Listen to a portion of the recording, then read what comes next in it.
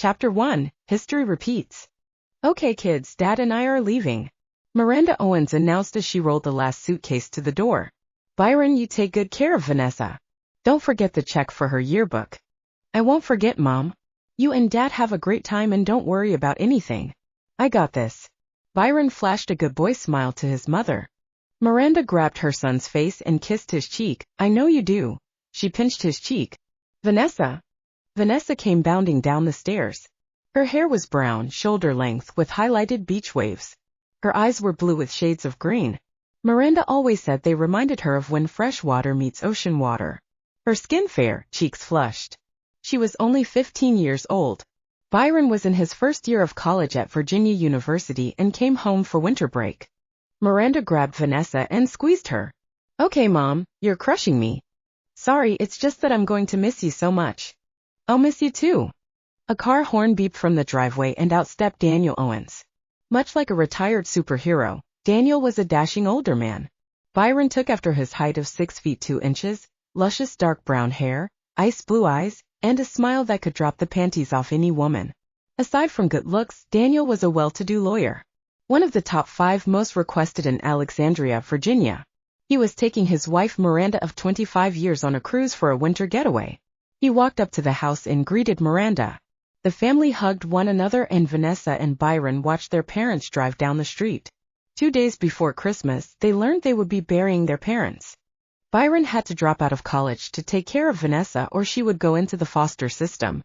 Vanessa had gotten used to being alone. Byron worked 2 jobs. During the day he worked at the local bank as a teller, and after picking up Vanessa from school, he worked as a busboy at the local diner. It was a long 3 years of frozen dinners, late-night television, and just being alone. Vanessa relied on Byron a lot, and as she got older, she wondered if it had become too much. After she graduated high school and got accepted into James Madison University, she encouraged Byron to get back into school. Vanessa wasn't close with anyone in high school and she especially grew distant after losing her parents. However, Riley Summers was the extrovert who took the introvert under her wing when they met as roommates in the college dorms. Her and Riley had grown close and Vanessa had found a real friend who became her rock. The smell of burgers and fries wafted as Vanessa stepped out of Ballantine Burgers after a long weekend shift. The sharp winter air stung her cheeks as she walked through the parking lot to her old Nissan Altima. Her phone buzzed in her purse and she pulled it out to see Byron calling. She opened the car, started it, then grabbed her phone and hit the answer button. Hey. What's up, little V? Byron asked. I just got out of work. What are you up to? Just finished studying for an exam I'll have before winter break. Haha. I took mine yesterday, she taunted. Way to rub it in. Byron chuckled. What can I say? A midweek exam is the way to go. I bet I had longer to study than you did. You probably bombed yours. If I did, remember who helped me with homework. Fair enough.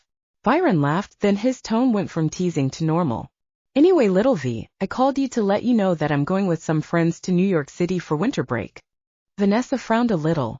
It was the 4th anniversary of their parents' death. She needed to see him and wanted to introduce him to Riley. Yeah. What's sending you guys to the Big Apple?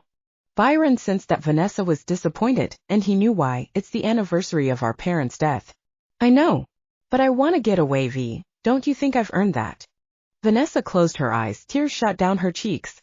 It seemed selfish to ask Byron to be with her when he did deserve a getaway with friends.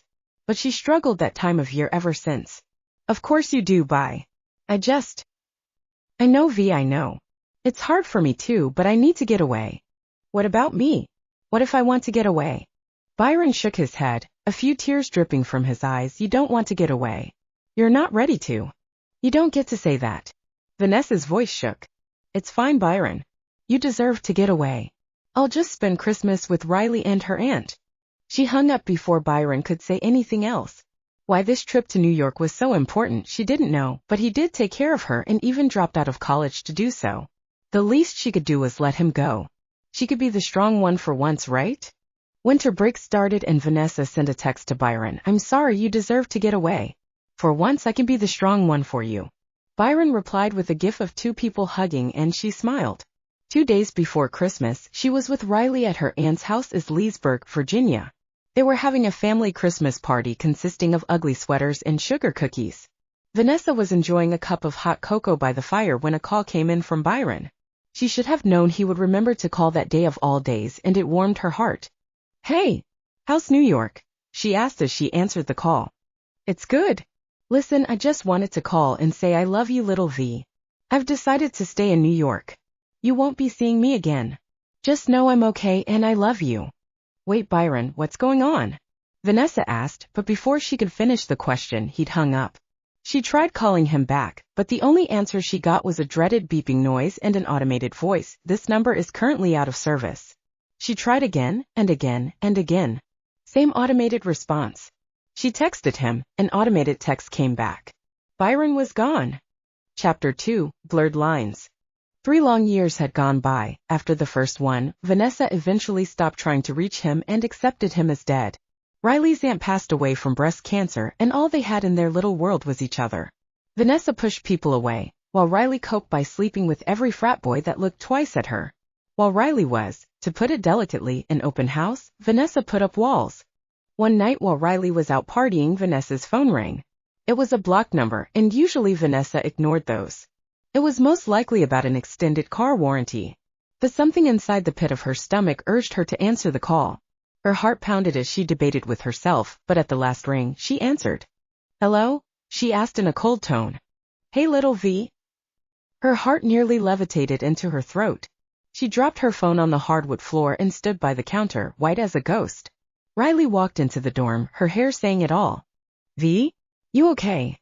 Byron's voice projected from the little speaker. Vanessa? Vanessa, are you there? Riley looked down at her phone, and though she never met Byron, she knew enough about him and what he had just put Vanessa through the past 3 years and picked up the phone. Who is this? She sneered. Riley was a redhead and her baby blue eyes projected nothing short of innocence. Her temper was just as sensitive as her freckled skin in the sun. Vanessa? This is Riley, her best friend and sole protector of my little introvert. If this is who I think it is, she is currently in shock, hence why she wouldn't be answering at the moment. Byron stood there, deserving every chastising word that came from the other end of the line. He was ready for something like this.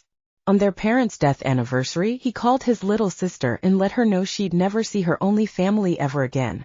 After all this time, he should be ripped apart.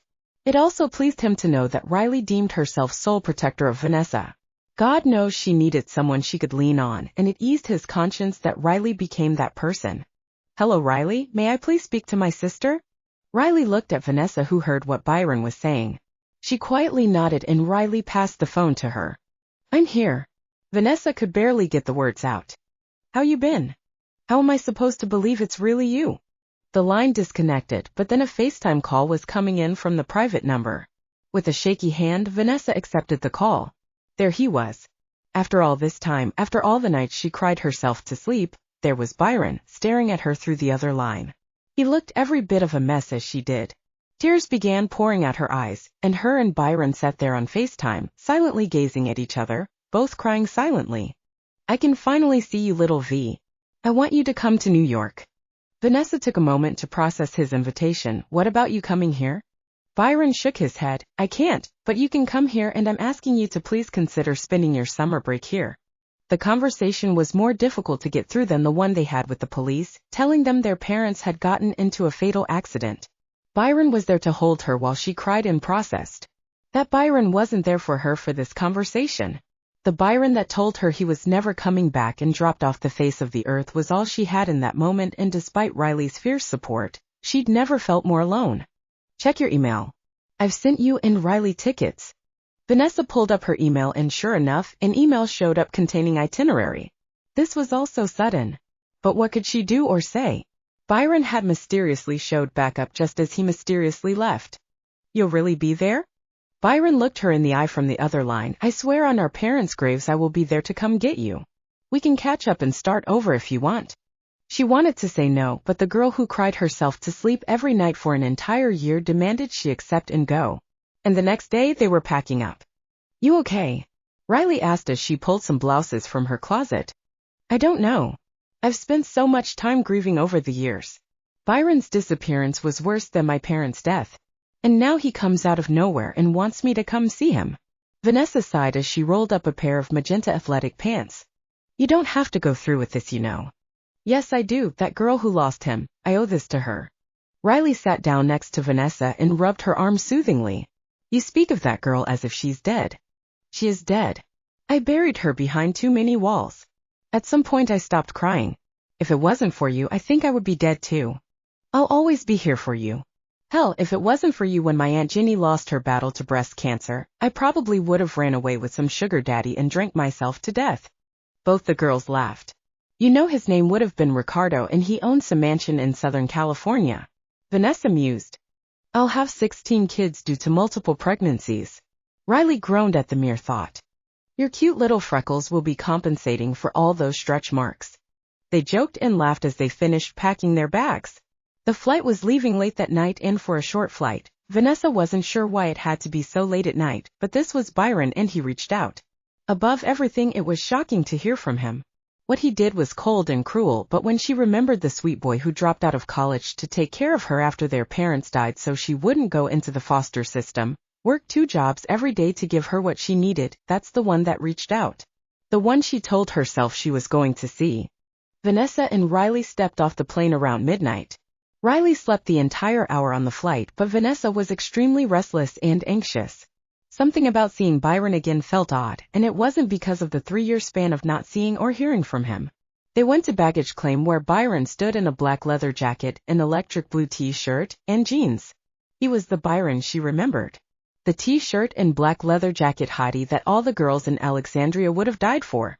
Her brother hadn't changed a bit. And she was too focused on why this felt off. She couldn't even hear Riley expressing that her lady parts were fluttering at the sight of him. It wasn't until Byron wrapped his arms around her that it hit her. Byron had changed. What once was warm and comforting now felt cold and deadly. Chapter 3, Pure Blood. Malik 3 years ago. The lights of the party flashed multiple colors of electric purple, black, and red. The music and the seductive atmosphere had every human heart pumping fresh, hot blood through their veins. Humans were so easily entertained. Malik Cromwell stood up on the balcony of his nightclub and looked around. The same thing that happened any other night when tourists entered his domain was happening then. Same thoughts everyone was thinking. A couple making out in the corner, the girl was having her first tongue-twisting minute. Malik chuckled to himself at her amateur thoughts. This hot guy kissing her, touching her, he could even sense the point where her panties grew damp. The boy was experienced and picked up on it as well, even though he didn't even need to touch there. Not yet. A few guys on the dance floor were trying to dance with beautiful women. The sweat dripped from their pores, creating an aroma of salted heat. Malik turned his attention to the bar where chicken wings and beer were being scarfed down. He knew the ecstasy of sex. He's had many women in his years. Virgins were his favorite. They got wet so easily. He could control how they felt during sex. He never let a lady feel pain, and once he worked past her barrier, he'd send her away and make her forget everything. But the taste of food he'd never known in his life. Malik was a pure-blood vampire. He'd never known the struggle of human existence. He was born into the world of vampirism. Manipulation, power, Malik got everything he ever wanted with a simple snap of his fingers. Too easily did women get lost in his dark brown eyes. Men respected him just by looking at his tall, dark persona. Being a black vampire made him devastatingly handsome and intimidating. It also made him the vampire king of New York. His family built the city he was around to see Lady Liberty herself placed in the Hudson. It was a city designed for vampires only, but Malik wanted humans there. He looked at them as a sense of entertainment. He believed humans and vampires could coexist. So long as they knew who was in charge. In charge he was. He made a deal with the Balthazar bloodline that he could coexist without incident. He was bound to a law that he could not kill more than 100 humans per year and couldn't kill his own kind. If one of his vampires killed a pure blood, they were sentenced to death. He could turn humans as long as he took responsibility for them, and he did. They became his family.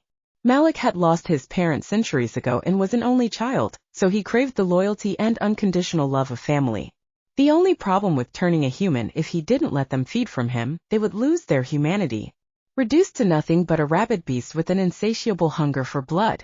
They also had a sensitivity to the sun. A pure blood could be in the sun, but the nightlife was preferred. Malik chose his family carefully. The decision to turn someone never came lightly. That was until he noticed a tall, confident man walk into his club. A college stud with his group of frat brothers. He normally had Chad the bouncer throw out the type, but watching the one who went by Byron Owens caught his eye. Owens. Owens, where had he heard that name before? Why was it so familiar? Malik rubbed his chin in thought and gracefully made his way down the balcony toward Byron. Welcome to Lust. I am the owner and would like to introduce myself. He held out his hand, Malik Cromwell. Byron took a firm hold of Malik's hand and shook it, Byron Owens. Malik studied him a moment. The tragedy swimming through his mind and the sister he left behind. The anniversary of his parents' death, feeling like he didn't do enough for his younger sister. Unable to be with her this time of year. Malik had seen how humans react to tragedy in more ways their little minds could comprehend. He almost saw himself in the boy, not just because they both lost their parents, but because he refused to be what happened to him. Humans love to victimize themselves. They were either the purest souls in the world or the most corrupt. More than a bloodthirsty monster could ever be. This Byron was no victim, not one to cry about the things that happened, nor the way he felt about himself. He simply set out to do what was best for him. Malik took Byron under his wing, led him away from his friends, built his trust to tell his story, and made a decision. He grabbed Byron by the neck and sank his teeth into him. Chapter 4, Truth Bomb. Vanessa. It wasn't that Byron was dark, more had a dark shadow lurking over him. Vanessa sensed he was indeed himself, but hugging him felt like hugging a corpse, and that was what disturbed her. She could see Riley eyeing him, but being a good friend at the same time and keeping to the agreement that Byron was off limits. Of course, it didn't stop her from openly gawking. It's really good to see you, little V, Byron said with tenderness in his voice that Vanessa hadn't heard since the night their parents died. She tried to respond with "It's good to see you too," but all that formed in her throat was a lump that pushed tears out her eyes. So many questions. So many words to have with him. And yet all that escaped her was those damn tears and a throaty gasp between them. She could feel how much it hurt him to see her this way. But he did abandon her when she needed him the most. She was the only one that got to be upset right now. Byron. I know you have a lot of questions. I promise none of why I dropped off the face of the earth is what you think. You went to New York, she shouted. You didn't have to go, but you did. You did because you couldn't be there. You couldn't even be there for me. The entire crowd of baggage claimers stared at them. And Riley, being the loudmouth, ready to defend her loved ones to the death, stepped up and hollered, "Mind your business, folks. Nothing to see here." It was Riley's voice that reeled Vanessa in and realized she had the attention of an entire crowd. Easily one of her worst nightmares. "Let's just go, please." Her voice trembled. Byron walked with them out to the parking lot. The air was misty with fog, and it caused Byron to rush to the car as if it made him anxious. Vanessa reached out and ran her fingers through the fog. It seemed unnaturally thick, and it swirled through her fingers as if it wanted to hold on to her. What a strange feeling to have in around fog. It was normal to feel anxious when fog is out. The unsettling feeling of anything being in the presence of something and having no idea what it is gave Vanessa mixed feelings. Fog just sits there, but she felt as if this strange mist was watching her in some way. It didn't cause any feelings of uneasiness, but it was odd that fog could watch someone. "Did it rain tonight?" she asked Byron as they loaded up the black '68 Camaro. "It might have while I was inside," he answered casually as he opened the door for the girls. Byron started the car and made his way through the parking garage. As they neared the exit, the fog had suddenly lifted, and when Vanessa looked out the window, her eyes met a tall, dark, and handsome man. His gaze rose a slight flutter in her chest. She turned to get a better look as they drove past, but he was gone. The rest of the ride was silent until Byron announced they were close to their destination. "I won't sugarcoat it, V. I have something to tell you, and Riley, with all due respect, I will need to talk to my sister alone. You're welcome to anything and everything in my place." "She knows you and I need to talk," Vanessa grumbled. "I do, and it's okay. Thank you, Byron. You two take as long as you need. This is New York. I can entertain myself," Riley mused. Byron pulled into an underground parking lot and escorted the girls and their luggage into a building. The sound above indicated they were underneath some sort of nightclub. For a moment she worried about the damn noise, but once they walked through an automatic door to a corridor it stopped. "Thank God. You live under a nightclub?" Riley asked with an attempt to hide some enthusiasm. "A bunch of us do." Byron flashed a charming smile. "A bunch of you?" Vanessa asked. "The owner of the club rents condos down here. He made sure the ceilings were soundproof because the party goes on all night." "Sounds exciting." Riley's eyes lit up like the lady tint in her leggings. "It sounds noisy and obnoxious." Vanessa scowled. "Well, little V, I hope you won't hate it too much when I take you and Riley for a party up there tomorrow night." "A party?" Vanessa felt the sense of dread fill her already. Being an introvert meant she was easily drained if too many people were around. Some days just being around Riley was draining and she required a couple hours to recover. "Don't worry, it's going to be a classy setting. You'll have to wear a nice dress to attend." Sounds like a shopping trip is in order in the morning, V. Riley clapped her hands. Byron chuckled and pulled out his keys to unlock his condo. He turned on the lights to reveal a bachelor pad setting. With a black tufted couch and 2 recliners, a small kitchen off to the right, and a 72-foot television screen. The hardwood flooring was a beautiful gray oak with a black rug and gray oak coffee table. He showed Riley to his guest rooms and Vanessa let her pick one. Byron led Vanessa to the kitchen, which looked rarely used. There wasn't even any signs of takeout. And what do you do for a living to afford a place like this? Vanessa asked. Byron looked her in the eyes. I'm just going to come out and say it. He blew out a breath. Vanessa, the reason I didn't come back wasn't because I just decided to. I was turned into a vampire. Chapter 5, The Invitation. Vanessa's jaw dropped, and once again, her heart levitated into her throat. Did she even hear him correctly? What the hell did that mean? You what? I know it's a lot to take in right now, and you have a million reasons not to believe me. I mean, you could say I just lost my mind and I'm trying to conjure some wicked excuse as to why I just cut myself out of your life. But honest to God, I am telling you the truth. Byron rambled. Vanessa held up her hand to silence him. Just shut up for a second, please. I feel like I'm suddenly in some horror version of the Princess Diaries. Only I'm not a princess, you're a vampire. Byron stayed silent and allowed her to process what she needed. This wasn't something you hear every day. This was something you hear on a bad reality show or something you read in a book. She never imagined after all they'd been through that he would one day look her in the eye and claim to have been turned into a vampire. It was the most ridiculous thing she'd ever heard. The worst part about this moment was nothing could have prepared her for it. Out of all the scenarios that played through her mind as the reason for his absence, she could honestly say this was the last thing she expected to hear. The shock was apparently more stressful than she realized as it declared war on her stomach.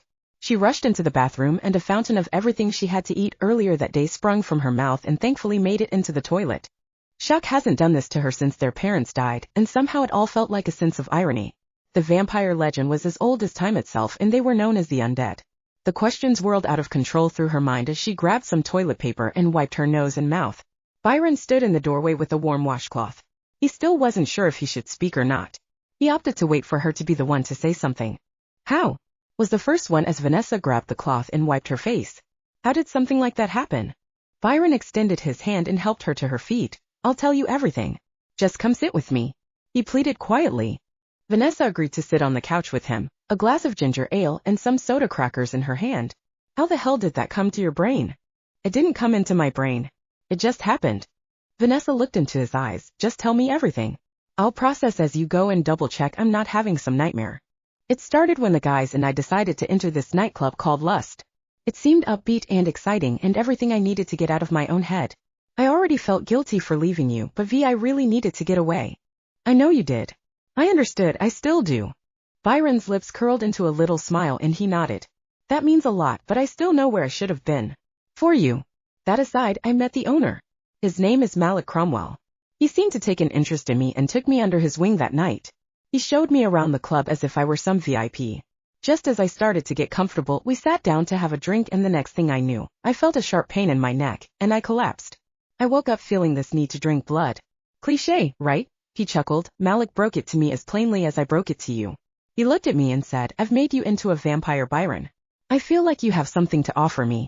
I hope you live up to my expectations. Wow, that's no pressure at all. Vanessa shook her head. I wasn't sure what was ahead. All I knew was I had to call you while I still felt slightly myself and let you know that I love you and say goodbye. Byron's voice shook at his last words and he wiped a few spilled tears. I honestly didn't think I would see you again, and I did the only thing I could do about it. It was Vanessa's turn to wrap her arms around her brother and assure him that they did get to see each other again. There she was in New York with him, and she had no plans of leaving any earlier than she had to. The news left much to process still, but Vanessa had her big brother back, and in that moment it was all that mattered. So this Malik, who is he? She asked as she released him. Byron's gaze met hers once more. He rules this city. He's a pure-blood vampire and a king. This party you want to take Riley and I to, will there be others there? Of course. In fact, you do have to come because Malik is throwing it for you. For me. Call it a welcome to my city party. Malik really wants to meet you, that is if he hasn't already. Vanessa furrowed her brows. What the hell does that mean? That mysterious fog in the parking lot at the airport. Chapter 6, First Impressions. Malik enjoyed entertaining special guests in his city, so when Byron approached him and asked permission to reach out to Sister and invite her to come see him, he obliged. Normally, goodbye was goodbye for anyone he turned into a vampire. For all their families knew they were dead, and it's how he preferred it. But this girl that Malik had seen in Byron's mind from time to time intrigued him. He didn't see the girl as she was now, all grown up with her walls up. That's not the girl Byron thought of. Byron always remembered his little sister as that sweet, rosy-cheeked teenager with more hair than meat on her bones. The girl that clung to him, looked up to him after their parents' tragic passing. You could say Malik had a desire to check on her himself. Out of respect for his most loyal knight, they would see how she was. What the time span after Byron ghosting her has done to her. Or maybe he just wanted to meet her. Malik had shape-shifting powers of transforming himself into a mist of fog. When Byron was due to pick up his sister, Malik wanted a first glance without revealing himself. He figured Byron would know it was him but couldn't say anything in that moment. This Vanessa, or as Byron called her Little V, was not that scrawny, rosy-cheeked teenager. The Vanessa he had the pleasure of sneaking a glimpse of was all woman and indeed damaged. The walls around her could have kept even his slippery mist out if she wanted. When her delicate hands explored the fog with curiosity and wonder, he felt a strange sensation as if she could pull him in and never let go. He shapeshifted back to his human appearance and leaned against a car near the exit. Their eyes met as Byron's car drove past. It was though time slowed down. The slight glance was enough for the night, and he went home to prepare for the party he was holding the next night. Malik stood on the balcony as the lights of the club beamed to a ballroom setting. The furniture was replaced by one long dining table for the guests to sit and dine at. The DJ station was replaced with a live band in tuxedos playing classical music. The dance floor obviously converted ballroom dancing style. His club looked classy and ready to welcome special guests into his city. It was the most beautiful thing he'd seen that night until she walked in. Byron had Vanessa on one arm and what he saw to be Riley Summers, the best friend, on the other. He glanced long enough to acknowledge them walk in, but his eyes remained on Vanessa. In a sparkling island blue off-shoulder evening gown. From the distance he could see how the dress made her eyes pop. They were even more beautiful in person than what glimpses he saw in Byron's mind. She looked up at him and it nearly took his breath away. Once again overcome by the sensation that she could consume him just by a mere glance. He had to watch himself around her, that was for damn sure. A tiny smirk tugged at the corner of his mouth when he heard her heart's response to looking at him. She knew what he was, but the best friend did not. He wanted to show off by gracefully jumping off the balcony to introduce himself to her, but opted to walk down the stairs. "Byron, this must be your sister and her friend?" he asked. Byron forced a smile. Truthfully, he despised Malik. In a single blink, he turned his world upside down and he was forced to say goodbye to his sister in the shittiest way possible. If there's one thing he got to know very well in the measly 3 years of knowing him, it was that everything was about Malik. What they can all do for him. He was the hero and he let everyone know that. He didn't have the ability to read minds like Malik did, but he didn't need to know that Malik knew how he felt. As long as Byron stayed loyal, it didn't matter. "Malik, good to see you this evening. I'd like you to meet Vanessa and Riley." Malik took Riley's hand first and placed a gentle kiss on the back of it. He flashed his charming smile at her. "It's nice to meet you, Riley." He then took Vanessa by the hand and looked into those gorgeous blue/green eyes. Those eyes were, dare he say, penetratingly beautiful. They made him want to offer his soul just by gazing into them. He took her hand and dipped his head to kiss the back of it. She was so warm, and the strong heartbeat that he focused in on thundered through his ears like a melody. "Beautiful. It's a pleasure to meet you, Malik," Vanessa said. Was it just Malik, or did her voice sound smooth? Seductive? Did she do that on purpose? Why couldn't he tell the difference? After a cordial introduction, he pulled Byron aside. "You're going to have to feed on them," Malik whispered. Byron arched a brow. "No, wait, let me rephrase that. Hell no. They are off limits. It would be just a tiny feeding. A way to keep the others off them. If your men can't control themselves around my sister and her friend, who knows nothing about us by the way, then they have no business being here." Malik's lips curved into a bit of a sinister smile. "They will try, but I can't guarantee anything." Chapter 7, A New World. Handsome seemed too subtle of a word to describe Malik. Everything about him was completely charming, and his looks to boot had Vanessa more intrigued than she wanted to be. Before seeing his face, she thought of Malik as the monster that took her brother away from her. Now that she saw his face and felt his lips on her hand, she definitely wanted to get to know him more. She turned to Riley as Malik pulled Byron aside. "Okay, maybe this party won't be so bad." Riley let out a soft, feminine chuckle. "You mean he won't be so bad?" Vanessa lightly tapped her best friend's shoulder. "Fine, he's cute." "Cute?" Riley scoffed. "A devastatingly good-looking man approaches you, introduces himself, throws an all-glass party for us, and the word you come up with is cute? I'm not sure what word to use." "It's okay, V, neither do I, oof, incoming." As though summoned, Malik approached the pair with that damn panty-dropping smile on his face. "Miss Owens, Miss Summers, I do hope the accommodations are to your liking?" Vanessa was taken aback. Who spoke like that in this day and age?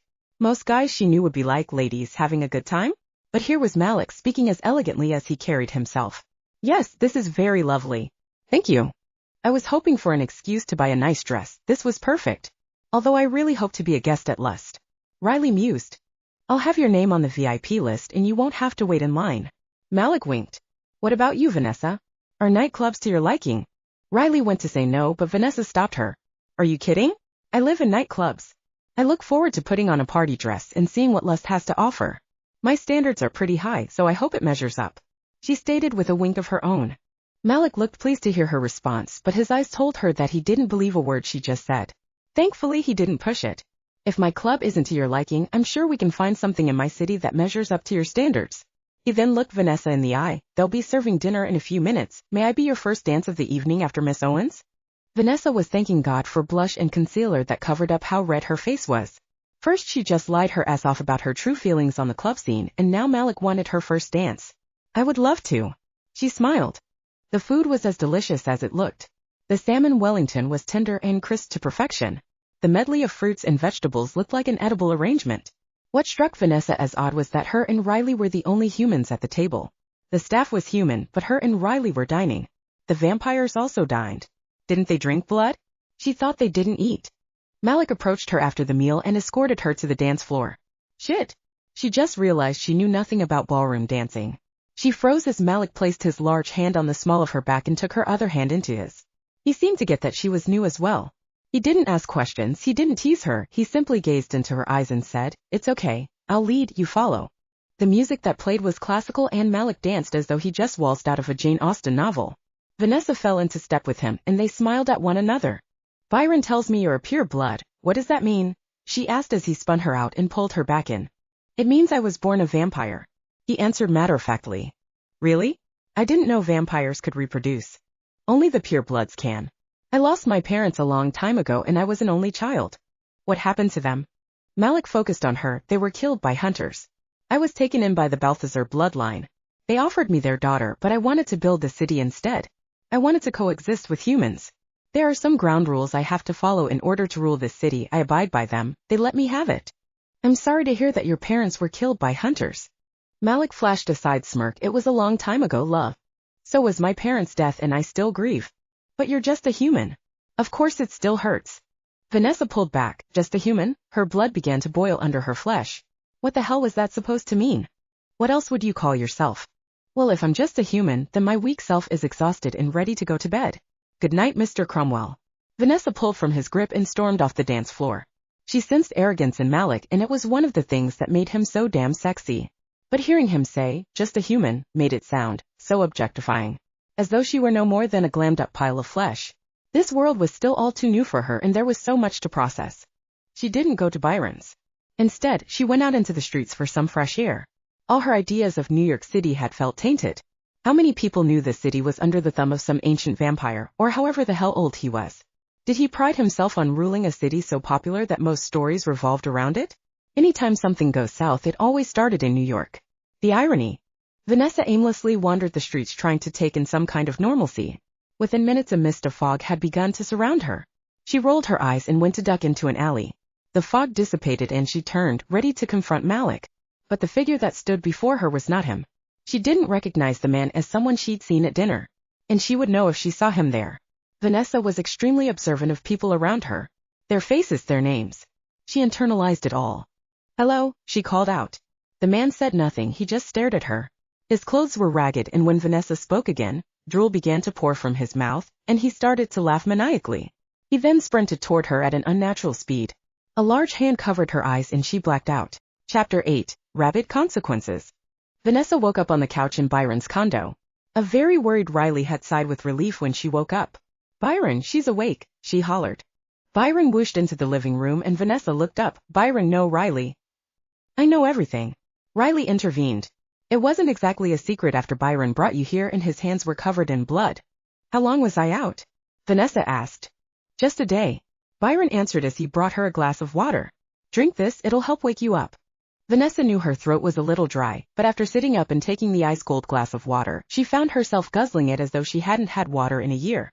Slow down, you'll throw it up. Byron chuckled. It's just so good. Vanessa mused as she licked her lips. She rubbed her head. What the hell happened anyway? A vampire attacked you. One that no longer has a connection to humanity. Vanessa furrowed her brows. No connection to humanity? What does that mean? The vampire that attacked you was once human. Over time, if they haven't drank from a pure blood, they lose their connection to what they once were. Reduced to that of a rabid animal. Byron's eyes grew distant. It almost happened to me. Vanessa's eyes widened. Say what? How would that have happened to you? I was once human. Malik bit me. If he hadn't allowed me to feed from him, I would have suffered the same fate. Is this something you only have to do once? Byron shook his head. If we don't do it once a month, we will deteriorate. Does Malik allow that to happen? Riley asked. Vanessa turned to look at her friend. I'm sorry, Riley. I know you're here. I'm just processing? I get it. I am too. When Byron told me he was a vampire and that we were in a club full of vampires, I would have laughed in his face if there wasn't blood on his hands and his fangs were elongated. Riley chuckled. Vanessa turned to Byron. You have fangs? Like, that's a real thing. Byron rolled his eyes. I'm a vampire, V. Fangs are part of the package. Vanessa's eyes lit up as though she was a nerd at some comic book convention. Can I see? Byron reluctantly closed his eyes, then opened them. The ice blue shade in his eyes turned to a sapphire blue and his fangs did elongate. Vanessa eagerly reached out and touched one, but pulled back when it sliced through her finger like butter. Ouch, she cried out. Byron's face returned to normal, and he grumbled, Idiot, what did you think it was going to do? These were made to cut through flesh. Riley handed Vanessa a tissue to stop the bleeding. You know V, she can't resist bright and shiny things. She teased. Vanessa stuck her tongue out at Riley and then turned her focus back to Byron, who looked troubled. You okay? Is it my blood? Byron shook his head. I have no desire to drink from you, little V. It holds no temptation for me. Then what's the matter? Back to Riley's question from before, Malik doesn't allow it. But when he turns someone, he thinks he's doing them a favor. Giving them a better life. But some can't cope with the disease of being undead. They would rather check out than remember what they once were. They run away, and as their humanity slips, so does everything that made them, including their scent, which makes them difficult to track. The one that night he came to me in a form of fog too. Do you all do that? Vanessa asked.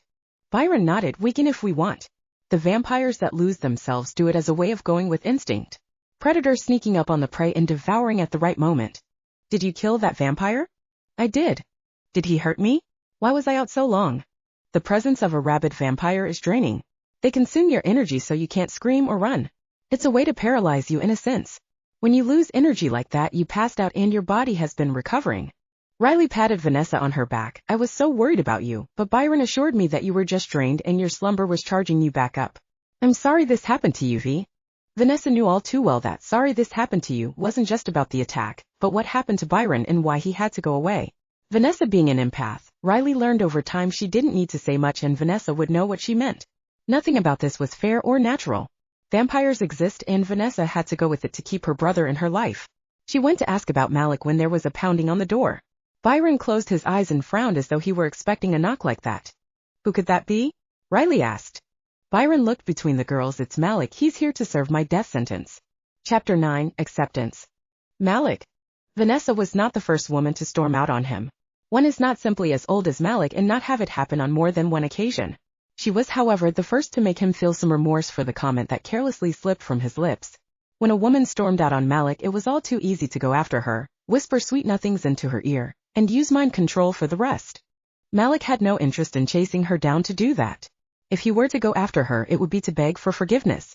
He was not about to display that kind of weakness. Not yet. The rest of the evening carried on without the guests of honor. Malik wouldn't stop such an extravagant evening just because she didn't want to be there. He entertained his people as any good host would do. As the night wrapped up, the scent of blood wafted through the walls. It was close inside the building. He whooshed to the roof of the building and stood at the top. His eyes scanned the scenery around him before they focused on a figure carrying a woman. He peered over the edge of the building, sharpening his vision to see Byron carrying an unconscious Vanessa. The sight of blood on that island blue dress, her arms and legs dangling nearly lifelessly. Malik panicked seeing her that way, and before he could think it through, he jumped off the building and landed on his feet in front of them. Byron looked understandably pissed, but what Malik read in his mind explained why there was also fear. Vanessa was okay. She wasn't even touched, just drained. The vampire that just tried to kill her was too far gone. However, they don't kill their own. It was Malik's #1 rule. Punishable by death. Byron knew it and seemed to silently accept it. He had a day. A day to be with her. A day to help her recover. A day to tell her goodbye. It wasn't even for Byron. It was for her. Then Malik would come for him. He could show that much mercy. Come for Byron he did. Malik didn't even look at Vanessa as Byron opened the door, standing there, accepting what was to come. Let's go. Malik stated coldly. Byron turned to look at the girls.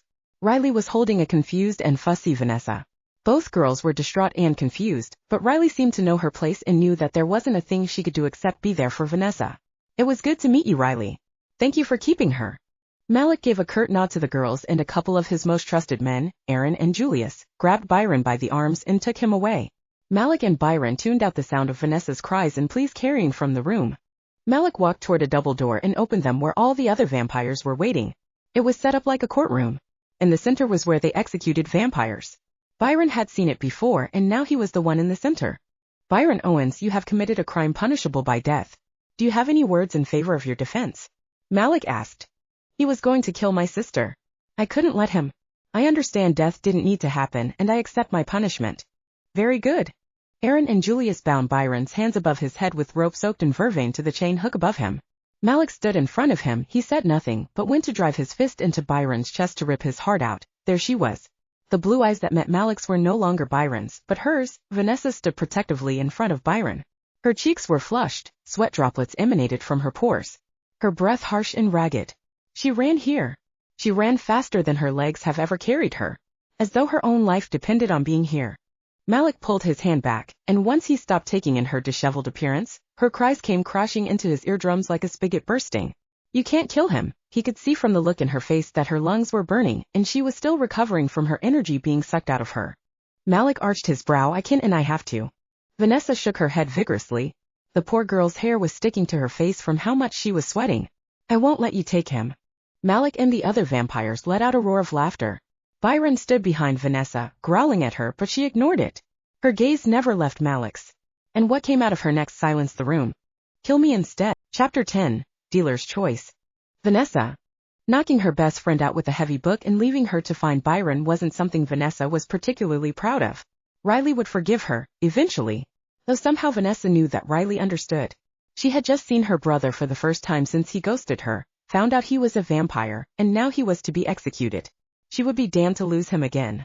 She ran through the large building, looking for where they might have taken Byron. Her body screamed at her in protest, but she ignored it. Call it instinct, but somehow she was able to track them down, and she forced her way through the heavy-ass doors. She shoved her way through the crowd and stood in front of Byron at last. She wanted to cry with relief. She made it in time. Of course the vampires laughed when she argued they couldn't take him. She was after all just a human, right? Well, she didn't give a shit. These vampires didn't bother her. After everything she'd been through, the opinions of mighty immortals were no more to her than she was to them. She would rather die than lose Byron again. She knew that. She felt that way ever since he reached out. She didn't expect to have to go through with it, but here she was, ready and willing. Vanessa, what are you doing here? Byron muttered behind her. He sounded weak, and she could smell his flesh burning. Taking your place, she whispered huskily. Her eyes bore into Malik's. He stared back at her, and it made her heart race a little faster than it was already. This amused him. He showed it in his face, and there was zero effort in hiding it. You wish for me to kill you instead of him? She nodded. I do. Malik observed her a long moment. You really mean that, don't you? Does that surprise you? She asked as she folded her arms and popped her hip to the side. Malik chuckled and nodded. Actually it does. You fascinate me, Vanessa Owens. In all my years I've never met a human willing to die to save someone else. Vanessa, don't do this, please. Byron protested. Vanessa was the one to shut him up. I don't care what I have to do. You will take my life instead of his. After all, I'm just a human, right? I was supposed to die the other night. Take me. Malik arched his brows in surprise. I see you're still bitter about that comment. Vanessa took an unfazed step toward him. How about you live up to your words and end my life right here, right now, and let Byron go free? An annoyingly handsome grin spread across Malik's luscious lips. And what will you get out of this? Vanessa turned to look at Byron, then back to Malik. When our parents died, Byron dropped out of college to take care of me. For 3 long years he slaved away at 2 crappy jobs to take care of me and make sure I had everything I needed. He was my rock when I was unstable. He put me above himself. The other night, he put me above himself. She looked back at her brother, who had tears in his eyes, shaking his head. It's my turn to put him above myself. Leave Byron alone and just take me. Because after everything I've been through with him, if you kill him, it will ruin me. I need my brother. Malik stood silently, watching and listening intently. And what would Byron do without you? Little V, Byron grunted in pain. I regret nothing. I would do it all over again. You can't take my place. I won't let you. Tears began to flow out of Vanessa's eyes. I know you would, it's why you deserve to live for you. Her lip quivered and she used the sleeve of her hoodie to wipe her eyes and nose. Taking care of you was living for me. When you ghosted me, I thought I was going to die from devastation. When you reached out to me, wanting to bring me here with you, I felt like I could live again. I'm doing this for you and you're going to let me. Malik held up a hand to silence them both. Vanessa, I'm not going to kill you. I've already reached my limit on human lives for the year. She closed the gap between them. Tears flowed endlessly down her cheeks. Well, that's too damn bad. Because I've reached my limit on loss. So one of us is going to have to give.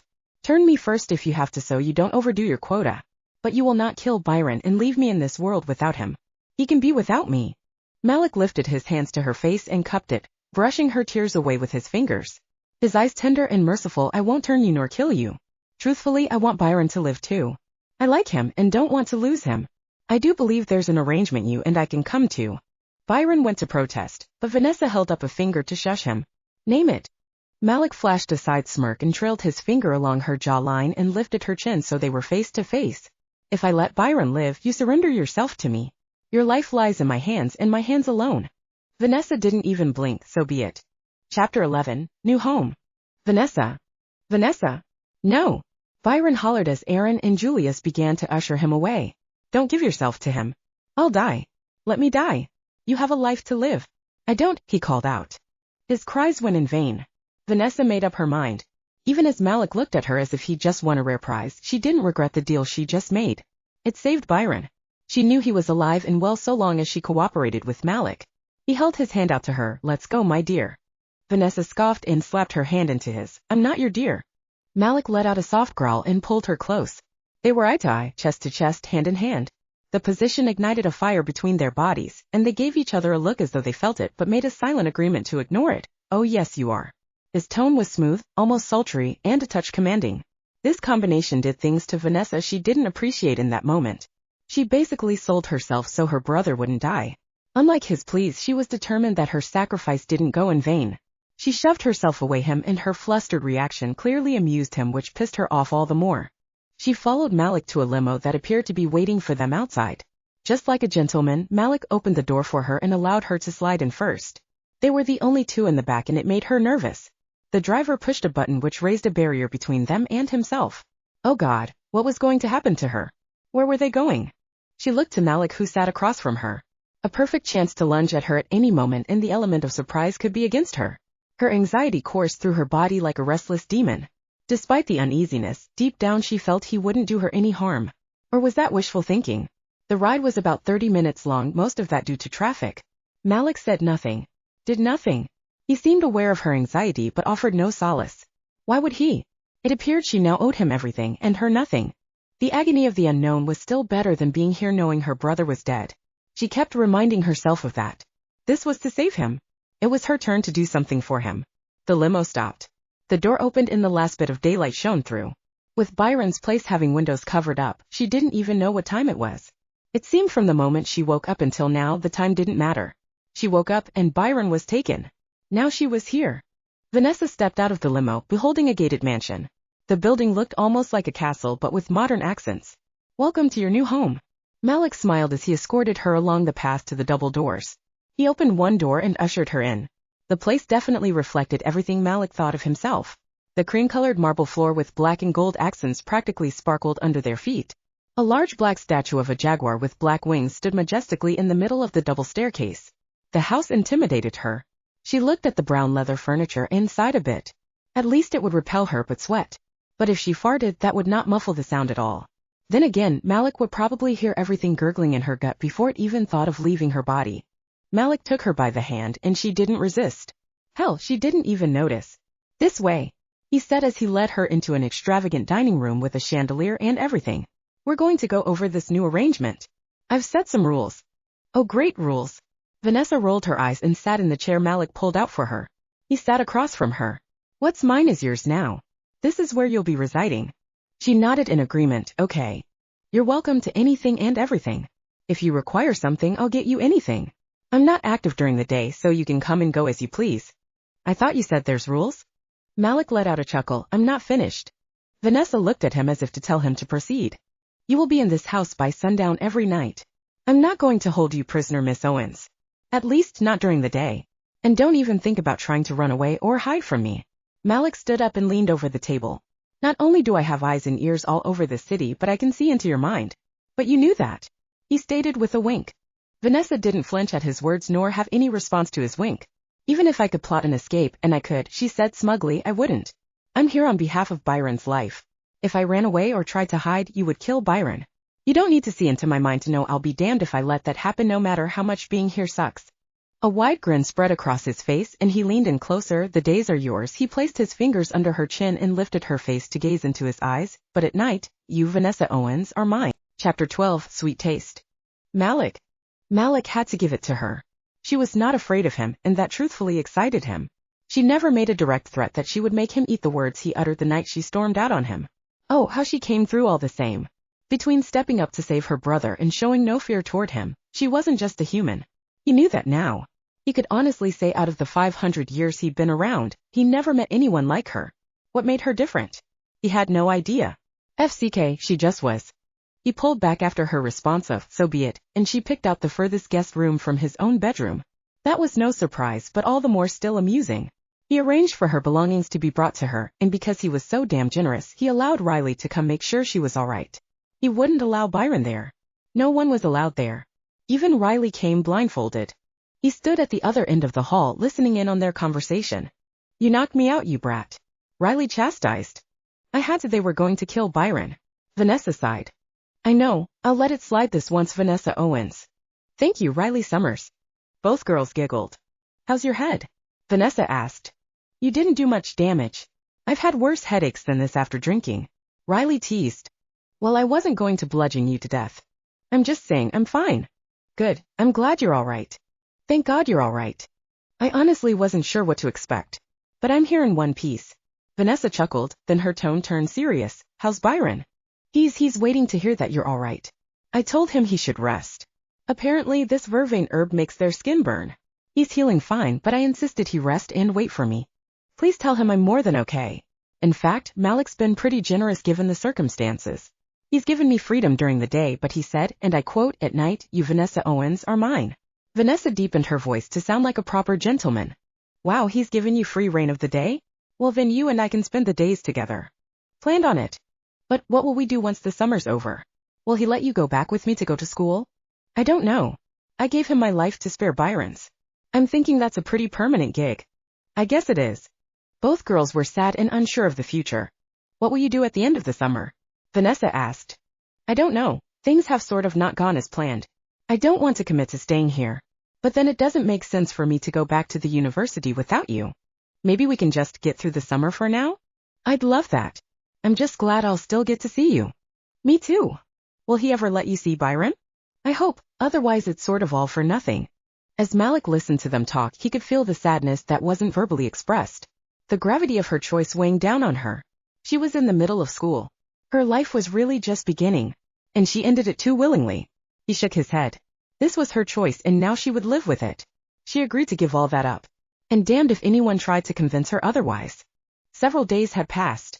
He gave her time to adjust to the manor, get settled in permanently. Nightfall was approaching and just like clockwork, Vanessa entered the manor as it grew dark. Malik waited for her to walk upstairs before whooshing up to her. That smell on her. Coffee, alcohol, her perfume, cologne. What? She snapped. He'd startled her. Her cheeks turned red, and a little sweat began to form on her forehead. I smell cologne on you. He growled. Yeah, so? It's New York. Men wear cologne and some of them wish to tear gas the streets with it. He looked into her mind. No one had been close. But some tourists did overdo it and she passed by them. Not to mention Riley dragged her to happy hour. Vanessa was, a little intoxicated. Her fruity cocktails traveling through her bloodstream made him thirsty. I hope you know the past several days have been orientation. Now it's time I show you what it means to be mine. Malik backed her into a wall.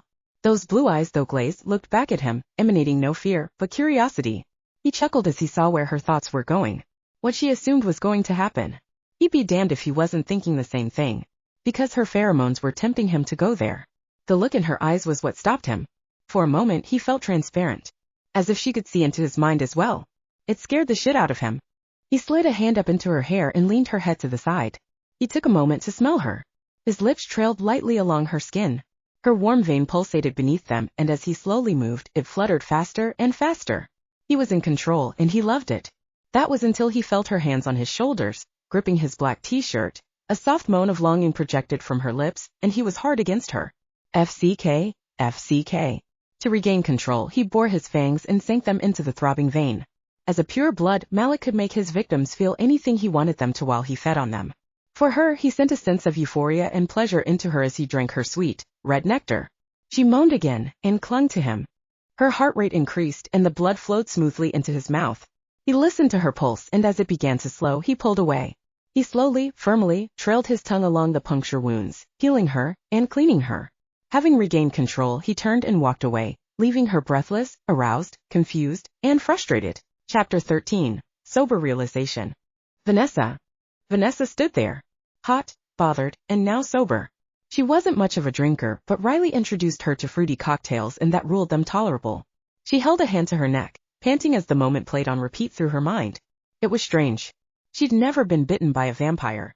Hell, just a couple weeks ago she didn't even know they existed. She imagined being bitten would be painful.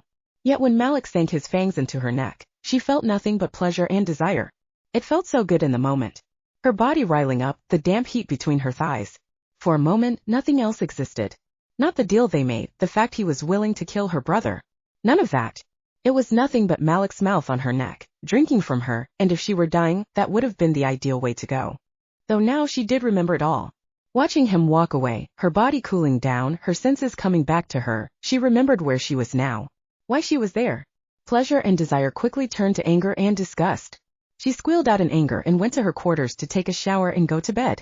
Because she didn't anticipate seeing him any more that evening.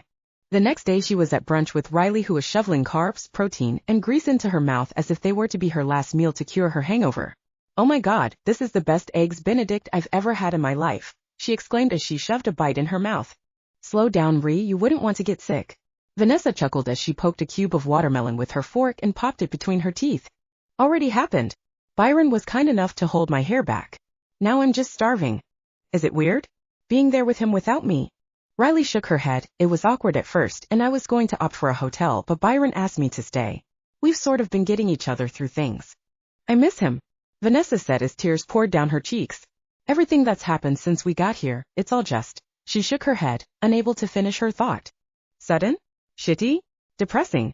Riley added as she reached over and rubbed Vanessa's shoulder. Vanessa nodded and rested her head on her shoulder and allowed her tears to flow. "Tell me again why he won't let you see Byron?" "I don't know.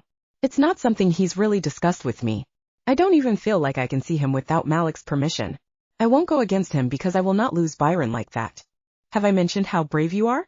Vanessa smiled. "No, but it's nice to hear." "I don't feel brave. I'm not okay at all. And that's okay. Just because you sold yourself to some vampire king doesn't mean you have to like it. Sometimes I feel like he wants me to like it. And he makes me like it." "Did he take your V-card?" Vanessa laughed and sat up, wiping her tears. "No, and could you have said that any louder? Hey, no shame in waiting for the right one game. I envy your purity." "I'm far from pure." "Okay, that's true, you're a bit of a closet perv," Riley teased. "So, what makes you think he makes you like your situation?" Vanessa rolled her eyes and shook her head. "So last night I come in from drinks with you. Malik is at my side in like a second and he's naming everything he smells on me. He could smell cologne and he got really pissed." Riley arched her brow. "So he's a little possessive. Kind of hot, but not really given he's the dude that was going to execute Byron." Vanessa sat with a guilty look on her face and avoided eye contact with Riley, who snapped her fingers and pointed at her. "So you think it is hot?" Vanessa turned bright red. "No. I don't think it's hot. I know you, V, and you, whether you like it or not, are attracted to Malik." Vanessa shook her head. "If I was, he ruined it last night when he bit me." Riley's eyes lit up, a wide smirk on her face. "Kinky." Vanessa waved her hand at her. "Not like that. He did it as some form of taking control of something." Riley's amused expression didn't falter. A man who takes control." Vanessa groaned and face-palmed her forehead. "I shouldn't feel this way, Ree. When he bit me, he made me feel horny." Vanessa shuddered. "That's one way to describe it. I've heard of that. I read vampires can send a sense of euphoria through their victims. It's in one of my dirty girl novels." "Well, it's a real thing." Riley furrowed her brows, but wait, if he's a pure blood and he bit you, doesn't that mean you'll turn? Vanessa's eyes widened. Damn it. She hadn't thought about that at all. How could she? All color dropped from her face as she looked at Riley. I might. Chapter 14, Alec and Alfred. Malik. Malik had his rules, the Balthazar bloodline set for him. He didn't think anything as of late violated those rules, but alas, that night they came knocking on his doorstep. He opened the door and forced a smile on his face. If it isn't my old friends Alec and Alfred Balthazar. Evening, Malik Cromwell, we've much to discuss. Is that so? Well, please come on in and we will have a little chat. Vanessa. Malik hollered. She'd made her way into the front sitting room by the time all of them took a seat. May I offer you a drink, gentlemen? He gestured toward her. Alec and Alfred looked at one another and nodded. I beg your ancient pardon? Vanessa scoffed. Malik shot her a stern look and trailed a finger across his neck in a slitting motion, and her demeanor changed. Hold out your wrists, love. He smiled. Vanessa closed her eyes, took a deep breath, and held out her wrists. Malik had sensed when she came back earlier that she was wondering if she was in transition. He had intentions of assuring her until the damn Balthazar twins came knocking. Alec and Alfred took each of her wrists and bit into them. They drank vigorously until they felt her turn weak, nearly unable to stand, then they backed off. Why don't you go and rest, my dear? Alec smiled after healing where he bit. Alfred did the same. Yes, go rest. You have the night off. We have important matters to discuss with Malik. Alfred cooed and sent her away. He looked over at Malik. She is as tasty as she is brave. He grinned. Speaking of her, we will be discussing this arrangement you seem to think you can make. I obeyed your laws and spared the lives of one of my men. No rules were broken. Malik argued. You're quite right, but this deal with keeping a human as your pet in exchange for her brother's life was not a deal of yours to make. Alex stated in a smooth, snobbish tone. I couldn't exactly kill her. I've met my quota for the year. This was the next best thing. It's not just the girl we're here about. Her best friend has now been exposed to our world because you couldn't keep track of the vampires you're creating, and one lost their humanity. You allowed him to run the streets of the city that the Balthazars built, but allowed you to rule. Alfred said. He ran away. Malik shrugged. Then why did you plan to execute Mr. Owens if he eliminated the problem? Alfred inquired. Because I have laws of my own that I must abide by. We don't kill our own. Regardless of the state of that vampire, he wasn't Byron's to kill. It's a crime punishable by death, and if I give one exception, all are going to expect it. And what exactly was your plan had he not been eliminated? Alec asked. I had some guys out looking for him. They would have brought him back, and we would have cured him. Malik explained. You do know once they reach that state of mind, they're gone. There is no bringing them back. Death is the only way to take care of it. So why punish Byron Owens for saving his sister from the attack? Again, it's not so much about what should have been done with the vampire. I have to keep my men in line and show that when it comes to my rules, there are no exceptions. Alec and Alfred glanced at one another. We will excuse it just this once, but if the best friend talks, she dies. As for Miss Owens, go ahead and keep her. We look forward to partaking the next time you FCK up, and you will. When you do, we'll be taking the city away and having you killed. Good night, Malik Cromwell. Alex smirked. The brothers disappeared, leaving nothing but mist behind. Vanessa had made her way back downstairs. She was shaky and pale. Malik looked at her, and before she could even stumble on her next step, he whooshed in to stabilize her. Let's go to the kitchen and get you some juice. He led her to the kitchen. Who are those guys? She asked as he gave her a tall glass of orange juice and slid a granola bar to her. Alec and Alfred Balthazar. They're heads of the most powerful vampire coven in history. There was an agreement long ago after the city was built. I wanted to have it so I could coexist with humans. They set rules for me, now I think they're just making more up as they go. I've been bitten by 3 pure bloods, am I going to turn too? She asked, her voice a little more clear than before. Malik chuckled and shook his head. I am sorry. I meant to explain things until those pricks showed up. No, I didn't inject you with my venom. Neither did they. If they did, you'd have felt it by now. Vanessa blew out a huge sigh of relief. Thank God. She basked in her relief for a moment before looking at him again. I heard them threaten you. Don't worry about it. Oh, I'm going to worry. Vanessa took another sip of her juice. Because what happens to you now is going to affect me. God help him, she wasn't wrong in that statement. He rubbed a hand over his buzzed hair. Perhaps he didn't think this deal through as well as he thought. He looked into her eyes. No, don't worry.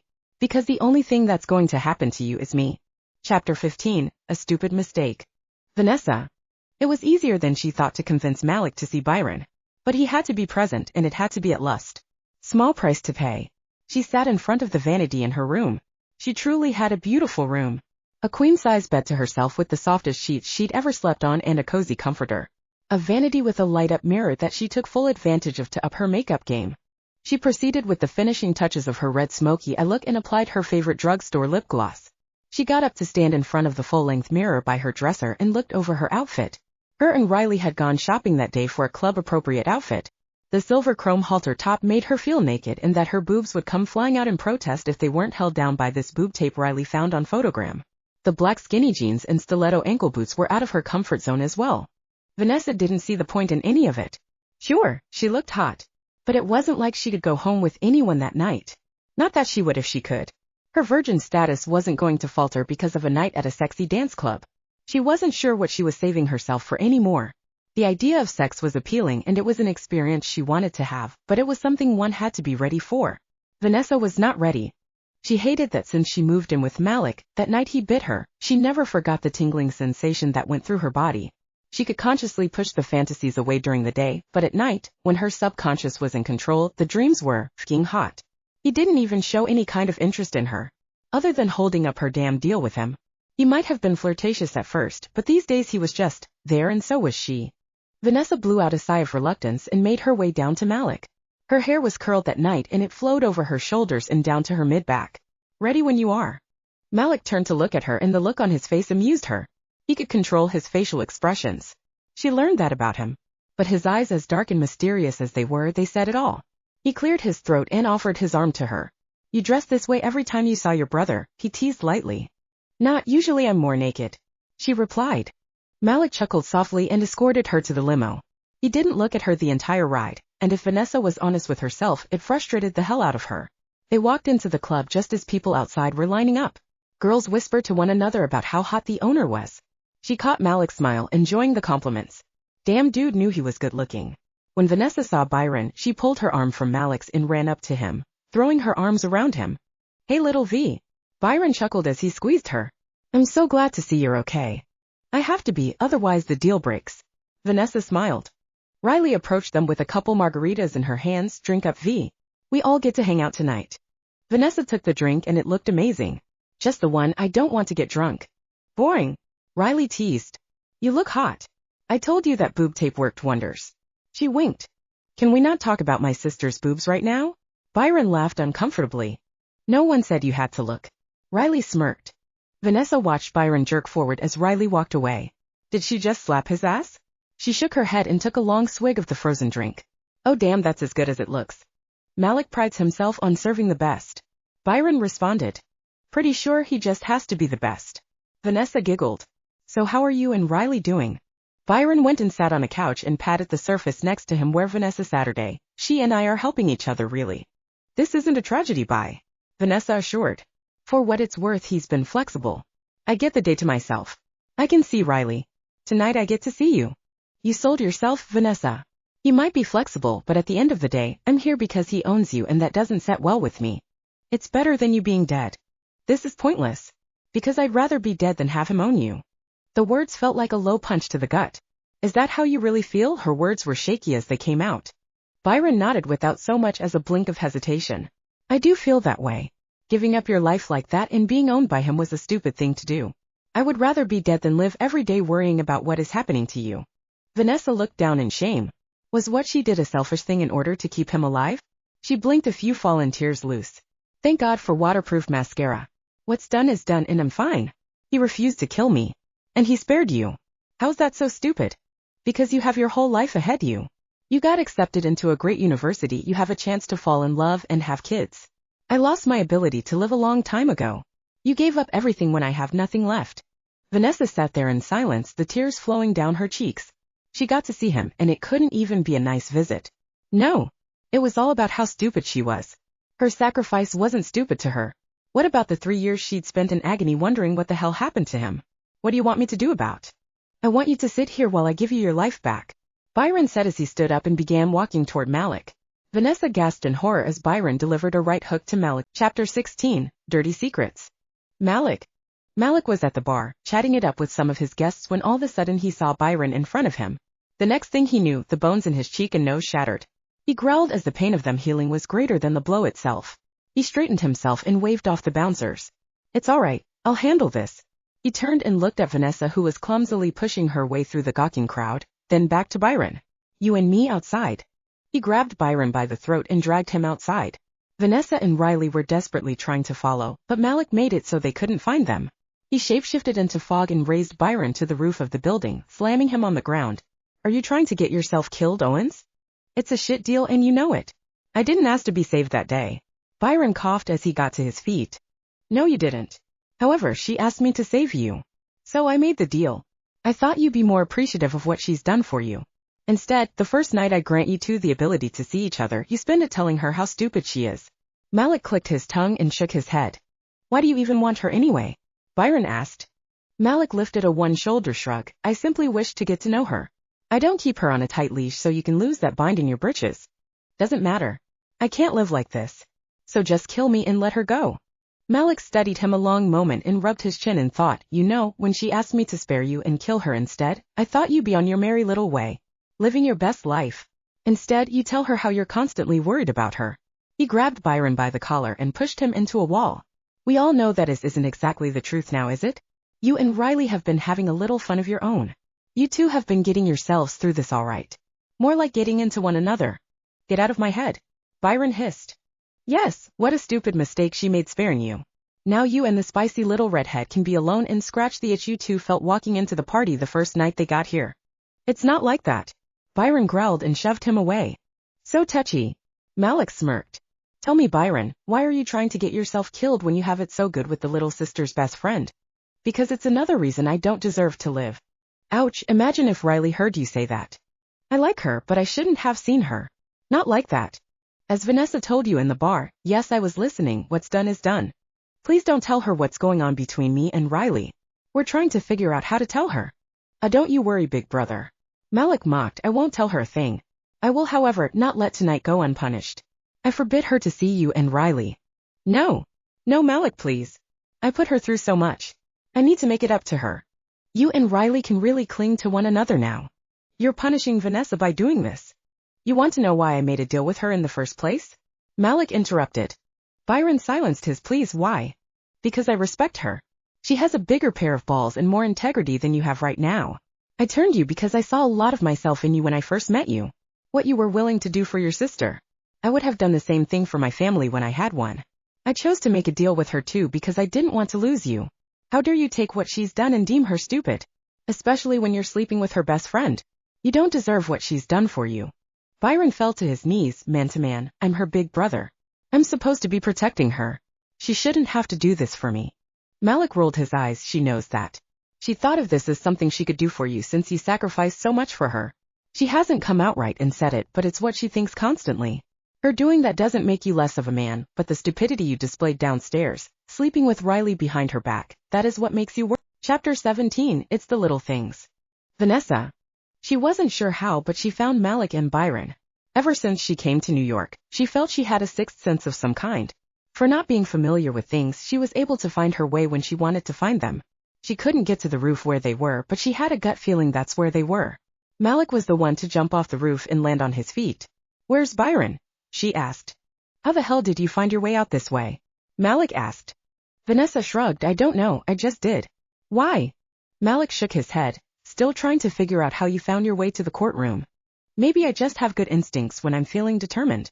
Maybe, but you and I are going home early tonight. What? Why? Malik looked at her. Byron did a stupid thing trying to get himself killed tonight.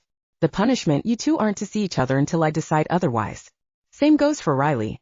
That's not fair. You can't punish me for something Byron did. Malik grabbed her by the arm and dragged her to the limo, kicking and hollering. Malik, you can't punish me, she cried out. Malik stopped at the door of the limo. You forget that you took his place in death, did you not? What he does to get in trouble, it punishes you too. Thought you were smarter than that. Vanessa shook herself from his grip and started sprinting back into the club as fast as her feet would carry her. Who the hell did he think he was? He basically called her stupid in his own way. She nearly reached the door when Malik appeared in front of her. What do you think you're doing? Getting away from you. Malik chuckled and shook his head. That was a noble effort, but... I'm just a human? A stupid one at that. She interrupted. Malik reached out to touch her but stopped. He seemed to have realized how he contributed to her pain that night. I didn't mean it that way. She shook her head and wiped tears from her eyes. It doesn't matter. I don't care how you meant it. I'm nothing to you. I get that. I just wanted to save my brother and now all I hear is how stupid and pathetic I am. She shoved him aside and he let her. She stormed to the limo, opened the door herself, and slammed it shut. Vanessa sat in the back and watched Malik approach the driver window, then turned to go back into his club. The driver took off in the direction of the mansion. She laid her head back wondering why what Malik thought of her bothered her so much. One minute he seemed caring, the next she was just a human who apparently wasn't as smart as he thought. It didn't help that Byron's words cut through her like a rusty blade. She didn't do what she did for a thank you, though that would have been nice. She just needed her big brother. Now because of his stupidity she wouldn't even have that for God knows how long. The limo dropped her off and she went inside, made her way upstairs and into a hot shower, and allowed her mind to sort through it all. When she turned off the water she got dressed and curled up on her bed. A soft knock at her door brought her to her feet again and groaned knowing there could have only been one person on the other side. She opened the door and there Malik stood with a box of piping hot pizza and a bottle of Coke. The aroma caused her stomach to make it obvious how inviting it was. I said a wrong thing and I'd like to apologize. Malik offered a cheeky smile and held it out to her. She wanted to take the pizza, shove it down his pants, and kick him. But it smelled so good. It was a local pizza joint too. It would be a shame to waste that authentic New York pizza goodness. Vanessa snatched the box and Coke before she could even argue with herself. Damn her dumbass for skipping dinner to get ready for the night. I hate you. She scoffed and slammed the door in his face. She set the pizza on the bed and opened it. Pepperoni, it looked charred and crispy around the edges. She looked at how large the pizza was and thought maybe one slice could be sacrificed. Just one. She opened the door again and saw Malik standing there with an amused expression on his face. How much is that blazer you're wearing? More than you can make in a lifetime, why? Vanessa slapped the slice of pizza against his blazer and rubbed it all over him. Just acting my type. She cackled and slammed the door again. She crawled back on the bed and basked in the triumph of her petty action as she devoured the pizza. The only thing that bothered her at that point was how happy she was to see Malik at her bedroom door with a pizza. The gesture was so simple and yet she realized it meant more to her than she cared. Chapter 18, Aggressive Feelings. Malik. Despite being able to read her mind and predict her actions, Malik was still taken aback by her smearing a perfectly good slice of pizza into his blazer. He allowed her to have her moment. Sure, it was petty, but she deserved a tiny little win that night. If ruining a blazer would make her feel better, then so be it. However, it didn't stop there. The girl took advantage of her daytime freedom to destroy other little things around the house. His blazer was one thing, but going around, knocking books off the shelf in the library, breaking fine china in the kitchen. You would think it would wear on his patience, but Malik couldn't blame her. How else is a fragile being supposed to get aggression toward a vampire they don't stand a chance against out?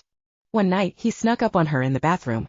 She was about to do some artistic things with toothpaste on the mirror. Honestly, he knew she was mad, but couldn't she see the self-punishment it all caused her? In her mind, it didn't matter. Finally at your wit's end? Vanessa sneered. Malik licked his lips and shook his head. It doesn't bother me. But clearly whatever has you pissed is still not worked out. You want to duke it out with me? Then let's go. Vanessa raised her eyebrows. What? Miss Owens, you've been having a tantrum for days. Please stop taking it out on my house and just come take it out on me. She shot him a disgusted look. I'm not that kind of girl. Malik threw his head back in laughter. I mean, that would be very satisfying for both of us, but that is not what I meant. Follow me. He led her down to the basement where he had a fully functioning gymnasium. He took her to the boxing circle and tossed her a pair of gloves before taking off his shirt to reveal six-pack abs and biceps to take to the gun show. He smirked to himself when he heard Vanessa's pulse quicken. He turned and held his hands out in the open. Hit me. Vanessa looked at him in confusion. Why bother? It won't do anything. I'm just a... Shut up and hit me. He interrupted. He swore to God if she were to say that one more damn time, he would. Hell, he didn't know. Vanessa was taken aback, but quickly obliged his request to punch him. She missed his hand and stumbled into him. Damn, her clumsiness could be cute sometimes. He steadied her. You can do better than that. Listen to my voice. She grumbled and widened her stance, holding up her gloves. Don't you find this weird? You're teaching me how to kick your ass. Malik shook his head. If I don't teach you, then how could you? I'm the one you want to hurt, right? So do it. Hurt me. Vanessa swung at him and made contact with his chest. Malik didn't budge. Not bad. Care to try again? Come on, V, put some effort into it. I am. She squealed out in frustration as she went to swing and barely made contact with his face. Malik seized her wrist and held her still. You don't have to stand with your feet so wide. This is boxing, not gymnastics. Bring your feet closer together, arms at the chest level. When you go to swing, don't straight shoot your arm. Swing it. He slowly backed away when her stance was corrected. Now try again. Vanessa swung her arm wider and delivered a proper right hook to his face. Malik stumbled backward. It hardly did any damage, but it was a solid hit. Good. Now punch me again. Vanessa took another swing at him with her opposite arm and hit the other side of his face. Again, it wasn't very strong against him, but it caused him to stumble a bit. He went to say something when she hit him again. And again. And again. He relented and allowed her to get it all out. She wore herself out and Malik grabbed her arms. Let me go, she screamed. Malik held her down. You're going to be sore in the morning if you keep it up. I don't care. I'm not stupid and I didn't do what I did to bring Byron down. Malik pulled her into his arms and she didn't fight him. He could feel how much Byron's words hurt her that night. He was not the only one she wanted to hurt. He'd taken away her right to say something to the brother that degraded her. What was the real reason he didn't want them to see one another now? Was it because Byron was such a jerk that night and wanted to punish him? Or was it because Byron was a jerk who was sleeping with her best friend behind her back and he wanted to protect her from all of it? How could he protect her from a hurtful fact she doesn't even know? He wouldn't tell her not out of respect for Byron's request, but because she just didn't need to know. He released her, but she kept her grip on his shoulders and went to raise a knee into his groin.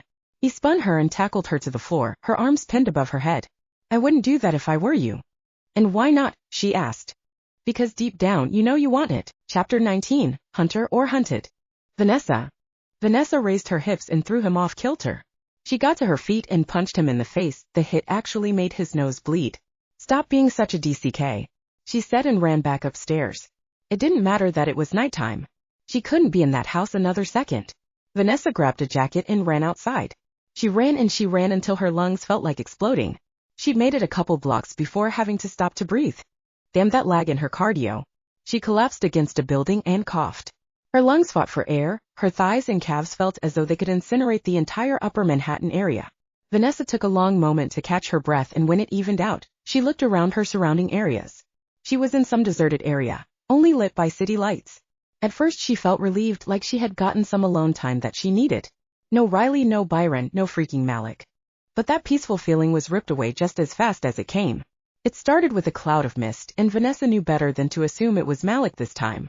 Not wanting to deal with it, she went to run when suddenly she was face to face with pale green eyes, blonde hair, and a smile as sinister as it was sexy. Good evening, Miss Owens. Oh, Vanessa exclaimed after jumping in surprise. You're Alfred, right? Alfred nodded, pleased to see you remember. Vanessa nodded warily. It's not like I see a ton of new faces these days. Alfred chuckled, ouch. What a way to tear down a man's pride. These days we call it an ego, and yes, you have one. I prefer to think of it as confidence. Okay, I'll give you that. Vanessa chuckled and ran a hand through her sweaty, damp hair. So, are you going to ask me those cliché questions? What's a girl like you doing out at night in a city like this by herself? Alfred had an amused expression on his face. Actually, Miss Owens, our meeting tonight isn't random. I was on my way to Malik's when I saw you run outside. You were the one I wanted to see, so I followed you. If you're here to kill me at this point, I welcome it. I saved my brother, who I'm sure is sleeping with my best friend behind my back, and all I've heard about it is how stupid I am. I'm stuck with Malik's mixed signals, so death is a tender mercy at this point. Such a powerful bloodline and so willing to give up. Alfred mused. Vanessa's brows furrowed in confusion. What is that supposed to mean? As tasty as you were the other night, and as tempting as the offer is to have every ounce of that warm nectar pumping through your veins all to myself, I will not be taking your life. As a matter of fact, that distinct flavor of your blood is what brought me here tonight. See, Alec and I thought there was something familiar about you, and when we tasted you it was confirmed. You, Vanessa, come from a bloodline that's very important to the Balthazars. Vanessa stood there in complete and utter disbelief. Just what was this 16th century pompous prick yammering on about? I didn't even know vampires existed before coming out to New York. My parents died when I was 15 years old and I never knew my grandparents. The rest of the family wasn't associated with us. Whatever you think I am, I swear on my life that I am not who you're thinking of. You have the wrong girl. She went to walk away when Alfred stopped her with a question. Have you noticed some strange instincts lately? You're able to find things. Vanessa turned around. Well, I've been able to find my brother. But I thought that was just instinct. When Malik went to execute him, though I didn't know the building, I found him. Alfred nodded. That was instinct, yes. However, that's not one many possess. No one is able to just find things like that. Get to the point. Vanessa scoffed. Alfred chuckled. Just like your ancestor. Vanessa arched her brows with curiosity. My ancestor? Alfred smirked and finally began to explain. I'll start with some history. Vampires originated in Europe, and with the birthing of the beast so came the hunter. The Balthazars were the first vampire family. The Owens were the hunters. I was in love with your ancestor Katrina Owens. Oh, do you resemble her in so many ways, from your skin to your hair, and the eyes are a dead giveaway. The Cromwell family came from the African lands and threatened our family. Katrina and I worked together as vampire and hunter to destroy their entire bloodline. Malik survived because his arrival was delayed. He didn't seem to share his family's malicious intent, so he lived, and when we wanted to come to this land we gave him the city. Vanessa stood there listening quietly, absorbing all this information. She never questioned why their family was so isolated. Nor did she really bother with learning any type of family history. But this Alfred coming forward and stating these things, they oddly made sense, but at the same time, could she really trust him? Say everything you're telling me is true, and I'm not entirely sure I can trust you. What does any of this have to do with me now? Are you trying to get me to replace Katrina or something? Alfred laughed. Now who has the ego? Don't flatter yourself, darling. I'm not here to make you mine. Despite similarities, there's never been another for me. Malik probably finds your name familiar, but he has been too damn intrigued with you to care about where he might have heard that name before. Vanessa, you are an Owens. Because that nitwit Malik turned Byron, you are the last surviving of the Hunter bloodline. And as such, you must carry out your duty. And what exactly is my duty? She scoffed. Malik killed Katrina after he found out that the family of Hunters killed his family. You, Vanessa, are to finish off the Cromwell bloodline by killing Malik. Chapter 20 closed. Vanessa. After Alfred had told Vanessa she had to be the one to kill Malik, she was handed a gun. This belonged to Katrina. It's only fatal to vampires. But you must shoot in the right place. Your hunter instincts will know. Vanessa pushed the gun away. And what if I choose not to fulfill this set calling from a woman I've never even met? I don't want to kill anyone. Alfred looked her in the eyes and grabbed her head, muttering a spell. Awake is the beast, awake now the hunter. Vanessa felt as if a surge of electricity had gone through her body. It was as though she was dead before and it jolted life into her. Her vision sharper, hearing heightened, sense of smell greater than the wolf on the prowl. What did you do to me? She asked as she looked herself over. I woke up the hunter. Malik can train you. It'll make an ironic ending for his pathetic life. With that, Alfred disappeared into the night. Vanessa walked back to the manor, her head suddenly whirling with things. She felt oddly inclined to talk to Malik, as though hearing it from him made it more believable. Trustworthy. She thought it best not to let Malik see the weapon. She set out to look for a place to hide it in the city, at least for the night. In the morning she would get a safe for it and store it in a unit. Her mind was too overwhelmed to do anything else that night. Malik seemed to pick up on it when she came through the door. Oddly enough, hearing Alfred tell her she had to kill him made her feel more protective of him. That he wasn't the guy he made himself out to be. She didn't realize how much the command bothered her until she looked at him. I apologize for being a perv earlier, he said. Vanessa shrugged. I got all my frustrations out. I'm not mad anymore. So you forgive me? He flashed that damn charming grin that could drop her panties if she let it. She rolled her eyes. I forgive you. I'm tired. May I go to bed? What happened out there? He asked.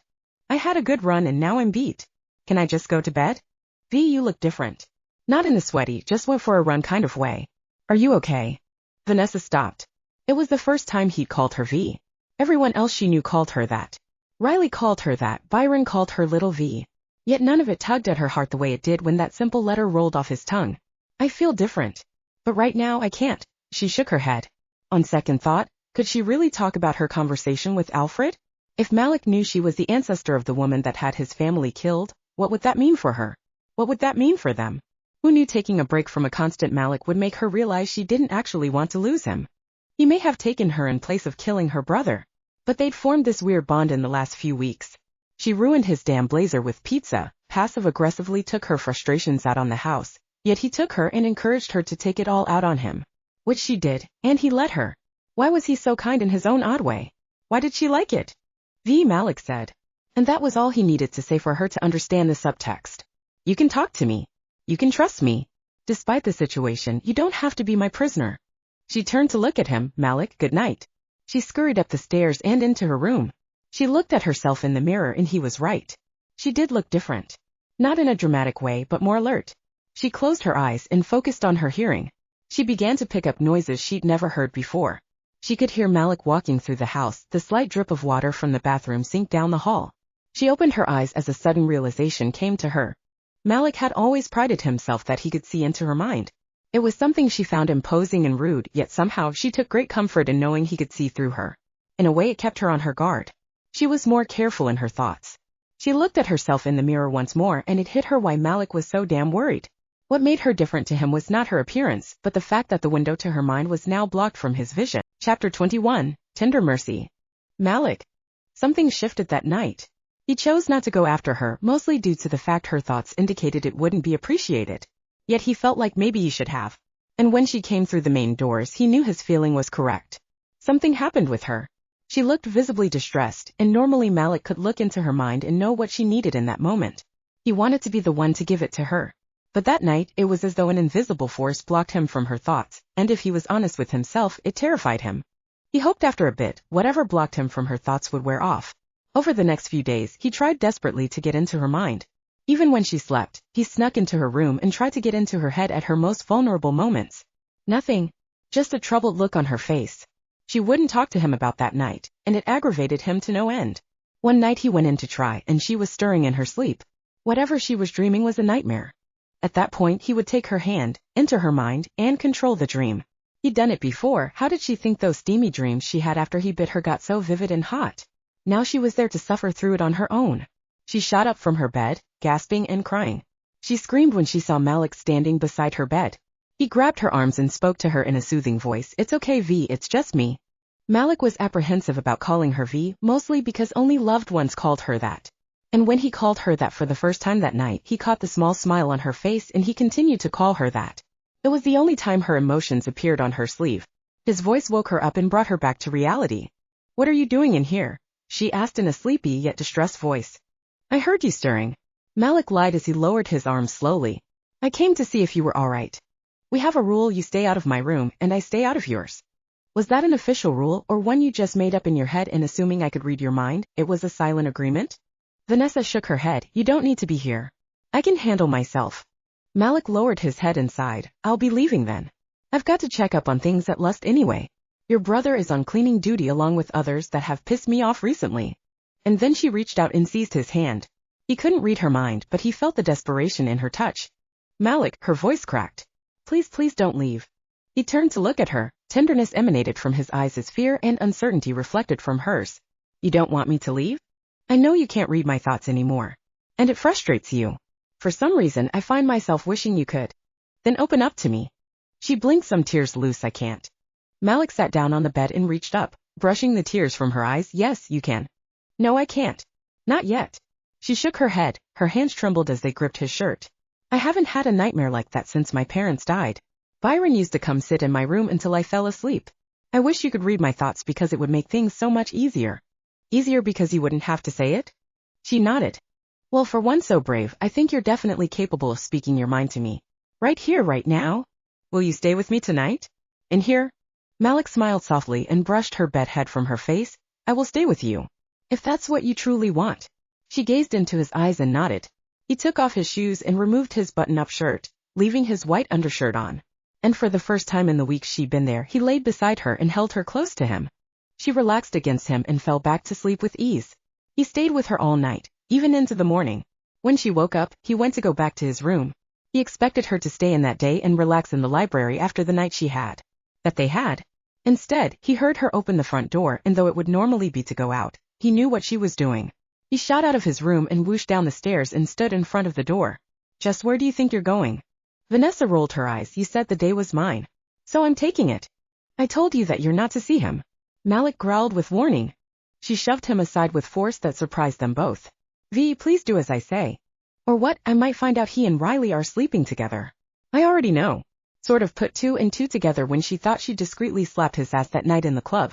"Or do you just think somehow last night we grew close and I would obey you today?" She chuckled cruelly. "I have to talk to him. Byron's gone." Malik rubbed a hand over his face. "Byron's not there. He mysteriously disappeared last week." Chapter 22, Covered in Blood. Vanessa. Vanessa's jaw dropped and her hands covered her mouth as if to hold all the shock inside her. "What do you mean he mysteriously disappeared? You said he was on cleaning duty at the club last night." Malik went to reach for her, but she pulled back. "You're not just saying this to keep me away from him, are you?" she asked. Malik dropped his hand and shook his head. "No, he really has disappeared." Vanessa hit his arm and he winced in pain. "Why didn't you say anything? Or did it not matter because you forbade me from seeing him anyway?" Malik's arm healed and he shook his head again. "I didn't know how to tell you. And with whatever is going on with you, I especially didn't know how to bring it up with you. It does matter." He was telling the truth. He looked at a loss of how to even proceed with the conversation. Frankly, neither did she, but they both gave it a shot anyway. Are you at least doing something about it? Malik looked at her as though she just asked the dumbest question on the planet. Of course I am. You really think so little of me. For the first time since Vanessa met him, he truly looked lost and pained. He wore his emotions on his shoulders around her. She'd seen Malik act like a composed and arrogant king in his club and when he's handling business with the city. But when it was just them, he was just a man that had no idea what to do or say around her. Vanessa shook her head. Riley? Malik closed his eyes and blew out a breath. Gone too. Malik, I need to go there.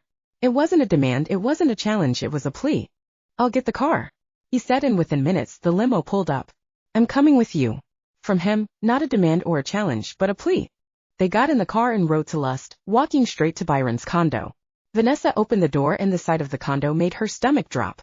The place looked like it had been trashed like a hotel room by a wannabe rock star. The signs of a struggle were everywhere. The pots from his plants were shattered, the dirt all over the floor, along with blood in various places. Likely Riley using her bar fight techniques. She rushed to Byron's room and saw blood on the floor and walls. The trail led to the hall and stopped. She went into the back room and there was a note on the nightstand addressed to her. You don't want to kill Malik, however, we really need you to carry out your family's duty. Due to your hesitation, we've taken Byron and Riley. The negotiation is simple, kill Malik or we kill Byron and Riley. Choose wisely, Miss Owens. Yours truly, Alec and Alfred. She crumpled the note in her hand. Sadness and confusion became anger. Malik's soft voice echoed from the doorway. She turned to face him and though she wanted to go to him, she'd fallen to her knees instead. They're dead? It was a complete and total lie. A lie that would keep everything as it was for the time being. Vanessa, Malik frowned deeply, sincerely. She shook her head. It's obvious, isn't it? The blood tells everything. You really believe they're dead? I don't believe it. I know it. I'm so sorry, his voice shook. I don't know who could have done this. If this was one of my men, I promise you. She stood to her feet and faced him. You don't need to do anything. They're gone. And I have no one left. I suppose since he's dead. I'm not leaving you, Malik. We made a deal. You didn't kill him, therefore my eternal debt is still with you. Why would you want to stay with me? I'm setting you free. Vanessa took a breath, and her chest moved in a way that made breathing look as though it weighed her down. Where else am I going to go right now? If you stay with me, and you're welcome to, just know it's by your choice. She nodded. I want to stay. Malik offered a crooked smile. I still think we need to find out who did this. Vanessa knew, and she was grateful Malik couldn't read her thoughts. She dropped the note that was now a ball of paper on the floor. Who would have thought a trip to New York to see her long-lost brother would spin her world out of control? To add to it, her hunter legacy had been thrust onto her. Things were messy. Things continued to spiral. But there were two things Vanessa was sure of. She would get Byron and Riley back, and Malik Cromwell would not have to die in the name of it. Chapter 23, Owens. Malik. Malik may not be able to read her mind, but he saw right through that lie. He would go with it for the time being. If that was what she needed. Why she told him they were dead, he didn't know. What he did know was he would be what she needed. He wasn't sure when it happened. The girl intrigued him when he saw her inside Byron's mind. And meeting her in person, all grown up, all woman, he was easily fascinated. Then when he went to rip Byron's heart from his chest, those eyes are what stopped him. They bore into him like a storm sent to give him clarity. She was so willing to give everything up for a brother who had to do her wrong because Malik forced this life on him. Did the world really deserve Vanessa Owens? Did he? She was like a white rose that bloomed out of a pile of shit. Shit being her parents' death, her brother ghosting her best friend sleeping with her brother behind her back, and him binding her exclusively to him in place of her brother. Somewhere along the way he grew to care for his little white rose. He offered to let her go. She refused, insisting that they had a deal they needed to stick out. Was it honoring the deal or something else? God, what he wouldn't give to have so much as a glance at the surface of her mind. Why would she stay? She certainly didn't have to. It was obvious, wasn't it? Where else would she go? Not to mention he still didn't know who took Byron and Riley. Where did they go from here? His question was answered later that night when Vanessa came to him. Do you know how to shoot a gun? She asked. He chuckled and shook his head. I'm over 500 years old. I know how to shoot a gun. Why do you need to learn to shoot? Because I've been doing some research in your library. Studying up on the history of vampires. I read somewhere about hunters. How they can use a gun to kill them. And just who are you thinking of killing? Not one of my guys. She rolled her eyes and shook her head. I want to learn, so when I find the son of a bitch who took Byron and Riley and killed them, I will end them. Malik folded his arms across his broad chest. That's awfully confident of you. No offense, V, you are many extraordinary things, but a vampire hunter is not one of them. It's not a skill you can simply learn. Besides, I haven't seen a hunter in centuries. Vanessa closed her eyes and took in a long breath through her nose as if to establish control of herself in that moment. So make me one. Malik furrowed his brows. I don't have that kind of power. She stepped closer to him and grabbed one of his hands with both of hers. Those oceanic eyes gazed into his and he found himself spellbound. You don't need to have that power. Just teach me everything you know about fighting and hunting. You're a predator, please show me how I can be. Malik didn't see it possible. Then again, he'd hardly thought about it, but she was stronger than she was when she first met him. And the annoying fact, he suddenly couldn't read her mind. Over the years, Malik had made a pact with himself to forget a hideous past. He would allow the details of his family's horrific death to be blocked from his mind. He destroyed their killer and swore to forget their name. He never imagined it could be triggered, but Vanessa coming up to him, pleading with him to teach her how to hunt, he began to put the pieces together. He thought back to the night he first met Byron and he heard his last name. Owens. Then he looked at her. Curious features she possessed. So familiar. Memories he'd buried long ago came flooding back into his mind, and a flashback came creeping in. He'd come to England from the African lands centuries ago. He came to greet his family that had traveled ahead of him. He had to stay behind due to a conflict between the pure blood vampires and ones that had lost their humanity. He had to clean up a mess a few had run from. Oh dear, is that your family? A smooth, masculine, British accented voice asked. Did you do this? Malik asked. A tall, blond man came out of hiding wearing a back-top hat and trench coat. Not me in particular. Who are you? Malik growled. How rude of me, I'm Alfred Balthazar. Balthazar, the origin of purebloods? Alfred nodded. You've heard of us. Why is my family dead? I do apologize, the Balthazars are the oldest and strongest vampires. Your family came in with ill intent and my good friend, from the hunter bloodline, had to put an end to them. Malik ran after him and went to kill him on the spot, but Alfred blocked his attack. A strong arm pulled him back and pointed a gun to his head. Now Malik, you can be sad about this loss. I would be. But you have a choice. You can die with the rest of them, or live and be part of our coven. Malik growled and struggled against his restraint and broke free. He turned to see a beautiful woman. She was in a satin green dress, all her hair up, corset around her waist. Malik, like all purebloods, could read the minds of everyone around them. But this woman's mind was blocked. She wore black lace knuckle-cut gloves and slipped the gun in her holster. I'm Katrina Owens. The hunter. Owens. Malik came back to reality and looked at Vanessa. Vanessa Owens. That's where he heard that name before. He didn't want to believe it. Not his white rose. He shook his head. I don't need to teach you a damn thing. He growled and stormed off. Chapter 24, Unexpected Guest. Vanessa. Malik was just looking at her as though she was the most important thing in the world to him. And the next, those warm brown eyes turned colder than ice, rejected her request, and stormed off. He left the house. And he didn't come back. Not the next day. Or the day after that. Nor the day after that. Malik left her. She worried the entire time if he recognized her. Alfred did lovingly point out the resemblance she held of her ancestor Katrina Owens. Malik had recognized her. Why else would he leave? His absence turned her stomach. One night, she was trying to sleep when her window suddenly shattered. She shot out of bed and ran across the room. A mysterious, hooded figure came through the window. Vanessa panicked and grabbed a lamp, holding it out threateningly. Who the FCK are you? The figure removed the hood, revealing a familiar face. Really, V? A lamp. Riley. Riley did a bow in the flesh. She grinned, and Vanessa was everything but amused. What the hell? How did you escape? I wasn't taken in the first place. What's with the hooded, mysterious act? Riley pulled off her gloves. Let's order some pizza. I have one hell of a story to tell you. Vanessa shoved a slice of pepperoni pizza in her mouth. They'd ordered from the place Malik had brought her pizza from. That charred topping was everything. I'm not who you think I am, Riley said as she grabbed a slice of pizza. Vanessa scoffed and shook her head. Why, after all this, does that not surprise me? Riley licked her lips after enjoying a bite of the greasy pizza. I'm coming clean tonight. I really hope you can keep an open mind. Oh, just say it, Ree. At this point, no one and nothing can surprise me. My feet could tell me they were cats in another life, and I would actually believe them at this point. Riley laughed and shook her head. Your sarcasm never gets old. She picked up her beer and took a swig. First of all, I knew what Byron was before you. Vanessa arched her brows in shock. I'm sorry. Riley held her hands up. Please let me finish. I promise every question you have right now is going to be answered. I bet you've had something happen to you recently. Which thing? Be specific, Ree. There's so many. Vanessa spat sarcastically. If you have anything to say to me that might make more sense on things, I need you to just say it. Stop building up anticipation. If you know something I don't or know something I know, quit f***ing dancing around it and just spill the facts. Sorry, I just wanted to prepare you for it. Riley scoffed. God knows you haven't been prepared for any other shit that's gone down. I'm still your friend. Vanessa ran a hand through her hair and sighed, I'm sorry. It's just, literally an hour ago I was laying in a bed, alone, Malik was gone, you and Byron were gone. Her voice trembled. Would it make you feel less alone if I told you I'm a hunter too? Riley asked.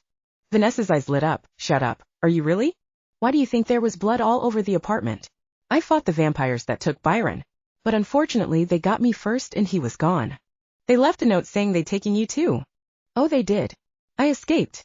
You left Byron behind because they separated us. I tried to find Byron, I really did V. But even my sharpest tracking skills couldn't find him. Anything else you wish to tell me about Byron? Vanessa arched her brows knowingly. Riley cringed, you know we hooked up. I had a hunch, then I saw you slap his ass. Which wasn't as discreet as you thought, by the way. I was going to tell you. Just that you couldn't. Because Malik's stupid tantrum and forbidding us to see each other. Speaking of Malik, where's he? Vanessa shrugged, don't know. But I'm pretty sure if we weren't sworn enemies before, we are now. What happened?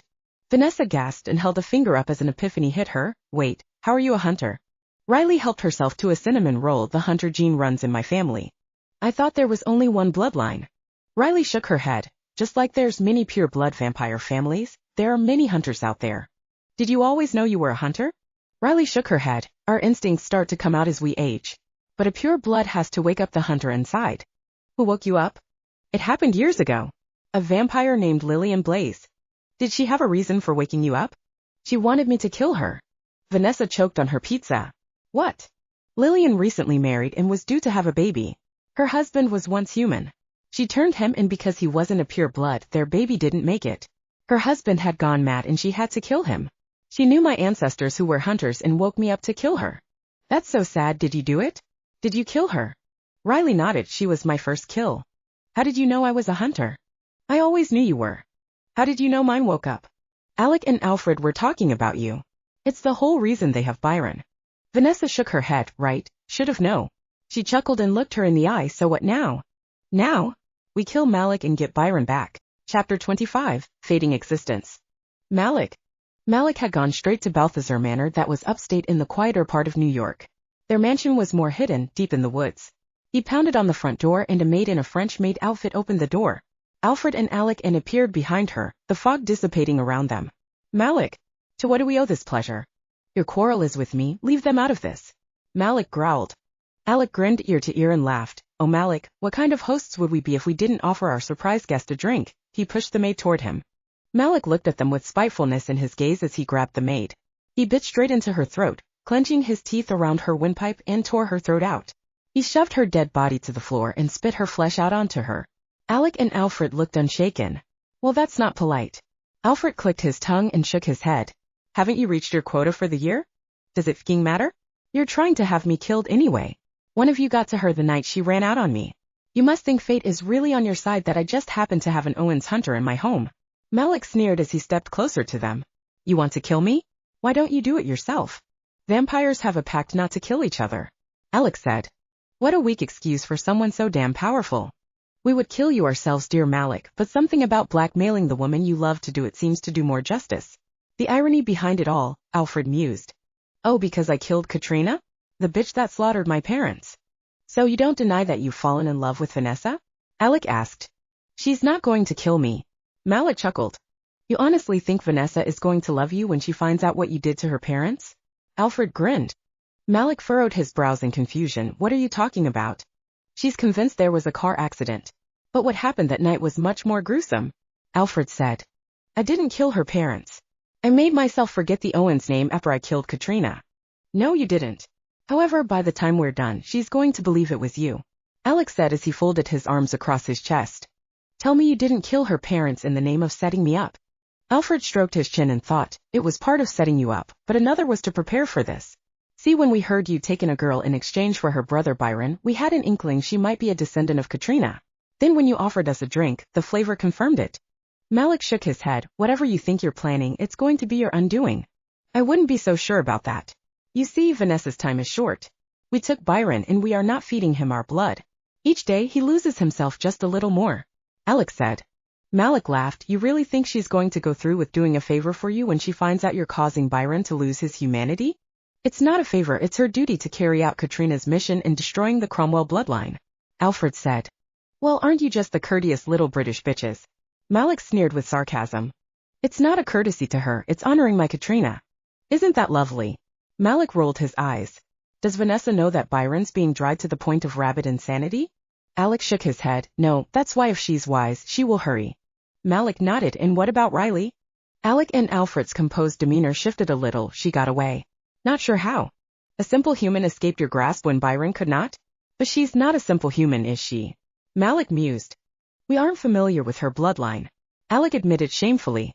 Malik laughed and shook his head. Did you really think the Owens were the only hunters out there? It's a big world past those puny noses of yours. I've encountered hunters in my day, but they've never had a reason to kill me since I wasn't a threat to society. And how are we to believe they weren't from the Owens? Malik shrugged. Maybe they are. Just like pure-blood vampires, we all started somewhere between two people. The Owens line goes back as far as the Balthazars. You should know anything is possible. We are not stupid or weak, you impudent bastard. Alfred growled. Malik got up in his face. My family did come to England to overthrow you because stupid and weak is exactly what you are. You're vampires who were once great, but now hide behind your name. Just like the vampires that were once human, your reasons to live aren't here to fuel you. You may not be losing your minds, but you are losing power. It's why you want her to kill me. It's not that you won't do it yourselves, it's that you can't. Vanessa isn't going to kill me. She's going to kill you. Chapter 26, An Igniting Touch. Vanessa. Vanessa shook her head. No, Riley, I'm not going to kill Malik. Riley looked at her with a sly grin. Oh, you're not, are you? And why is that? Vanessa shot a death glare at her. You said that because you wanted to hear me say I wouldn't do it, didn't you? Riley laughed. I'm your best friend. I'm not going to judge you for falling for the guy who was going to execute your brother. I haven't fallen for Malik, I just... Riley blinked knowingly and folded her arms. You just what? Vanessa huffed in frustration. It's okay to say it, V. Riley mused. I shouldn't like him. You shouldn't, but you do. Well, I don't want to. Nobody can help who they fall in love with. I don't know if I'm really in love with him. But I do care for him. That I can admit truthfully. And that's okay. Byron wouldn't fault you for it. You may not be a big fan of Malik right now, but if he's someone important, he will try. Vanessa was extremely uncomfortable having this conversation. She wasn't one to let people in. But Malik, he somehow slipped through the cracks. Why did it bother her so much when he called her just a human? That would mean his opinion mattered, and if that mattered, then he mattered. What am I going to do, Ree? Riley reached over and rubbed her shoulder. I don't know, but we can figure it out. Honestly, I think he cares for you too. That's what scares me. Why? Most girls would be giddy with excitement. Yeah, when they're in high school. Talk to me, what has you scared? Is it because he's the guy who was going to kill Byron? Vanessa shook her head. I've lost everyone I care about. Except you. Byron I did lose for a time. I can't lose Malik too. Riley looked her in the eyes. You won't lose Malik. You won't let that happen, and neither will you. I already did. Vanessa's voice shook. He's gone, Riley. He recognized me as a descendant of Katrina Owens and he just left. Riley blew out a sigh and stayed silent, unsure of what to say or do. It's okay though, because this is just what happens to people I care about. How often is it that you find out your brother is a vampire in a city ran by a pure blood king and that king decides your brother can't live because he killed a vampire saving you? Then he takes you in. Despite the situation, he showed nothing but kindness and mercy, and then one night you find out you're a descendant of a vampire hunter line and now the man you care for is gone. Riley let out a slight chuckle. Not often, I guess. But Byron came back and I have a hunch Malik will return too. Maybe it's best he's gone. Because with him gone, I won't be able to kill him. You could find him if you want. You have a couple of times before. Why not now? Because I don't want to chase him. If he wants to hate me, I want to give him that choice. I don't know my ancestor, but I think I hate her. With good reason by the sounds of it. They want me to kill him for her. Alec and Alfred. Was one of them in love with her or something? Alfred, he's the one that woke me up. The one that told me that he and Katrina were in love. The one to tell me I come from a long line of Owens. The one to tell me I have to kill Malik. And now they're holding Byron hostage until I do it. I'm so sorry, V. We were supposed to come to New York and enjoy a summer here. It's halfway gone now and all that's happened is one load of bullshit after another. If Byron's being held hostage, they're likely torturing him. Probably starving him, Vanessa said. And then it hit her. Starving Byron. If they don't give him blood, specifically their blood or Malik's, he will lost his humanity. Oh God, she stood to her feet and began pacing anxiously. Byron's going to be rabid if they don't feed him their blood, Riley stated as it hit her too. Suddenly the door opened and the girls stopped when they saw Malik cross the threshold. He gave Vanessa a curt nod. I'm home. He looked to Riley. It's good to see you alive. He began to head up the stairs and before Vanessa could stop herself, her feet raced after him and grabbed him. Hey, she yelled when he turned around. What? He asked. What the hell? You just stormed out on me and you suddenly come back home after a week with I'm home. What is that about? I'm going to just take the rest of the pizza and go to my hotel. Riley mused and winked at Vanessa as she grabbed the pizza and left. Typical Riley. Finding out what she did and decides her and Malik need to be alone at a really craptastic moment. Malik ignored Riley, his eyes only on Vanessa. I'm not allowed to leave my own home? Vanessa was caught off guard. Well, yeah, it's just. You miss me? He asked, flashing his panty-dropping smile. Vanessa felt her blood start to boil. How was this side of Malik the one thing she hated and drove her crazy, yet it made her hotter for him? She shoved him aside with all her newfound strength. You're right, Malik. What was I thinking? I'm just the human you took so you wouldn't have to kill my brother. What you do is your business and not mine. She went to storm up the stairs when he grabbed her hand and spun her into him. Their eyes stared intensely into one another. It was as though Malik had truly looked into her eyes for the first time. And when she looked into his, she swore she could see into his mind. The heat between their bodies ignited an undeniable spark between them. Malik's hand was on her hip, it slid up her arm to her shoulder, his thumb against her cheek as his fingers curled into her dark hair, he pulled her close and his lips claimed hers in a carnal, passionate, yet loving kiss. Chapter 27, that's it? Malik. Malik let out a soft groan into her mouth when she accepted his kiss. It came out of nowhere, even for him. What rattled him was the fact he was used to pleasing women by reading their minds. Their minds would tell him what they wanted. They never knew he could read them, and as a result, he was not just a king, but a god in the bedroom. With her, he had to rely on her reactions. He pressed her into the wall and the tent in his pants poked at her thigh and she pulled back. Malik, she pleaded. But what was it she was pleading for exactly? Was it Malik, please stop, or Malik, I need you? His eyes searched her face, looking for any kind of indication that she wanted more because damn it he knew he did. She grabbed him and kissed him, her tongue twined with his as though it made them complete. Malik broke the kiss and began to trail heated ones down her neck. The soft little gasp and moan she projected made his cock ache to be between her thighs. She tilted her head to the side, accepting his touch. He bent a little, grabbing her thighs, lifting her up and her legs hooked around his waist. He carried her to his bedroom and closed the door. He laid her on the bed and covered her body with his. He gazed into her eyes and with a little nod of her head, he took the permission she gave him and pulled her blouse over her head. The tops of her breasts peeked over her bra and he dipped his head, trailing his tongue up her sternum to her collarbone. She arched her back and he smirked a little to himself. He trailed kisses up her neck, along her jawline and claimed her lips once more. Her hand slipped up his shirt, exploring his body. He reached back, grabbing the collar of his shirt and tugged it over his head. Those eyes that drove him crazy roamed over his chiseled body before her hands moved up and down his chest. They bashfully moved to his belt and he smiled softly down at her. You don't have to be shy with me, V. Yes, I do. How many women do you have to compare me to? Malik reached up and brushed her hair from her face, a crooked grin on his lips. There's no one like you, Vanessa Owens. Her eyes lit up as though he had just given her the whole world. She pulled the strap of his belt slowly, teasingly, unhooking it and tugging it off. Her eyes met his as she popped the button on his jeans and lowered the zipper. He sat up straight and pushed his pants and boxers off and everything came out to say hello. He grinned to himself when he saw the look on her face as she reached out and wrapped her hand around him. Suddenly his smugness changed to a need for mercy. FCK Vanessa, it was her turn to smirk up at him as she began to stroke him slowly. He growled out as the pleasure was nearly painful. Of all the women who had his cock, how did her touch make him crumble in her hands? She was a virgin, yet she knew what she was doing. She stroked exactly how he liked to be stroked, only her touch was unlike anything he'd felt before. He reached behind her back and swiftly unhooked her bra, leaning in close, he took the strap of one side between his teeth and pulled it off her. She released his cock and he tugged it all the way off, grabbing it with his hand and throwing it across the room.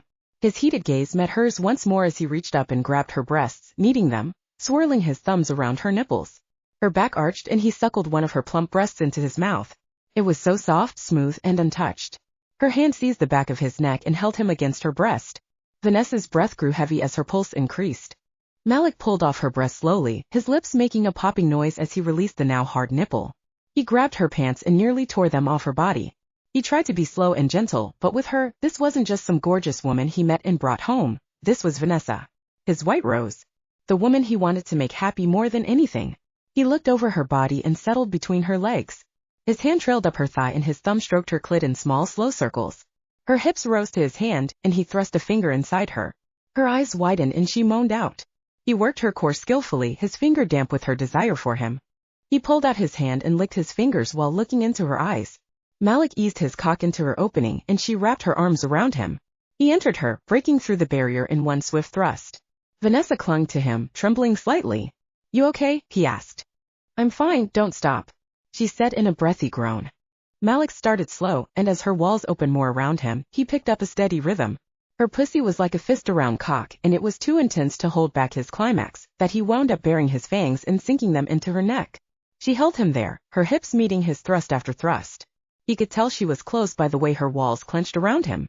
He pulled away from her neck and marveled at the look on her face as she climaxed. He cradled her hips, taking her through her first orgasm as his own came into sync with hers.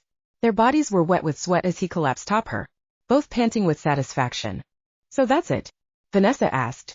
"That's the big moment in sex?" Malik looked up at her with a confused expression on his face. "Well, yeah, is that a bad thing?" Vanessa giggled as she caught her breath. "No, it's just, I wasn't expecting it to be that intense." "Well, Miss Owens, you better have liked it, because I really want to make you do that again." Malik pulled her on top of him and they went at Chapter 28, First Lesson.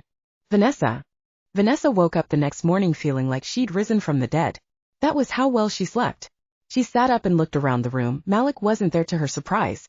She looked over at his pillow where a single white rose was placed with a note. "My little white rose. I've had to take care of business down at Lust. I've laid an outfit on your bed and I hope you join me there tonight." "Malik." She laid back on the bed and basked in the memories of the previous night. She wasn't sure what significance the white rose had with Malik, but the fact he referred to her as something so pure and beautiful made the butterflies flutter in her tummy.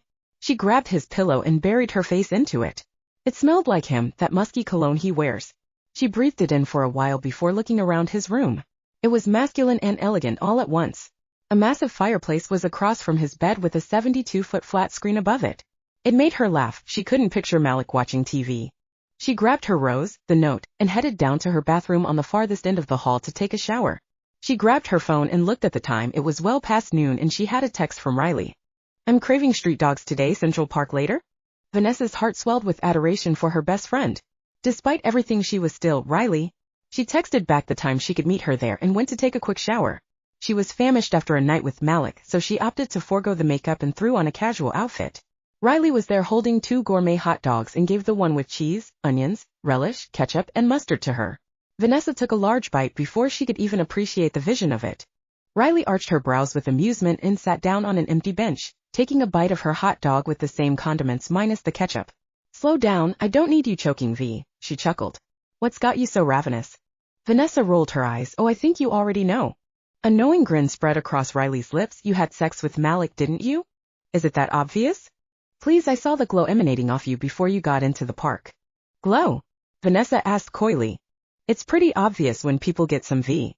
They smile a little brighter, their confidence is boosted, you'll find a pep in their step, and they're emanating that weight of unaddressed horniness being lifted." Vanessa took another bite of her hot dog and chewed it in deep thought. "It was incredible, Riley.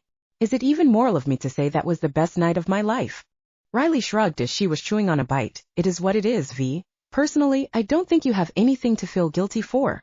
Vanessa sighed. "That's not the point. I'm supposed to kill him, and last night I lost my virginity to him while Byron's out there losing his mind by the day." Riley nodded with understanding. "I know it's really complicated right now. Sadly, last night he made me forget the fact he walked out on me and just mysteriously walked back in. Then he took me to bed and just gave you the night of your life? He still hasn't explained himself. He left God knows when this morning, but he left me a white rose." "Ah, that's so sweet, he left you rose." He addressed the note to his little white rose. "Maybe that holds some significance to him?" "Wouldn't know what it means. He left me an outfit to meet him at Luston tonight. Or maybe he wants to take you for some sexy time in the VIP section of his club?" "I'm not having sex with him in a club. Something tells me he won't make it a public thing." "Still think you should go meet him?" "I'll go with you." "You better. But if Malik wants to?" "Honey, I can entertain myself." Vanessa laughed. "Okay, fine. Before you go though, where's your gun?" Vanessa polished off her hot dog and licked her fingers. "It's in a safe around here." "Get it out, I'm teaching you how to use it." "I've shot a gun before. When I was like 10. Riley laughed. "Doesn't mean you know how to shoot one. Particularly a hunter's gun." They're different. How so? They're very powerful. They're literally designed to obliterate an immortal being. What are the bullets, wood or silver? Neither. They're loaded with some sort of spelled substance. Do they ever run out of spelled substance? Riley shook her head. They reload after fired. After the vampire is dead, the substance comes out of them and back into the gun. What am I even going to use this gun on, Ree? That's going to be up to you. I'd rather use it on Alec and Alfred. You could try, but if they help design it, it won't work on them. Unfortunately, you're stuck between killing Malik or letting Byron suffer insanity into his own death. Well, that's just fantastic. Vanessa spat sarcastically. Maybe there's a way to rig the system, but it's going to be tricky. How? First, let's fire the weapon and go from there.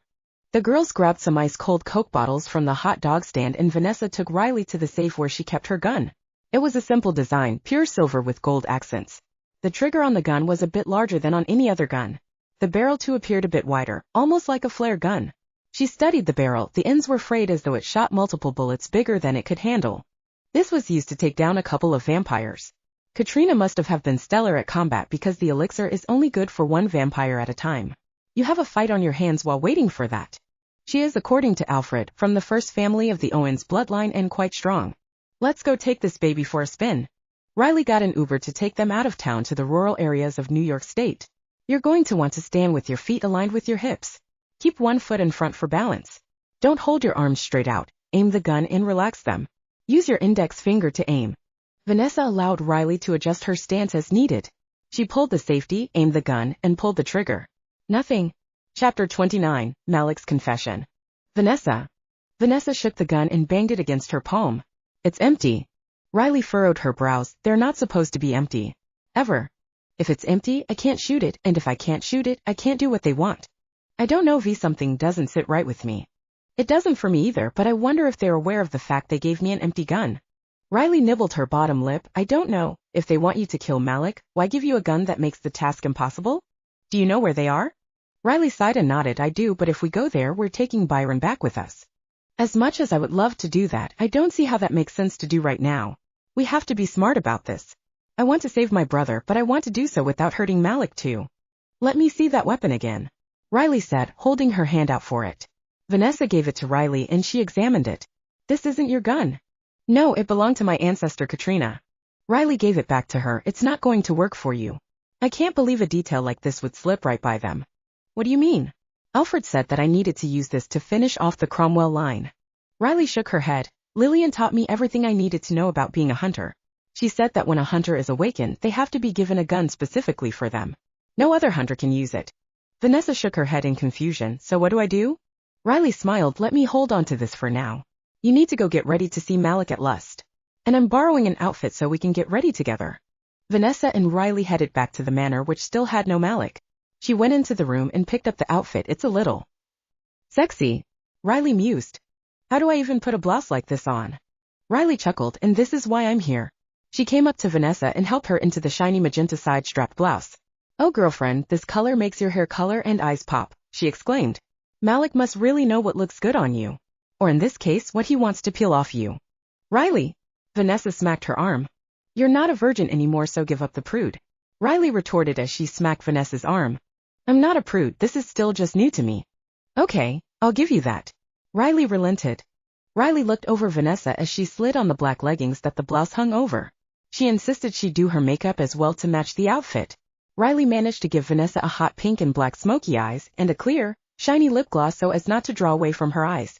They got in the limo Malik had sent and stepped inside Lust. Riley and Vanessa made their way to the bar. Riley went for a sex on the beach and for Vanessa, a pina colada. Vanessa spotted Malik out of the corner of her eyes and held a hand to her stomach as if it would calm the butterflies fluttering in her belly. He was looking all business with his black blazer and dark blue t-shirt, slacks, and loafers. He walked up to her, looking at her as though she were an angel sent to give him mercy for everything he did wrong in his life. You came, his voice was soft yet surprised. What made you think I wouldn't? Vanessa asked as she took a swig of her cocktail. Malik slid into the bar stool next to her. I'm fine with you, I never know what to expect. Did you expect me to wear the outfit? Honestly, no.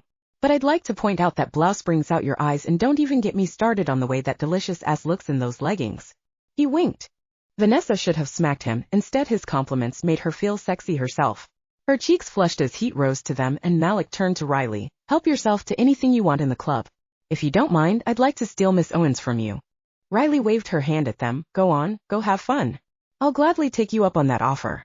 Malik nodded and took Vanessa's hand, tugging her through the crowd and onto the dance floor. He pulled her into his arms as a slow song started. He swayed with her and she easily fell into rhythm with him.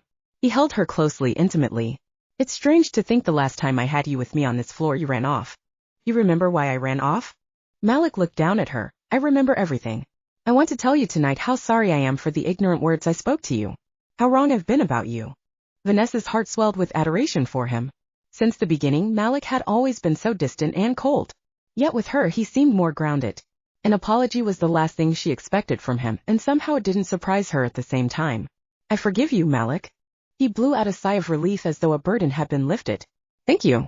He smiled and pressed a soft kiss to her forehead. Thank you for the white rose. Malik flashed a side smirk. You're welcome. I just have one question. Ask me anything. Why did you refer to me as a white rose in your note? Malik shrugged. I've been calling you my white rose in my head for a while now. Oh. You know why smelling shit is referred to as a rose garden sometimes? Vanessa giggled. Yeah. You're like a white rose that's been planted in a pile of crap, and somehow you came out of everything this pure, beautiful soul. I think I might be in love with you. Chapter 30, Love Bites. Vanessa. Vanessa felt as if her chest could burst. She was in love with him too, but she wished he didn't say that. Not right now. Not with everything that was happening. She still had the weight of having to kill him or let Byron suffer on her shoulders. The only way to make the decision easier was to leave Malik. But just this one night, she could give herself one night. She grabbed him and kissed him, her lips and tongue expressing the feelings she could not bear to give words. Malik seemed to understand her gesture and returned the kiss, showing her what his words meant. Forgetting the noise, the people, the atmosphere around them, Malik whisked her away to the limo. I planned on taking you in the club tonight, but this all feels too sacred. We need to go home. Home, oh God, home. The butterflies that once made her feel happy now left a stinging sensation from her chest down to her fingertips. How is one completely and utterly happy and aching with guilt and regret in the same moment? The thoughts fizzled from her brain as Malik's lips found her neck, and his hand between her thighs, cupping her covered heat. She nipped her bottom lip to keep from moaning out loudly. She was still sensitive from the night before, from being touched for the first time. As soon as the limo stopped, Malik scooped her in his arms and carried her bridal style into the house and whooshed up to his room. Vanessa felt as though she went down on a roller coaster when he whooshed, but she recovered quickly as he laid her on the bed. Their clothes were off before she could catch her breath. Malik's lips were urgent against every inch of her skin they could reach. She cried out in ecstasy. His touch made her feel things she didn't know she could feel.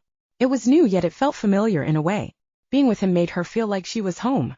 The realizations were making things more and more difficult, yet she didn't have the strength to stop what was happening. She closed her eyes, losing herself in his touch. They trailed down to her breasts, ravishing them one at a time, his thumb circling her sweet spot. He moved to her navel, swirling his tongue around it and grazing his teeth against her ribs. Malik, she moaned. He looked up at her as his broad shoulders settled between her legs. He took his time, kissing along each of her inner thighs, and then his mouth went down there, his tongue replacing his thumb. Vanessa's eyes shot open as she felt his mouth working her core. Oh, FCK. She screamed out as he took her breath away by thrusting a finger inside her. Her hands gripped the sheets above her head as she thrust her hips, his mouth moving in unison with them. Malik took her to the edge and pulled back, licking his lips. His hips now moved up between her legs, teasing her opening with the head of his cock, and dipped his head to kiss her, giving her a taste of herself as thrust deep inside her. It was erotic getting a taste of herself from his lips. It only took a couple of thrusts before her orgasm sent her over the edge, taking him with her. He stayed with her until both his cock and her walls stopped spasming. He gently laid himself atop her and kissed her deeply. It was as though he sensed that she didn't want to think. She needed to just do. Vanessa rolled him onto his back. My turn, she said with a seductive tone. Her lips were now on his neck, her tongue licking everywhere she kissed. Malik thrashed beneath her, his hands in her hair, his moans deep and throaty. She ravished his nipples one at a time, moving down to his stomach, stopping at the curls. She flicked her tongue against the head of his aching cock and suckled as much of his length as possible into her mouth. Her hand covered the rest. Malik struggled to keep from thrusting wildly so as not to choke her. His hand tangled in her hair, keeping it off her face. Look up at me. Look at me while you do that. His command sounded desperate, almost harsh, and Vanessa obeyed it. Her eyes met his and Malik groaned, You're so f***ing hot. She bobbed her head up and down, her mouth tight around him, her teeth gently grazing the sensitive skin. Vanessa, I'm going to, he growled as she let him cum in her mouth. He was salty and a touch sweet. She swallowed every shot of cum that entered her mouth and pulled off him slowly. She licked her lips and straddled his hips, crushing her lips to his to give him a taste of himself. She cuddled up to him after going another round and pretended to fall asleep. She wasn't even sure if Malik slept at night. She knew he did during the day, but night was a whole other story. She hoped he would fall asleep soon as he went out that morning. Maybe it was the afterglow, but the longer she laid with him, the harder it was to stay awake. The harder it was to go through with her plan to leave him. Reality was coming back to her. Byron had lost another day, and time was ticking for her to kill the man beside her. Before she knew it, she was in another damn blissful and perfect sleep. To her surprise, when she awoke, Malik was still there. Sleeping. Her stomach growled and she slowly slid out of bed to go make herself something to eat. She pulled some eggs and bacon out when she heard a buzzing sound on the counter. It was Malik's phone. She looked at the phone as it lit up with a text message from Julius. Malik, I found the results you wanted. Those people you had killed a few years ago were Byron and Vanessa's. Chapter 31, Deceiver. Malik. Malik woke up as night came and felt around the bed, finding it cold and empty aside from himself. He sat up and listened for any sign of Vanessa in the house. He went to her room, she wasn't there. He went to the library, not there either. Vanessa, he called out. No answer. He went to the kitchen where he'd left his phone and the screen lit up with a text from Julius. Vanessa had been in the kitchen, there were eggs and bacon on the counter, now spoiled at this point. FCK. She saw the text. And what rattled him all the more was that he had no idea what Julius was talking about. But how could she know any different? He growled as he rubbed his hands over his face and threw the eggs across the kitchen. He didn't even care that egg had gotten all over his walls, the marble counters, and the tile floor. She hated him. She had to. Now that Byron was no longer leveraged, she had no obligation to be there. He grabbed his phone and called Vanessa. Voicemail. Damn it. Damn it, damn it, damn it. Vanessa, it's Malik. Please know that whatever text you saw, it's not what you think. Please believe me. He texted her the same message just to make sure she got it. He then called Julius. Hey, Julius said after picking up. What is this information you think I asked you to find? We had this conversation last week, remember? I can say with complete and utter honesty that I don't recall it. I never had anyone killed, you know me by now, I do my dirty work myself. Malik, you're confusing me. We sat there at Lust, you asked me to dig up some information about some people you had killed a few years ago. Who did I have killed? Miranda and Daniel Owens. You wanted it staged as an accident. And why would I need you to find some information about people I had killed? You wanted a DNA test to confirm that they were Byron and Vanessa's parents. I'm on my way to Lust. Meet me there, you're going to show me exactly how this conversation went. Malik hung up the phone. He got in the shower and stood there under the pouring water questioning his very existence. Julius was so sure of all this and yet Malik recalled nothing. He never had anyone killed. As he said before, if he wants someone dead, he goes and does it himself. He drove his own car to Lust and went inside. Julius was there waiting for him. Your timing couldn't be any more impeccable. Malik growled as he sat down at the bar. Why? Julius asked, confused. Don't worry about it, just know I'm pissed at you. I just did what you asked me to and got back with you, just like you asked. Malik shot Julius a glare. You and Aaron are my most trusted right-hand men. How's it that there is some kind of conversation we had about this and you're completely convinced of it? Well, I admit, I was confused when you approached me. See, I didn't know you had some people killed a few years ago. But you were so sure you did that I went along with it. You asked me to get a DNA test to confirm their relation to Byron and Vanessa. You told me to text you as soon as I had it. So I did. Malik rubbed his hand over his face. And then it hit him. Recent events raced through his mind. A threat that the Balthazar twins made. He just remembered that they were known shapeshifters able to take on any form they desire. Now this was making sense and he had to be quick-witted. He looked at Julius and asked a question only he would know. What is the password to access my family's tombs? The password? Julius chuckled and shifted uncomfortably. Oh, don't tell me you forgot. Malik sneered. You are after all one of three that knows it. Julius' face began to disappear and in its place Alfred appeared. You figured me out. Malik rolled his eyes. You really thought I wouldn't? It became too obvious after a minute. How so? Well, at first, I had a hunch that you may have approached Julius as myself, but then asking him to get some DNA test from someone I had killed years ago, he wouldn't have done that. He's not that stupid. Then I remembered some little threat you made a while ago about framing me for the death of their parents. Honestly, Alfred, you and Alec need to do better than this to pull one over on me. Malik shook his head. Oh dear Malik, we already have done better. See, we knew Vanessa would be the first to see that message. Malik gave Alfred a menacing look. There was only one way they could have sent that message from Julius. What did you do with Julius? I thought you'd never ask. Alfred mused as he went behind the bar and pulled up a large jar with Julius' head and heart inside of it. Malik closed his eyes. Julius was his friend and right hand since he built New York. There he was, his head and heart in a jar. That is how Julius' life ends. With Alfred's bitterness toward Malik. What reason did you have for killing a vampire who had nothing to do with any of this? He was your friend, right? He had everything to do with it. He helped make the city what it is. Empires rise, empires fall, and the good captains always go down with their ship. Julius was collateral damage. Malik stood up seething with rage. His hands trembled at their sides. Alfred noticed his state of anger and hatred and let out a mocking laugh. Did I kill someone you care about? Malik bore his fangs and lunged himself at Alfred, both men crashing through the glasses along. Chapter 32, Now She's Awake. Vanessa. Vanessa didn't waste a second as she ran upstairs, got dressed, grabbed her phone and purse, and left. She pounded on Riley's hotel room door. V? You look like you've just seen a ghost. Riley said groggily as she rubbed her eyes. Vanessa looked at her with shock and loss of what to do in her eyes. Malik killed my parents. Vanessa's voice shook. Riley's eyes widened and she grabbed Vanessa's hand and pulled her inside. Okay, start from the beginning. What happened? Vanessa sat down and Riley grabbed a water bottle from the mini fridge, handing it to her. I was so happy when I woke up this morning, Vanessa cried as she opened the water bottle and took a large swig. So last night, Malik and I, This morning I went to make myself some food and the counter vibrated.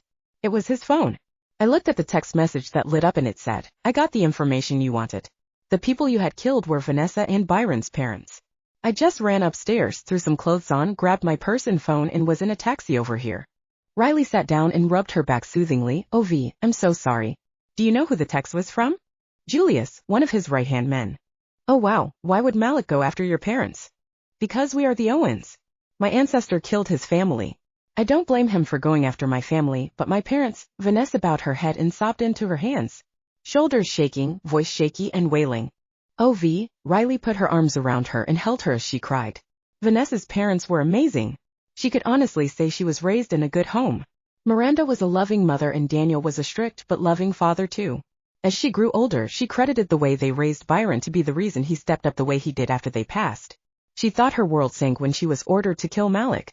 But now, after he told her he was in love with her, he was the reason her parents were taken from her. How could she forgive this? You know what he said last night? Vanessa muttered after the sobs calmed down. What's that? He looked me in the eyes and told me he thinks he's in love with me. Riley's eyes widened. Whoa. That's a little heavy. The worst part is, I think I'm in love with him too. Vanessa fell back into Riley's arms as the sobbing started back up. Oh V, that's not your fault. The man is damn charming and he was so kind and respectful to you. Even ruffled your feathers a bit. I'd be worried if you didn't fall for him. I can't love him. It's bad enough he was going to kill my brother, but to find out he's the reason my family fell apart and Byron ghosted me, it's not right to love him. You can't make any rash decisions right now. Tell you what, finish your water, you go take a shower cause girlfriend, you reek of sex and blood, you probably want to wash Malik off you. Just sort yourself out in the nice, hot, pouring water. Vanessa nodded. Yeah, I do need to go wash the son of a bitch off me. She finished the water and went to the bathroom. She stepped into the nice, hot shower and sighed as it poured over her. She took her time shampooing, conditioning, washing, exfoliating, and shaving. Her thoughts wandered until the hot water put them all into one place and fell one at a time. She could admit to herself she was attracted to Malik at first. Even after making up his mind to kill Byron, she couldn't ignore the fact he took the time to hear the pleas of one that was just a human. But he wasn't always so great. The time Alfred and Alec came into the picture, and he offered her up as their guest drink. It wasn't anything like when he bit her. They were painful and she simply just endured it. When Malik bit her, it was erotic and she honestly craved his bite. But what if all this was just a play? A way to really destroy her family, a way to destroy her? What if her resemblance to Katrina Owens was the reason Malik made her fall for him? What if he left his phone on the counter so she would see the text and run away? Maybe Malik would hunt her down now. Play on her weaknesses now that she bore her body and soul to him. Vampires, they really are cruel creatures. Even the nature turned Byron cold enough to ghost her for 3 years. How could she spend all those years building up walls only for Malik to peel through the layers one by one as he did her clothes when they were in his bedroom? Of course he made it wonderful. He wanted her to fall for everything. Vanessa was sure of it. Suddenly she felt a whole new hatred for vampires. Those cruel and deceitful creatures would pay for ripping her family apart.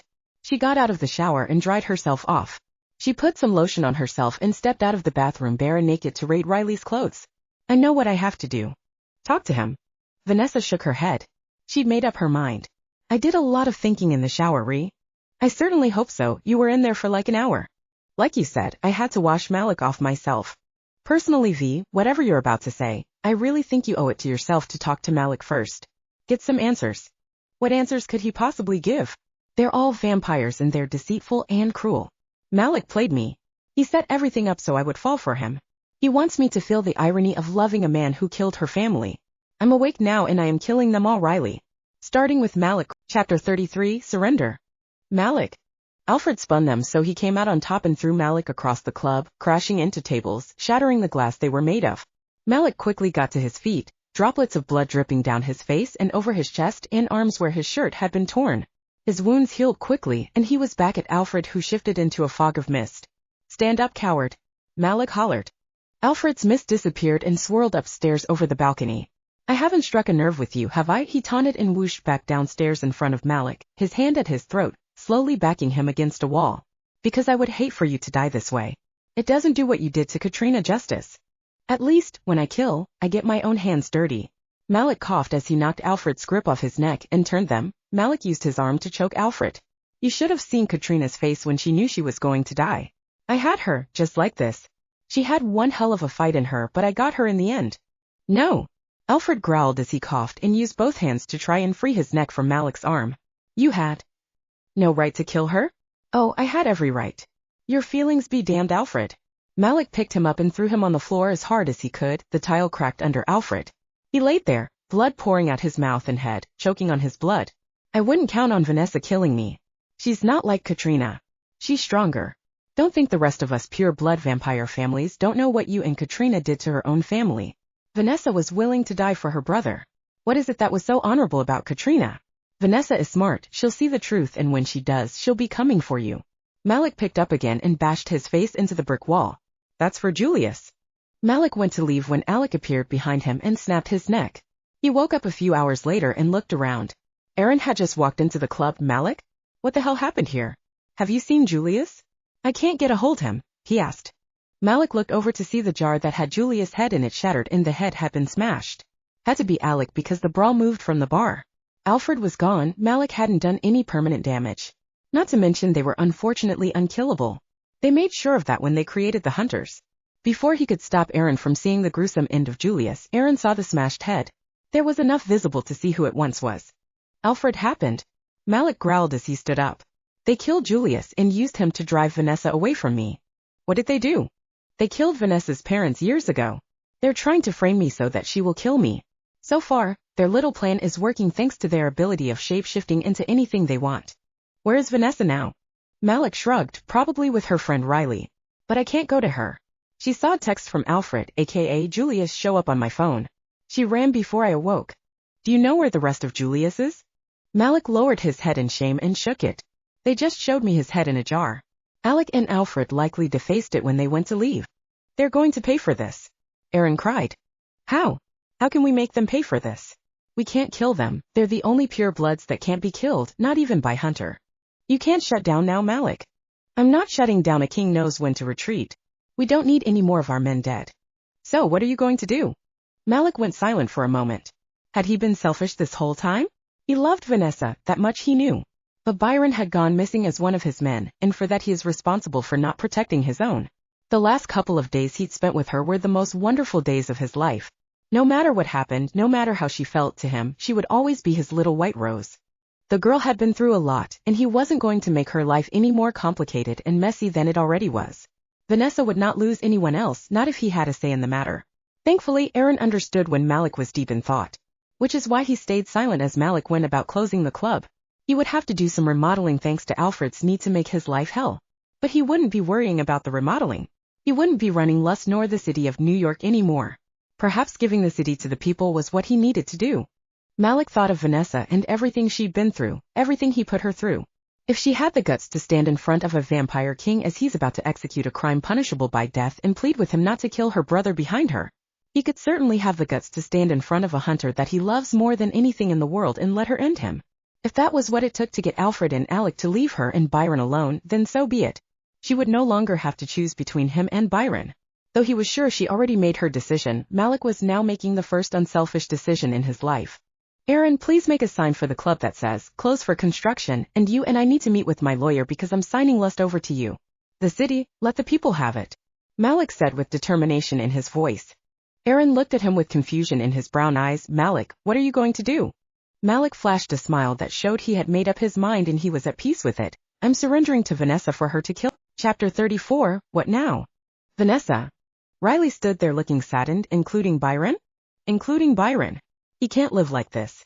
My parents wouldn't have wanted that for us. So I'm giving him a mercy killing. Vanessa shrugged indifferently as she tugged on a bra and panties. Oh no, that is where I put my foot down. Riley said as she stepped closer to Vanessa. If you kill Byron, you'll have to go through me. Vanessa chuckled. Through you? Didn't my family invent you? No, they didn't. Riley sneered as she shook her head. I don't know what's gotten into you, but I'm not going to sit here and listen to you plot the deaths of everyone you and I care about. I suggested a shower to clear your head, not congest it with this bullshit. First of all, they're not people, they're vampires.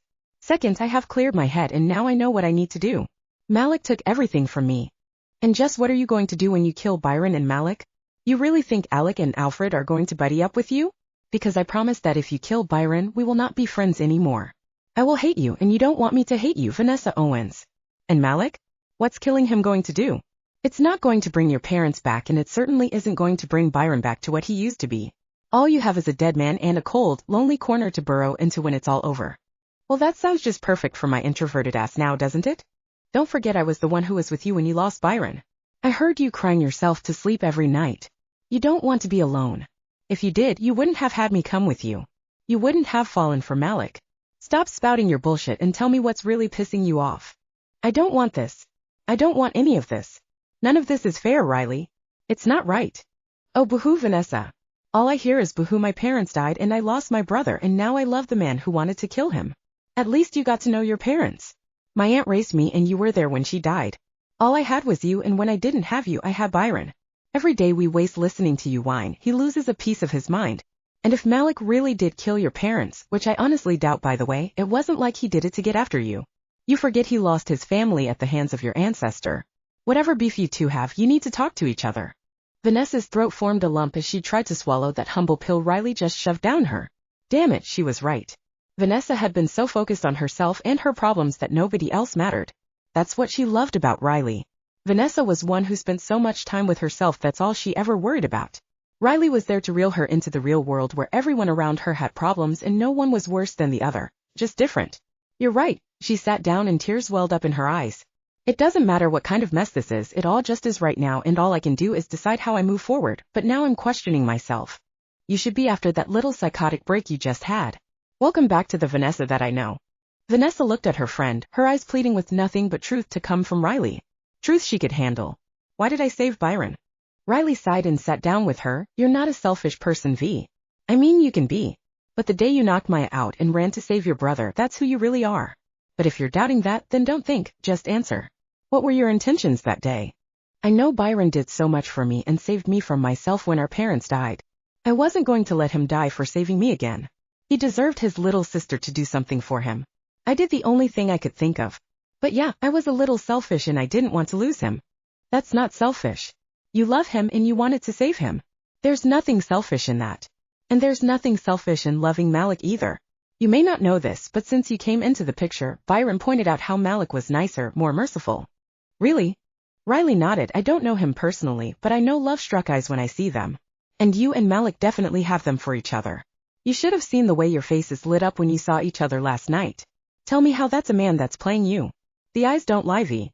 Say he did kill my parents, is it sick of me to love him then? People can change, V.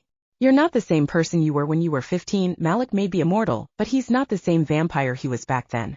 So what you're saying is this is something I can look past? I believe we can forgive anything we want to forgive. If he did kill them, remember what could have driven his motive. You two falling in love could be what breaks the cycle of killing generations of people to punish them for their ancestors. Vanessa chuckled softly. You know why he called me his white rose? Why? He said that I was like a rose planted in a bunch of crap, and somehow I came out of it all this pure soul. Riley smiled. You are a pure soul and a strong one to boot. Vanessa smiled and put a t-shirt and jeans on. So, how do we save them both? Chapter 35, Something's Not Right. Vanessa. Vanessa and Riley had made a pact to stick together and strategize how they were going to save Byron and Malik. She heard Malik's message and read the text. She did owe it to herself to talk to him and get some answers, so she called him up. Vanessa? Malik asked in surprise. I want to talk, can we meet somewhere? How about home? The question stung her. Something in her gut told her it was all going to work out, but her gut insisted they don't go home. For whatever reason, they shouldn't be anywhere private. Take me out to dinner? You must know a million good places. All right, there's a fancy French restaurant on 5th Avenue. Meet me there tonight. Yes, I'll be there in a red dress. Vanessa smiled as he growled playfully in response and hung up the phone. She wasn't sure what to expect, but all the same, a talk would be had to sort some things out. Riley helped her with an updo that allowed curls to hang loose. They went shopping for a red dress that was elegant, with a high slit up her thigh. She wore red stiletto sandals to match. Red lipstick to complete the look. Vanessa was ready to meet Malik. She stepped out of the cab and held her silver clutch close as she stepped inside the restaurant. Malik was there, dressed in a suit and tie, and that cologne he wore. Vanessa's knees should have gone weak as he took her by the hand and escorted them to their reserved area. I rented this section for the night. We have things to talk about and we don't need anyone around. The gesture could have been romantic, but something was off and she couldn't pinpoint it. This was Malik. What was her deal? Maybe she really lost some feeling for him? He looked and smelled amazing, yet there was an energy coming from him that made her stomach sting in a way that told her she needed to be careful. That's thoughtful of you. She smiled. I really want you to know that I would never do anything to hurt you, Malik said with sincerity as he reached across the table and took her hand in his. Again, this made her stomach boil rather than flutter. I know you wouldn't. Vanessa was now forcing herself to smile. You would have done so by now if that was your intention. Malik stared at her with adoration in his eyes. You are everything to me. I hope you know that. So you've mentioned. She chuckled, trying to hide the uneasiness in her voice. If you're wanting me to say it back, I can't right now. I hope you understand. Of course I do. I just want you to know how I feel. I am so in love with you. Vanessa pulled her hand back when he went to kiss the back of it. Did you have my parents killed? Malik closed his eyes and sighed heavily. He made no eye contact when he admitted that, yes, I did have them killed. You told me you've forgotten the Owens name. You told me how that name wasn't worth remembering after you killed Katrina. So which is it? Did you really forget it, or was that some line of bullshit you told me so I wouldn't find out that you set out to kill everyone in the Owens bloodline? Malik sat there with sadness deep in his eyes. Please Vanessa, you have to know, I did all this before I fell in love with you. I turned Byron so that you would come out here one day by my permission and I would end you both. But I fell for you instead. I wish I could turn back time and give the parents to the woman I love back. Oh Malik, how your stories do not line up. Maybe this was the truth all along and she felt icky around him because she knew the truth before he said it? Vanessa looked at him and shook her head, but you can't turn back time and give them back. You owe me something though. I need to know how it happened. How did they really die that night? You wish to know? Vanessa nodded with certainty. Don't hold back. If you're going to confess to me, I don't just want you hear that you did it. I need everything. Malik rubbed a hand over his face and rubbed his goatee. You know how it started with Katrina. I may have told you that I put the Owens name out of my mind and never thought of it again, but that wasn't true. My hatred for them festered over time. Killing Katrina wasn't enough. I needed you all dead. So when I found out Katrina had a son that grew up and married, I swore that I would let generations be born, but I would kill you all one at a time. I would make you all suffer slowly as Katrina did with my parents. The Owens line will never stop paying for what they did to them. Vanessa listened to the story and she found she couldn't even look at him. Not because the confession was despicable, but because the story just didn't line up with what Malik told her before. Everything she knew about Malik, this wasn't him. From what she knew, Malik was a man of honor and integrity. He stuck to his rules no matter what. And he was a man of mercy, which is why his next statement told her he couldn't be trusted. When I went to kill your parents, I stood in the middle of the road and they slammed on the brakes, causing them to go headfirst into a tree. I pulled each of them out of the car and shoved them in the trunk of the one I was driving. Julius and I took them out in the middle of the woods. I tortured Daniel by killing Miranda first. I did it slowly. Painfully. I chewed off her limbs one by one until the shock overcame her and she died. With Daniel, I ripped him limb from limb. His head was the last to go. Vanessa felt her stomach turn and she stood up. Please excuse me. She ran to the bathroom and doubled over the toilet, throwing up as though her body was disposing of every gruesome detail there was. So many questions ran through her mind. Was that really their bodies at the funeral? How did the media deem the sight of the car and what happened to their bodies an accident? She pulled out her phone and called Riley. How's it going? Riley asked. He confessed everything. I just honked my guts out. I'm sick to my stomach around him, Ree. I can't do this, I have to go. You're not going anywhere. Malik said, standing in the doorway of the women's restroom, a sinister grin on his face. Chapter 36, Injected. Vanessa.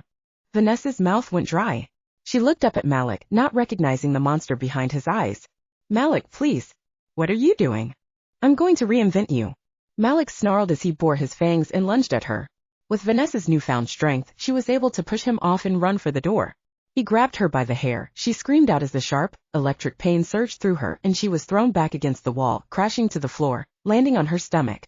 Malik went up to her, pulled her up, and from behind he sank his teeth into the throbbing vein of her neck. The teeth felt like sharp razors going in, and her blood, none was being drank. No, something was going into her veins, so cold it burned. She felt the sensation go all the way to her heart. Then the teeth were ripped from her neck. She wanted to scream but she couldn't project anything. She faintly heard growling and crashing in the background. Her vision was blurring and she swore she saw two Maliks fighting one another. One began to turn blonde and white, and as the venom hit her arteries she passed out from pain. The last thing she felt was a strong pair of arms scoop her up and carry her away. She wasn't sure how much time passed. Hours? Days? Was she even alive? Did she want to be? She slowly opened her eyes in a warm, friendly face. Riley. Welcome back, V. Riley grinned. How long was I out now? Vanessa asked as she rubbed her head. Just a few hours. How did I get out of there? Riley gave her a water bottle and plopped down on the bed beside her. I was on my way. But Malik, he beat me there. The Malik you met last night. Wasn't him, Vanessa sighed as she ran a hand through her hair. Where is he now? The imposter or the love of your life? Vanessa shot her a glare, both. The imposter was Alec. Malik came in and fought him. He brought you back here, but he figured you wouldn't want to see him, so he left. Vanessa didn't bother hiding the disappointment on her face. Malik came for her last night. Without so much as knowing where she was or what she was doing. Things were still too far unclear. How was there an imposter when she was sure she spoke to her Malik on the phone? If there was one thing last night taught her, it was that to save both, she had to trust her gut. If it helps, he kissed your forehead. Vanessa placed a hand on her forehead and sighed. Oh, how she missed him. But she needed to be sure of things. She needed to save Byron, save him, and kill Alec and Alfred. Riley Malik, or Alec, bit me last night. I know Malik came in and pulled him away from you. Vanessa shook her head. No, Riley, he wasn't feeding from me.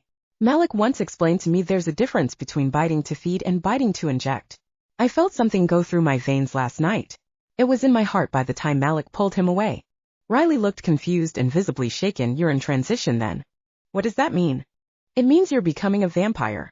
Vanessa shook her head vigorously. No, we have to make it stop. How do we make it stop? I don't think we can, Vanessa. I honestly don't know what to do. I've never heard of a hunter being turned into a vampire. I don't know what that entails. You weren't human when they bit you because hunters are supernatural too. Vanessa's eyes started moving as the wheels in her head began turning. If I was supernatural, maybe I won't be a vampire. Riley shrugged and looked at her with guilt in her eyes that she couldn't help her. Well, it's been hours and the venom was in your heart. How are you feeling? Vanessa shrugged. I feel normal, I guess. How does a bottle of water sound? Amazing. That's a good sign. Your bottle is right there. Try some and see how you feel. Vanessa looked over at the water bottle and opened it, taking a long swig. Maybe she was just that thirsty, but it was the most refreshing thing in the world at the moment. Vampires didn't drink water, did they? Riley watched her guzzle the water and sighed with relief. Well, you definitely enjoyed that. Vanessa nodded. Yes, I did. Now I could use some breakfast. How does a bacon Gouda sandwich from the coffee shop across the street sound? Let me get changed and let's go get it. Riley nodded as Vanessa raided her closet once more. We are going to have to go clothes shopping, you know. Or do laundry. Vanessa teased. Yeah, you up for washing my clothes constantly? All right. Vanessa laughed and pulled a t-shirt from the closet. So what do we do about my getting bitten? Riley shrugged. Honestly, V, all we can do is watch and observe. I don't want to be a vampire. At least not by Alec or Alfred's doing. Riley arched a brow. So you would consider it? Vanessa shrugged out of the red dress and threw it in the trash. Hey, we paid good money for that. Riley protested. And I wore it on one of the shittiest nights of my life and I got bitten and have to endure the anxiety of mystery side effects until I know what's going to happen. This dress is garbage. Okay, fair enough.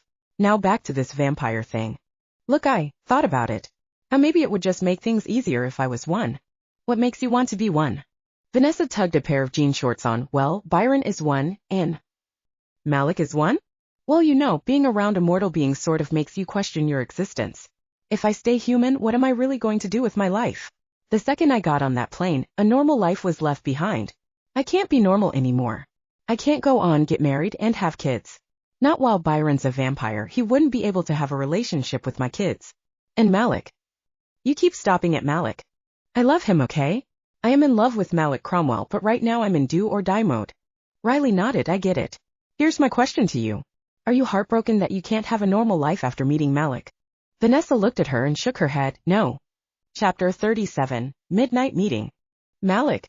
Malik sat in his room sipping a bourbon glass full of blood. He grabbed the wrist of the passed-out woman on the floor beside him and squeezed more blood into the glass and swigged it. He needed to start watching his back. He had plans to go meet Vanessa last night, but that damn Alfred snuck up behind him and snapped his neck. He saw that Alec was pretending to be him. He stood back and watched as they interacted. She was uncomfortable and Alec was being too damn obvious. He could see by her body language that she had to know it wasn't him. He listened in on their conversation with his sharp hearing. He growled low in his throat as he heard the details of what those two psychos did to her parents. How Alec could look at her and put that image of her parents into his head reflected the monster he truly was. He watched Alec follow her to the bathroom and proceed to attack her. Malik didn't even hesitate when he jumped through the window and lunged himself at Alec.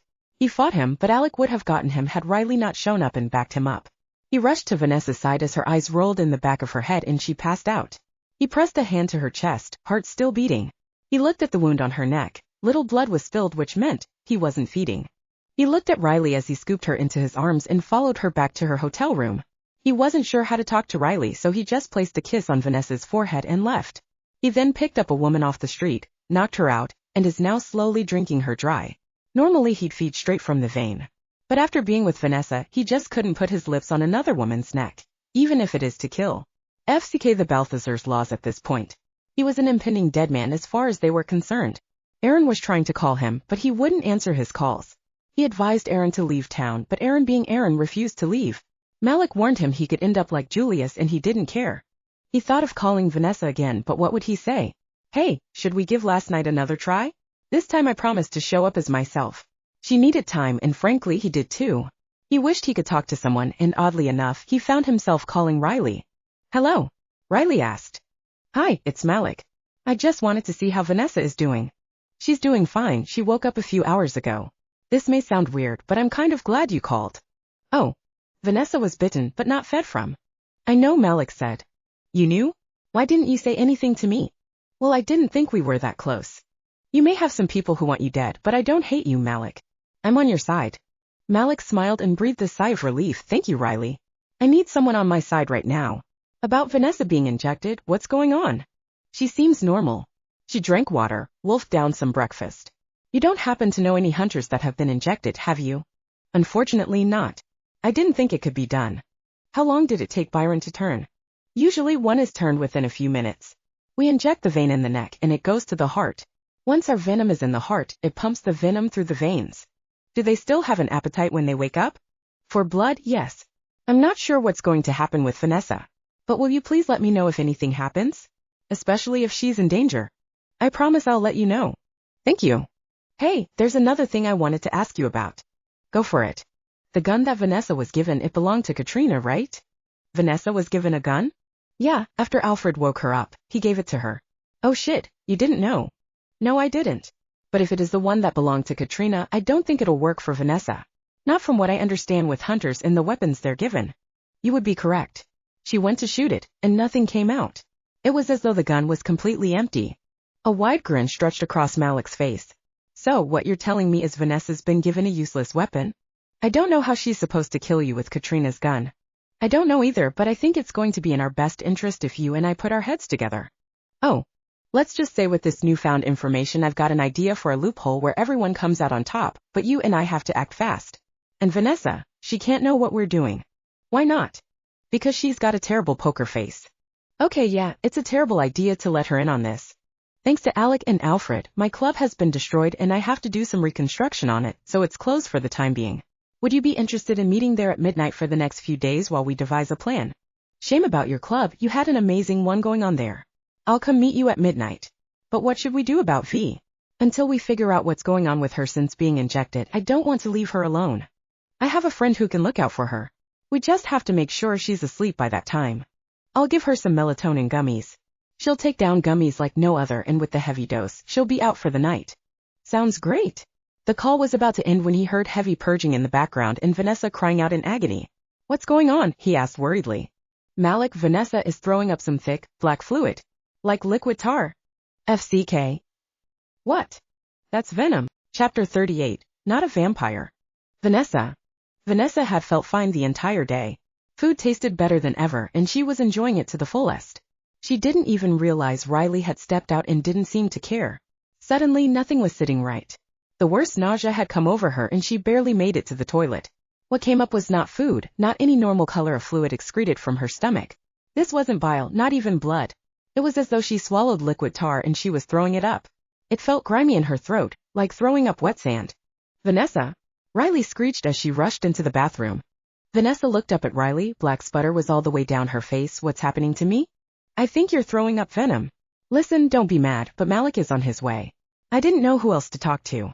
Vanessa spit out some of the grimy fluid. You called him. Her tone wasn't angry. On the contrary, it was more on the hopeful side. Actually, he called me to ask about you. If Vanessa wasn't throwing up the weirdest and most surreal thing she'd ever thrown up, she might have had butterflies and a smile on her face. She wasn't sure when the vomiting would stop, but it did. Thank God. It wasn't even 5 minutes before Malik came pounding on the door. Riley let him in and he whooshed into the bathroom. V? Are you okay? Vanessa looked up at him. She looked like a horror poster child with the black mess all over her. I don't know. May I? Malik asked, gesturing the desire to examine her. She nodded. Malik grabbed a washcloth and wet it down in warm water. He knelt in front of her and carefully dabbed her face. It wasn't perfectly clean, but at least she didn't look as bad as before. Their eyes met as he began to feel her pulse under her jawline. What happened? He asked softly. You or imposter, you bit me. She said, her eyes never leaving his. She wanted to sit there and get lost in them. It was a relief to see her Malik and recognize the soul behind them. To feel the touch that was so comforting. It was everything she wanted to feel the night before, but it was all replaced by negative vibes that stung into her very core. Being with the real, true Malik made her want to jump in his arms and never leave.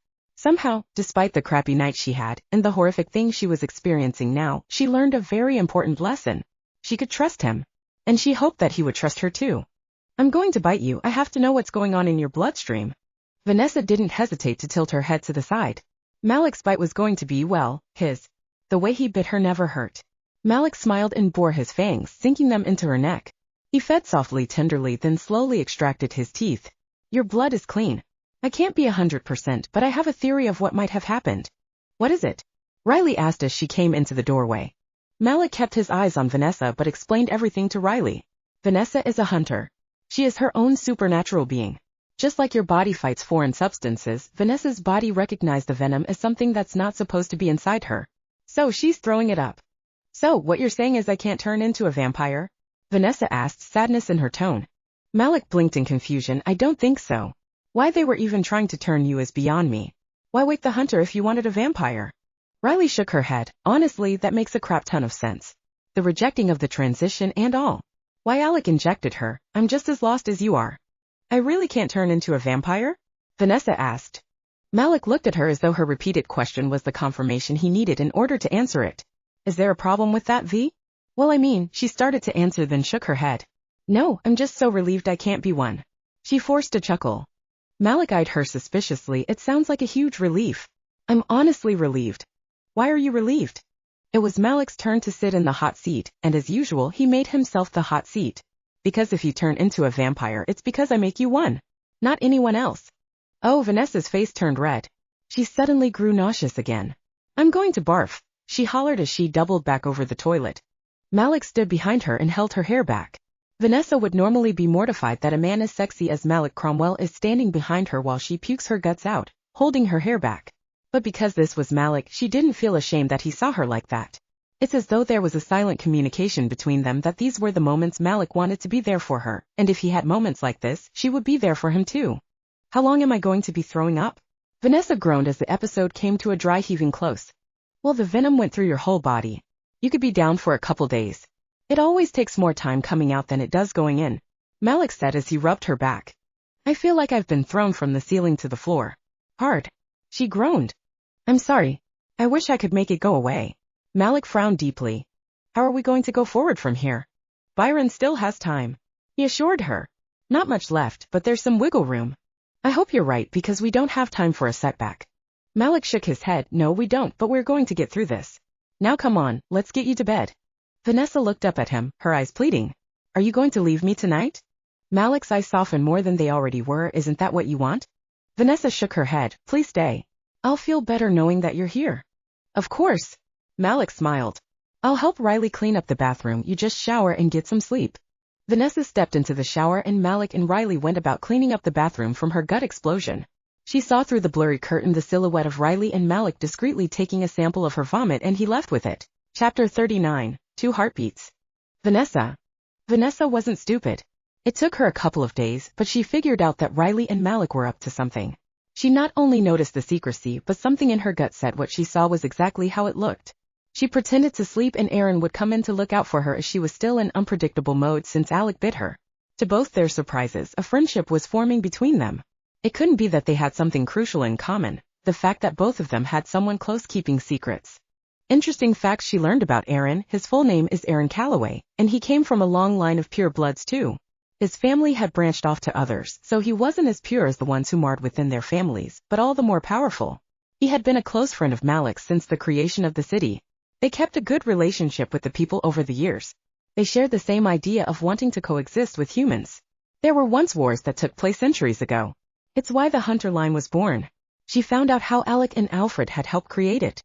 There's a code: vampires can't kill each other, so the ones that were causing problems and fraternizing with humans, the hunters could go kill.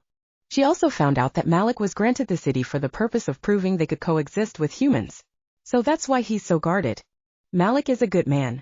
I wouldn't have stayed by his side as long as I have if he wasn't. If I may be honest, I'm relieved you stopped him from killing Byron. None of us really wanted to do that. But Malik is a man of his word and consequences must be neutral. Aaron explained with a smile. I'm really happy to hear that despite living in the world that he has, he's had good friends. But why did Malik make him so nervous? Aaron laughed. He knew Malik could see into his mind. It's a gift we pure bloods have. If Byron thought of you, which he did frequently, Malik saw you. Byron was nervous about Malik meeting you because Malik's known to be a bit of a womanizer. I'm sure he's had centuries of all kinds of women. He mostly likes virgins. Vanessa scowled at this. Oh, so he has a never been touched or penetrated type. How well I fit into that category. Don't get upset. Aaron laughed. I've seen Malik in pleasure mode, but with you. It's not about pleasure. He's genuinely in love and wants the best for you. Vanessa felt her chest swell with adoration for both Malik and Aaron for being the outsider looking in, telling her how Malik feels. I want the best for him too. She smiled. So what movie did you bring tonight? And did you get the chocolate licorice I asked for? Aaron chuckled and tossed the Twizzlers at her. Okay, this one you're going to love. It was made in the 1940s and the acting is actually hilarious. You wouldn't expect it to be a comedy, but it is. Vanessa looked at the DVD cover. Yeah, it looks like it's some old Frankenstein tale. Nah, it's so funny. It's one of my favorites. Aaron popped the DVD into the player and sat back in his spot on her bed. Vanessa tore open the bag of chocolate Twizzlers and went for the chocolate caramel bars in the nightstand drawer. They sat together enjoying the movie as Vanessa chowed down on her goodies. I don't know why, but I've been having these weird cravings lately. I don't usually eat this much junk food in one sitting, but it's like I can't get enough lately. Aaron looked at her with furrowed brows. I would slow down. Your face is looking puffy. Puffy? She jumped off the bed and rushed to the bathroom. She looked in the mirror thoroughly and sure enough, there was a little extra puff in her cheeks. She ran back to the room and looked at Aaron. Oh my God, I am looking puffy. Calm down, V. It's just a little bit. Not a lot. Maybe stop while you're ahead? How about we order something from room service? Have you been eating dinner lately? I've been eating like 5 dinners. Are you still throwing up? Mostly in the mornings. Sometimes if I overeat at night, I will. I just get this heartburn that's so. She shuddered. They looked at one another and a fact was becoming painfully obvious. Vanessa supposed she knew in her gut all along. The food cravings were a dead giveaway. But how could she be sure? When she threw up the venom, she was queasy for a bit and it took a couple days to get it all out. But the vomiting did continue. But this time it was the normal kind. She was so sick of puking up food, it was so disgusting. Yet she craved it. There wasn't any out cravings, but food was almost like a drug to her. Aaron looked at her and they exchanged a silent agreement that he needed silence to listen. He furrowed his brows as he concentrated on her stomach. He looked up at her and Vanessa's mouth went dry. Don't say it, please don't say it. But it was a truth now. Neither one of them could deny it. Pure bloods did reproduce amongst themselves. When was the last time you had sex? Vanessa shrugged. A couple weeks ago? And when did this start? Vanessa ran a nervous hand through her hair and began pacing the room back and forth. A few days ago. Going on a week now. I don't know how it's possible, but there are 2 heartbeats I hear inside you. What do you mean there's 2 heartbeats? Well, there's yours and then there's another one. Vanessa, I'm 99% sure that you're Chapter 40, A Missing Piece. Vanessa. How in the hell am I pregnant? Vanessa's voice screeched. Well, when 2 people love each other, Aaron began. Oh, shut up, I know that part. But he's a vampire, Was the hunter awake when you did it? Vanessa nodded. That could be the loophole. We pure bloods can reproduce among each other, but because you're now supernatural yourself, it could be possible. We can't tell Malik. Aaron furrowed his brows. Why not? Because I want this to just stay between us while things get sorted out. I'm not even telling Riley. If anyone asks, I guess the venom just had a chemical reaction with my body rejecting it, and now I'm doomed to get fat. If Malik listens close enough, he's going to hear it. But Vanessa, you've got to take care of yourself. I will, this isn't the time to be talking about being pregnant. I still have to figure out Alec's motive of biting me. I may have a theory at this point. Oh.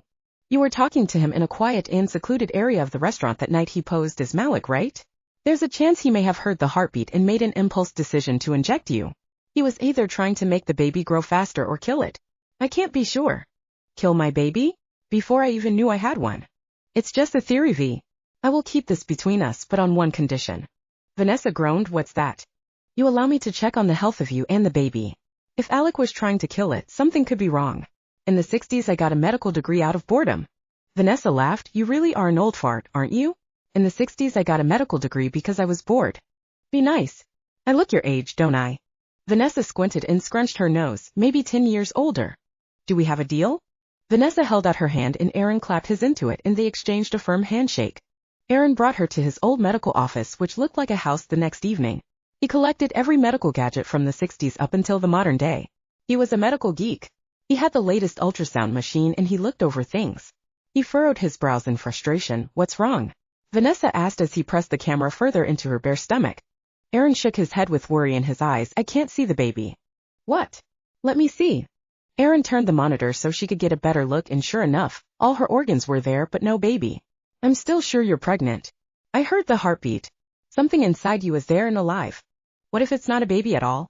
Aaron rolled his eyes at that and looked at her. What else would it be? Vanessa shrugged. I don't know.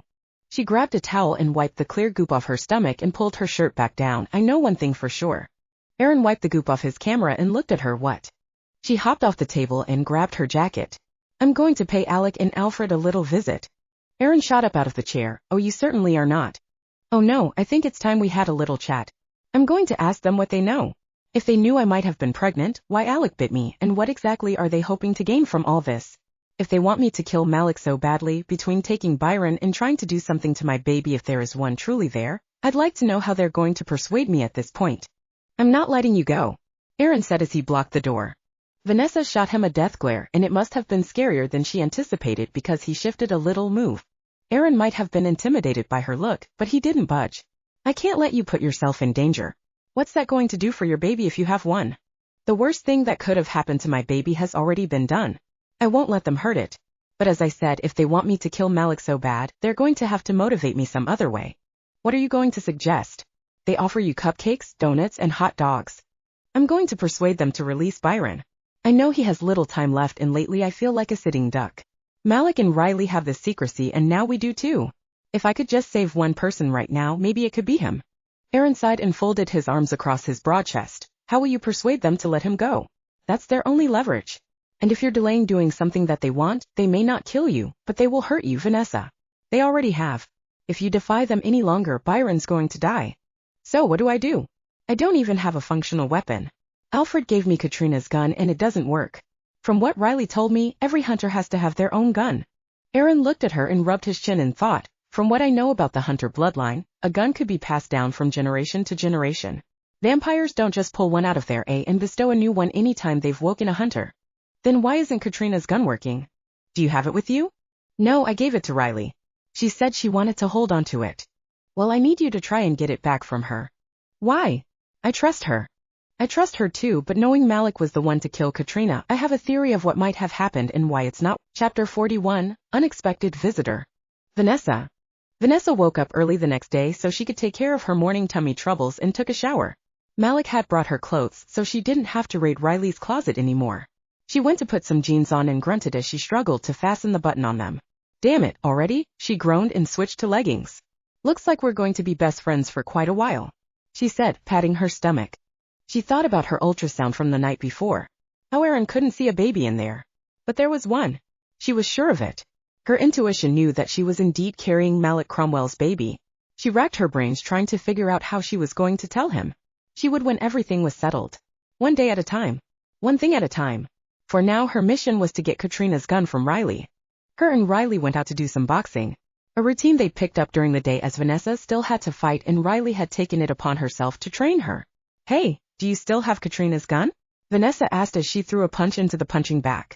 Yes, I do, Riley said as she held the bag still while Vanessa delivered a roundhouse kick to it. Any news on why it's not working? Sadly not, Riley said as she released the bag and went to grab her water bottle. That sucks, Vanessa said as she took a swig from her water bottle. I was wondering if I could have it back? Riley looked at her as though Vanessa just called her out on eating the last Twix bar from her nightstand. I'm doing an experiment on it. What sort of experiment? I think I'm close to figuring it out, so just let me keep it a little longer, okay? Vanessa tilted her head to the side. Riley, let's not do this. Let's not be those friends who keep secrets. I just want Katrina's gun back. What do you need it for if it doesn't even work? Maybe you're not the one who needs to figure it out. Katrina is my ancestor. Maybe I have to activate it somehow. Okay, but what makes you think I'm keeping secrets? Vanessa blew out a breath and grabbed a towel to wipe some sweat from her forehead, because when you think I'm asleep, I know you're meeting Malik. Riley turned red and it wasn't because she was flushed from the workout. It's not what you think. Vanessa laughed. You get around town, but you wouldn't do that to me. I know you. Riley sighed with relief. Fine, I admit Malik and I have been doing some experiments out at Lust since it's closed for the time being. Why didn't you tell me? Riley looked at her with guilt and sadness in her eyes as she tucked a lock of red hair behind her ear. We thought it would keep you safe. The less you know, the better. Safe from what? The fact Byron's losing himself? From the fact I have to kill Malik? How much more shit can be piled on? Malik's just worried. His friend Julius was killed. Alec and Alfred killed him and impersonated him. Malik won't see it happen to Erin or you. Riley, the only way we're going to win this is if we work together. Riley nodded. I agree. So what are you and Malik doing with the gun? Honestly, it's mostly him. Personally, I think he has his own plan up his sleeve. What sort of plan? Not anything against us if that's what you're worried about. Vanessa shook her head. I trust Malik. I don't think he killed my parents. In fact, I knew it the night Alec impersonated him and tricked me at the restaurant. I think you need to go back to Malik. Am I a burden? Riley laughed. Well, I mean, if you really want to know the truth, she teased. Vanessa punched her arm. OCH. Riley squealed. Sorry, not sorry. Vanessa taunted. They both laughed and Riley folded her arms across her chest. In all seriousness, he's just trying to give you space. But he really misses you and I know you miss him. I do miss him, Vanessa frowned. I just feel like everything is scattered right now and every day I'm haunted by the fact Byron's running out of time. We all are. It's why we're working tirelessly on a plan all the while keeping Alec and Alfred at bay. I need to be part of the plan. You are, it's just, you don't know your part yet. My part is to shoot Malik. Riley closed her eyes. Can you do something for me? Vanessa nodded. Yes, you know I will. I need you to trust us. I do trust you, I just feel like a sitting duck. I also have a confession. Oh. Erin has a theory why it doesn't work. And it has to do with Malik. Really? Vanessa nodded. I know it has to do with Malik. It's why he has it. Riley. I'm sorry I didn't tell you sooner. I get it, you all are just trying to keep me safe. But I'm not the one that needs protection. You've been given a command by the vampire that woke you up.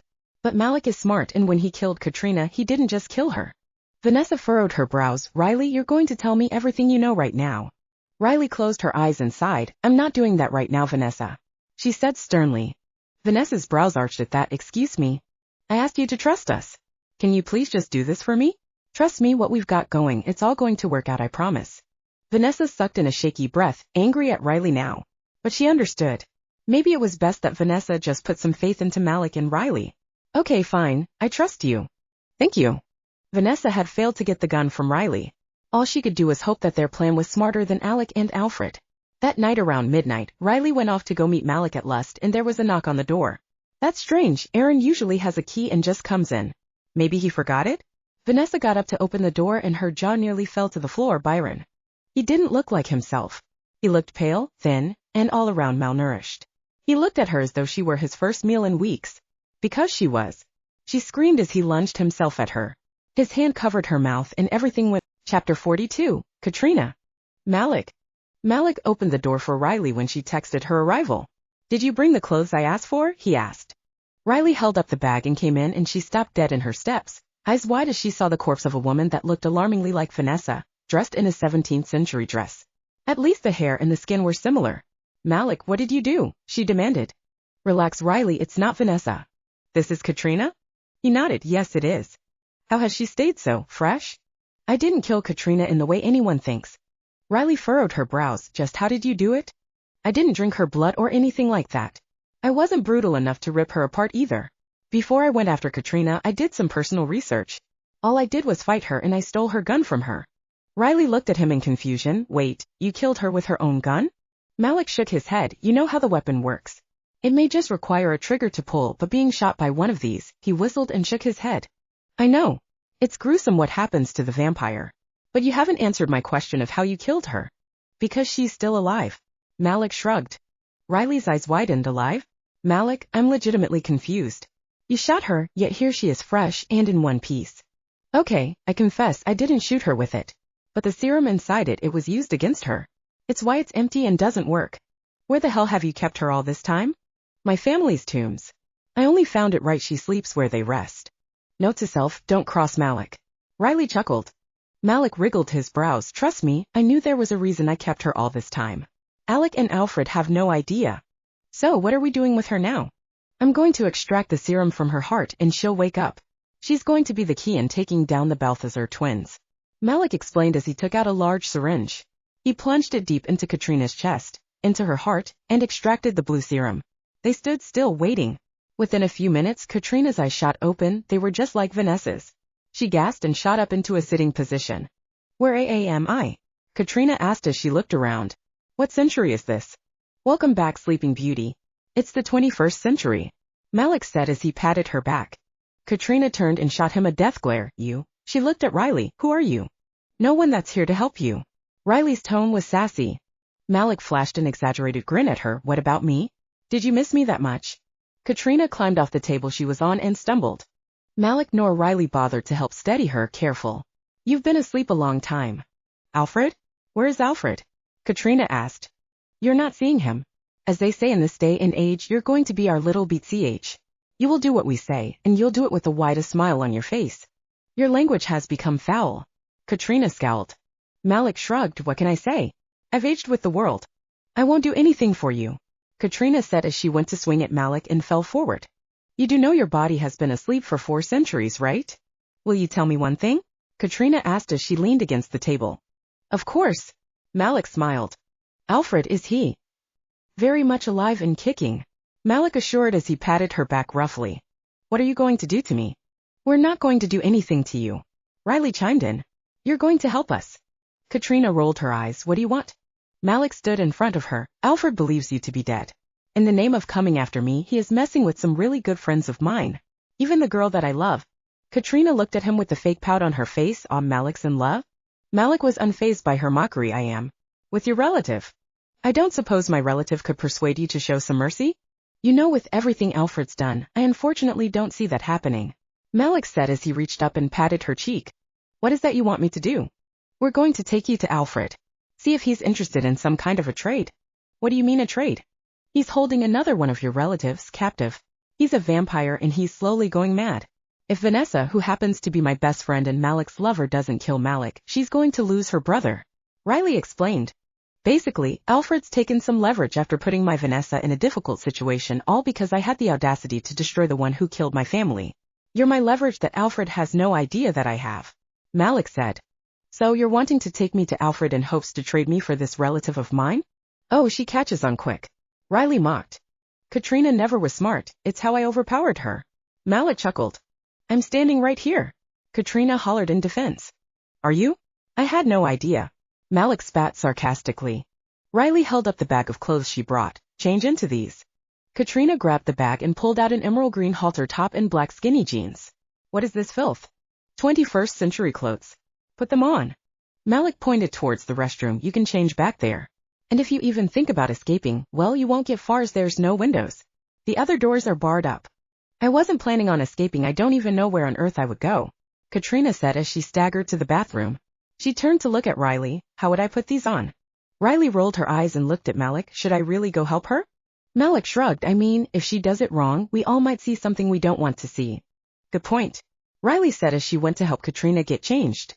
Malik went to get the sample of the venom Vanessa's body rejected and mixed it in with the serum. It was no longer light blue but now a dark blue. He felt his phone buzz in his pocket and saw Aaron was calling him. He answered it. Aaron. What's up? Malik, someone took Vanessa. Chapter 43, Byron's Fate. Vanessa. Vanessa woke up in a chair, a gag in her mouth, hands tied behind her back, and a very thirsty Byron chained up in front of her. He looked at her, growling, reaching for her. He looked like a zombie. She looked at him and she wasn't afraid. She was just sad. To see Byron reduced to this. Were they too late? She couldn't stop her tears from coming out her eyes. We're going to fix this, bye. She thought to herself. You're awake, a smooth voice spoke from across the room. Alfred. Of course it was him.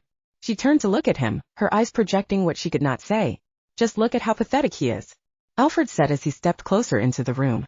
He walked up to Byron and stood in front of his face. Byron bore his fangs, trying to bite Alfred. And Alfred stood there, teasing and taunting him. You might be too late, Miss Owens. Vanessa screamed against her gag and wiggled against her restraints. Alfred turned to look at her with a mocking pout on his face. Something you want to say? Alfred went over and got down to her face level. You're going to listen very carefully. I want you to kill Malik Cromwell within 24 hours or Byron here is gone for good. He then reached up and took the gag off her. Your turn to speak. Repeat what I just said.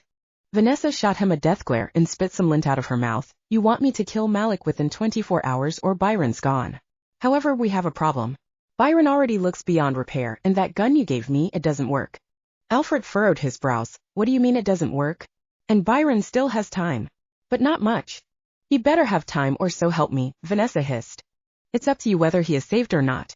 Now back to the gun. What do you mean that it doesn't work? I already tried to shoot it. It's empty. What's delayed you from coming to me about it? You know, between your charms and those cookies you brought to the last meeting, I can honestly say I don't know what kept me from coming to you. She spat sarcastically. Alfred reared his hand back and slapped her across the face. Hard. Blood began to pour from Vanessa's lower lip. He then grabbed her face and forced him to look at her. You did something with the gun, didn't you? Vanessa looked up at him. Yeah, I did. I pulled the trigger and nothing came out. Alfred released her face and licked the blood off his fingers. You almost taste like hurt Katrina. Isn't that the tits? Vanessa sneered. Alfred wasn't listening to her. He seemed fixated on the taste of Vanessa's blood.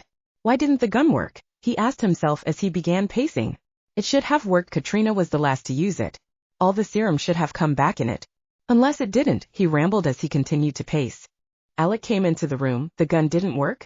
Alfred shook his head. According to Vanessa, it was empty. What? The serum is spelled to return the weapon after it's blasted into its victim. Well, it didn't. If the gun was empty, that means we have to figure out where the serum is. It can't just not exist anymore. Hey dipshits, why don't you let Byron go? Feed him some of your blood and go kill Malik yourself. Vanessa said as she spit blood out. Alec turned to look at her with a confused expression on his face. How are you still human? You mean after you bit me? Vanessa asked with a bloody toothy grin. Yeah, about that. Somehow my body rejected the venom. Thanks for the tar sensation coming back up my throat and making me look like a horror icon. That was fantastic of you. Speaking of biting me, why the hell did you do that? Were you trying to turn me? Alec shrugged. I knew your body would reject the venom. Once it killed the baby inside you.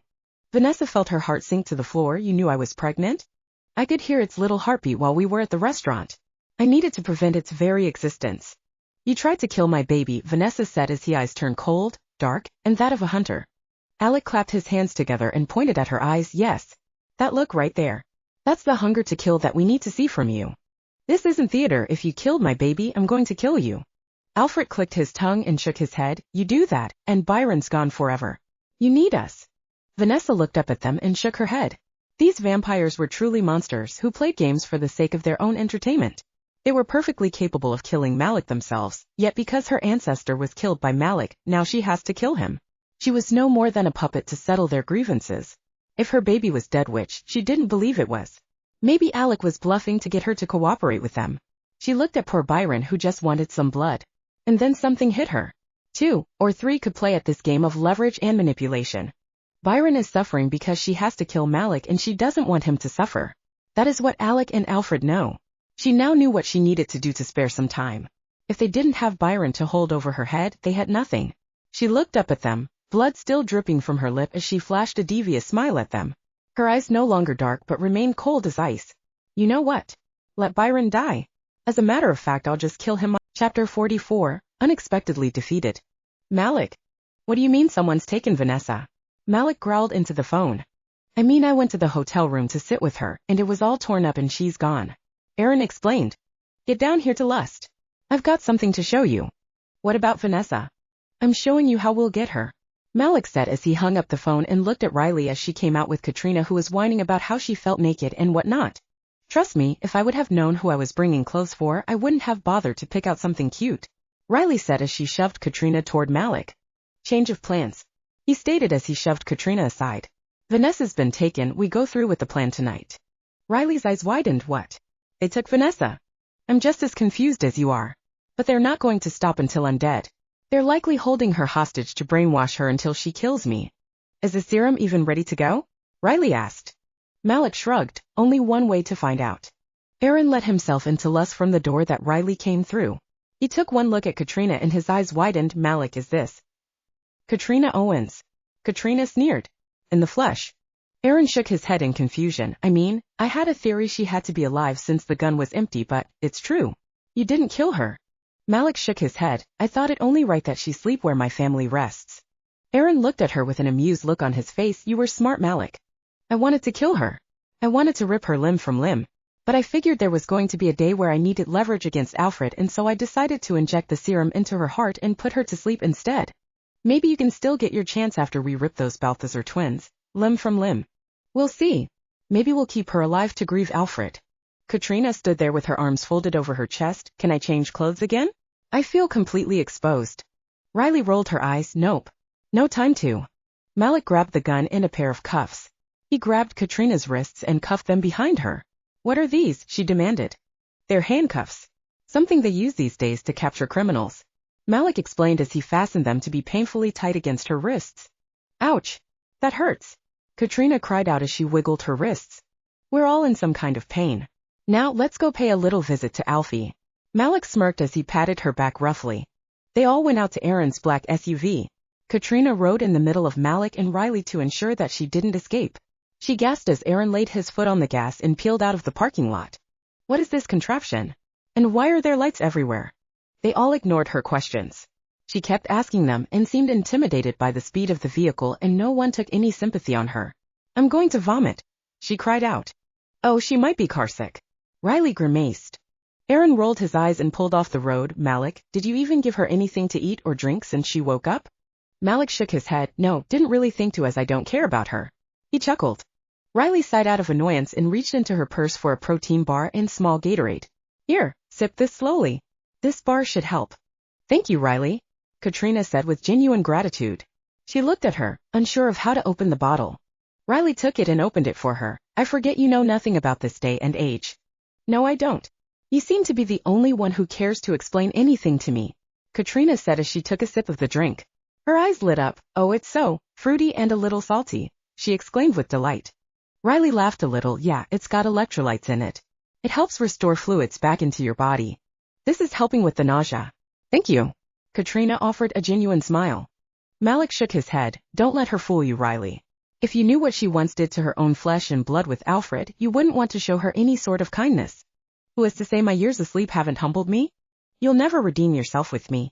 However, I guess we'll find out when you see Alfred and he sees you. You feeling better? Aaron asked. Yes, I am, Katrina replied. Aaron nodded and peeled back onto the road. They'd reached the Balthazar Manor within an hour. Malik walked behind Katrina while Aaron walked beside her and Riley was in the front. They knocked on the door and a new maid in a French maid outfit opened the door. Lord Alec. Lord Alfred. They're here, she hollered. Alec and Alfred came to the door and Alfred's jaw dropped at the sight of Katrina. He wasn't granted the chance to gawk for too long as Malik spun her behind him and he stood in front of her. Where's Vanessa? He demanded. Alfred looked at Malik, a touch of humble in his smug expression. What is the meaning of this? Who is the girl behind you?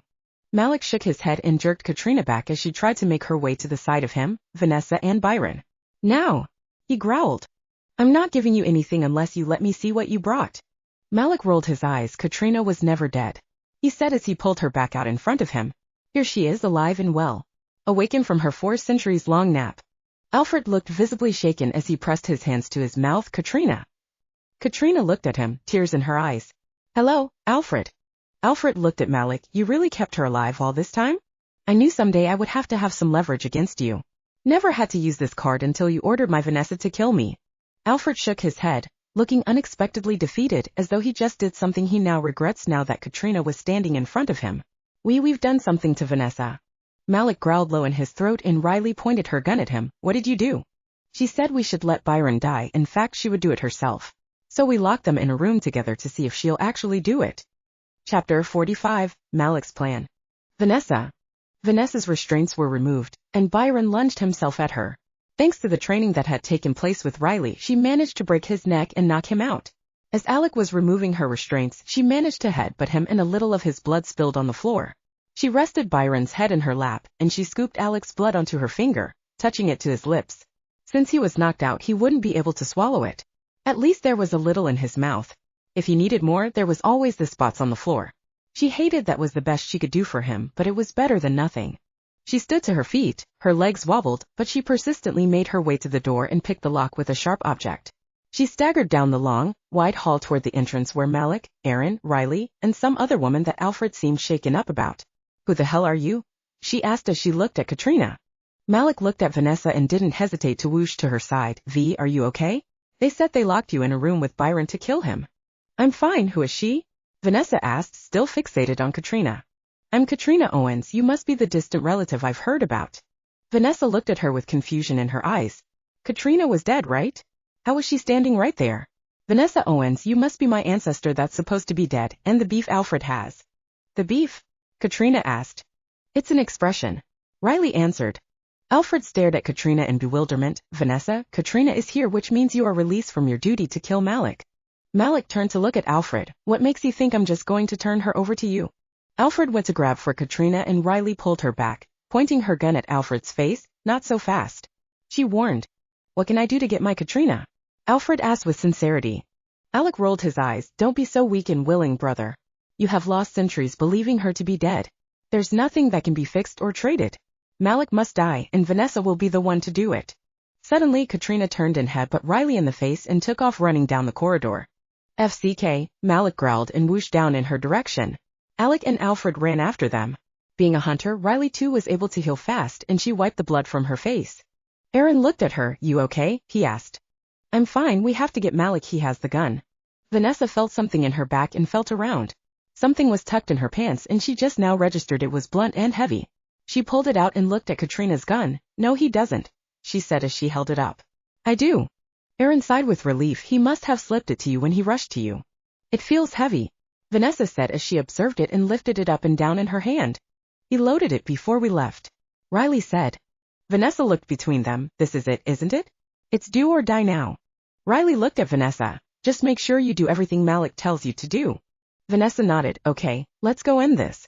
They all ran down the corridor and heard the sound of a brutal fight going down. Vanessa heard Malik hollering out in pain and followed the sound to a massive room. It was an empty ballroom. She was horrified to see them throwing Malik around like a rag doll. Katrina was in some corner trying to get the cuffs off herself. Without hesitation, Riley fired her gun at Alec. The impact shot him across the room and out the glass doors leading to the balcony. He was barely hanging on as his body parts were scattered. Everything stopped. Alfred stopped hurting Malik. Aaron, who had Katrina in a chokehold, looked out at the balcony. Vanessa looked out at Alec. Blood was everywhere. It was a dark color due to the mix of venom. The scene was rather horrific, and it was the first time Vanessa saw a vampire in pieces. Alec's torso and head were all that was left of him. Riley actually shot him with her gun. She was shocked and grateful at the same time. Alfred dropped Malik and rushed to the side of his brother. Alec, he hollered with grief. Everyone made their way to the door to watch Alec take his last breath. Vanessa looked over at Riley, who was looking calm and indifferent. Malik growled at her as his wounds were healing. That wasn't part of the plan, Riley, he chastised. She turned and looked at him. Neither was it for you to get your kicked. So she shot Alec. What's the big deal? Vanessa asked. Malik looked over at Vanessa. The sight might be gruesome now, but it's going to take more than that to put down a Balthazar. Especially one with a twin. Suddenly Alec rose to his feet. Everything was intact, and he had nothing but the bloodstains from being shot on his skin. Riley looked at him in shock and Malik turned to her. Run. Go find Byron. She nodded and ran out of the ballroom. Aaron stood there with a struggling Katrina. Get her out of here, Aaron. The rest is between all of us. Aaron whooshed out of the ballroom, and now it was all down to Alec, Alfred, Malik, and Vanessa. She looked up at Malik, tears in her eyes. What's going to happen? Malik turned to look at her with a confident expression on his face. Yet he looked terrified at the same time. Whatever he had planned he was not 100% on, but it was clearly the only one he had. He flashed an assuring smile as he balled a fist and held it against his chest. When I tell you to, you're going to take that gun in your hand and aim right here, baby. Right at my heart. Don't miss, you got it? As soon as you pull that trigger, you come running to me and let me take things from. Chapter 46. Goodbye, Malik. Malik. By the look on Vanessa's face, she was just as terrified as he was. He wasn't sure what would happen now that Riley pulled her damn trigger on Alec. Both of them came walking elegantly yet intimidatingly into the ballroom. Clearly your hunter friend doesn't know any better. Alec smirked. Malik lifted a one-shoulder shrug. She just wanted you to stop beating the SHD out of me. Well, now you're all dead tonight. Alfred growled as he went to lunge at Malik. And this time Vanessa was standing in front of him. It did stop Alfred, but not for the same reasons that stopped Malik from taking Byron's life. No! Vanessa shouted, holding up Katrina's gun. Only Malik dies tonight. Alfred backed away with a smirk on his face. Oh really? You're finally going to do it. Vanessa turned and aimed the gun at Malik. I'll do it. Right here, right now. Alec and Alfred laughed in unison. Well, this could be entertaining, and finally you understand the importance of your cooperation. Alfred mused, however, I don't think I want you to do it anymore. If I'm going to see Malik Cromwell fall, it's going to be by my Katrina's hands.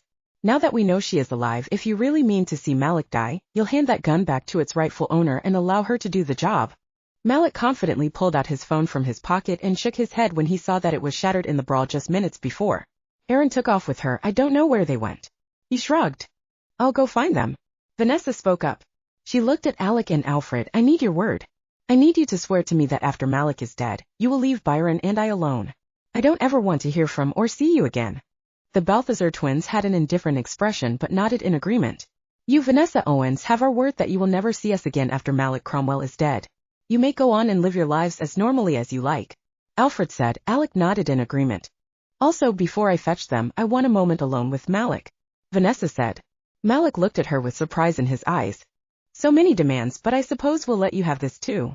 Alec and Alfred disappeared, leaving Slight Miss behind. Vanessa turned to Malik. Her eyes had tears in them. She looked defeated and at a loss. In her mind, they were beaten. This was it. Alec and Alfred had won. Malik, there's something I need to tell you. Her voice trembled. Malik shook his head. No, he wouldn't hear it right now. Now was not the time for the love of his life to look at him with such broken and defeated eyes and say what she needed to say. He placed a finger against Vanessa's lips. Don't do this. Don't say anything that might make this harder than it has to be. She pushed Malik's hand away. No, I am going to say this because it's the last time I'm ever going to see you.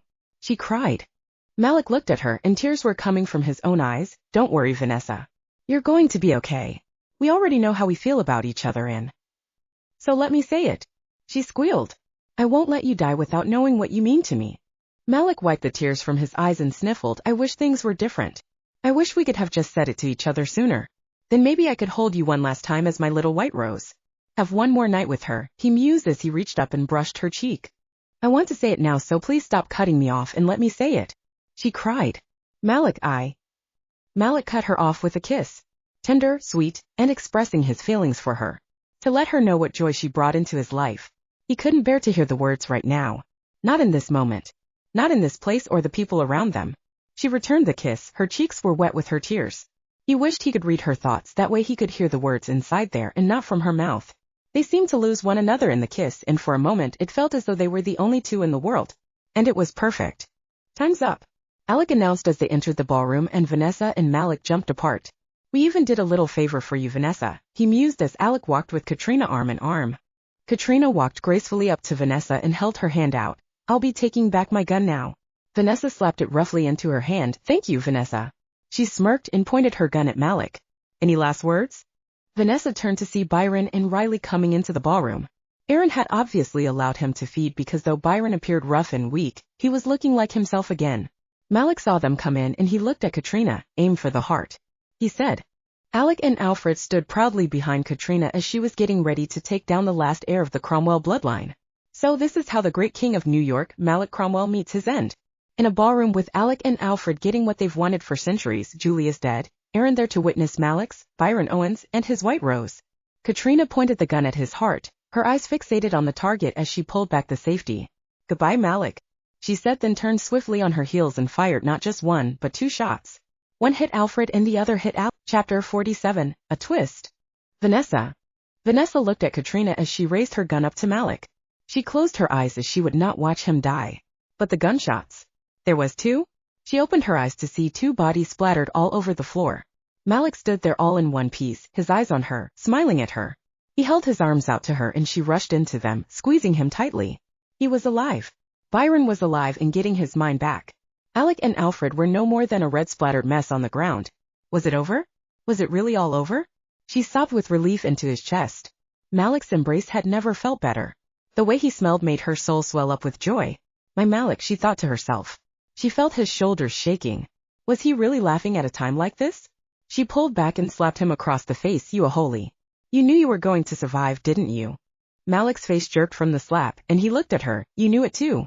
At least, when you look back, you'll know that you knew I'd live." "I already know that it's just..." Vanessa gripped his shirt as she cried. "I really thought..." She turned to Katrina, who stood in front of the splattered bodies. "Why did you?" Katrina turned to look at her with a smile. "It's been my and Malik's plan all along." Everyone looked at one another in confusion. "I thought Malik killed you," Vanessa said.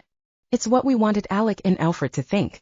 In order for it to look legitimate, the secret was only kept between Malik and myself." Vanessa looked up at Malik, who still had his arms around her, and her hands rested on his chest. "How did you keep that a secret when they could get into your head?"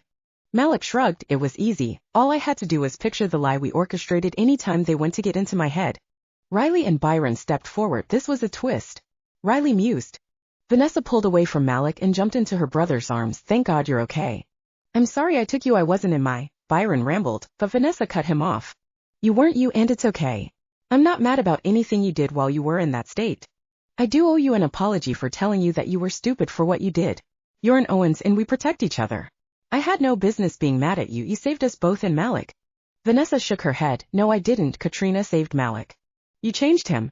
Vanessa turned red and looked over at Katrina. "I want an explanation. Now."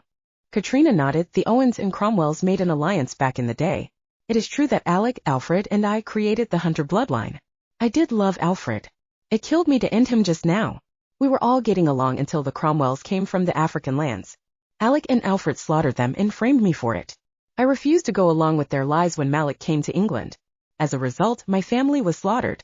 Alfred claimed I helped them do it. Malik and I had mutual interest in killing the Balthazars. Alec and Alfred killed their family so they would be the only ones left.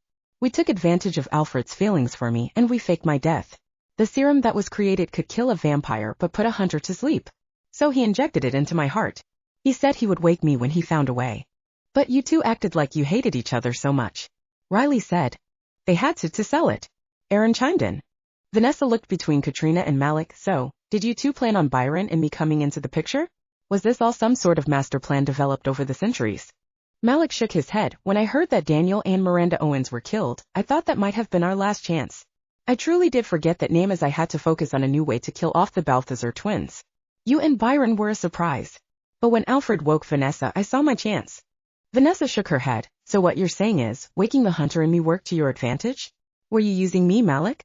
What about the night Byron saved me from that rabid vampire? Was that just a setup to get me close to you because you knew I wasn't going to let him die?" Malik shook his head and held his hand up. "No, you have to know that." "I've heard enough," Vanessa said as she stormed out. She ran out into the woods as far as her legs and lungs would permit her. She couldn't believe what she just heard. She felt so used and betrayed. Everything she'd ever thought the past couple months was nothing like she thought it was. It should be a good thing.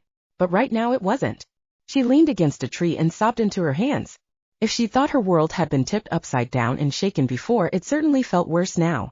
She felt a hand touch her and she jerked away. "No." Malik's voice pleaded. "Please let me explain." Vanessa looked up at him. "I don't want to hear any more. Everything I ever thought since coming here is just twisted and I feel used and like none of this was real. You want the truth? I would love that if we could pick one. I'll bear it all to you. Right here, right now. Just please listen to me. I really do love you, Vanessa." Vanessa looked at him. Permission was granted through the expression on her face. "When Byron came to New York and told me who he was, I turned him and made him one of my men to protect him. I never wanted to execute him, but I knew you would find us and stop it.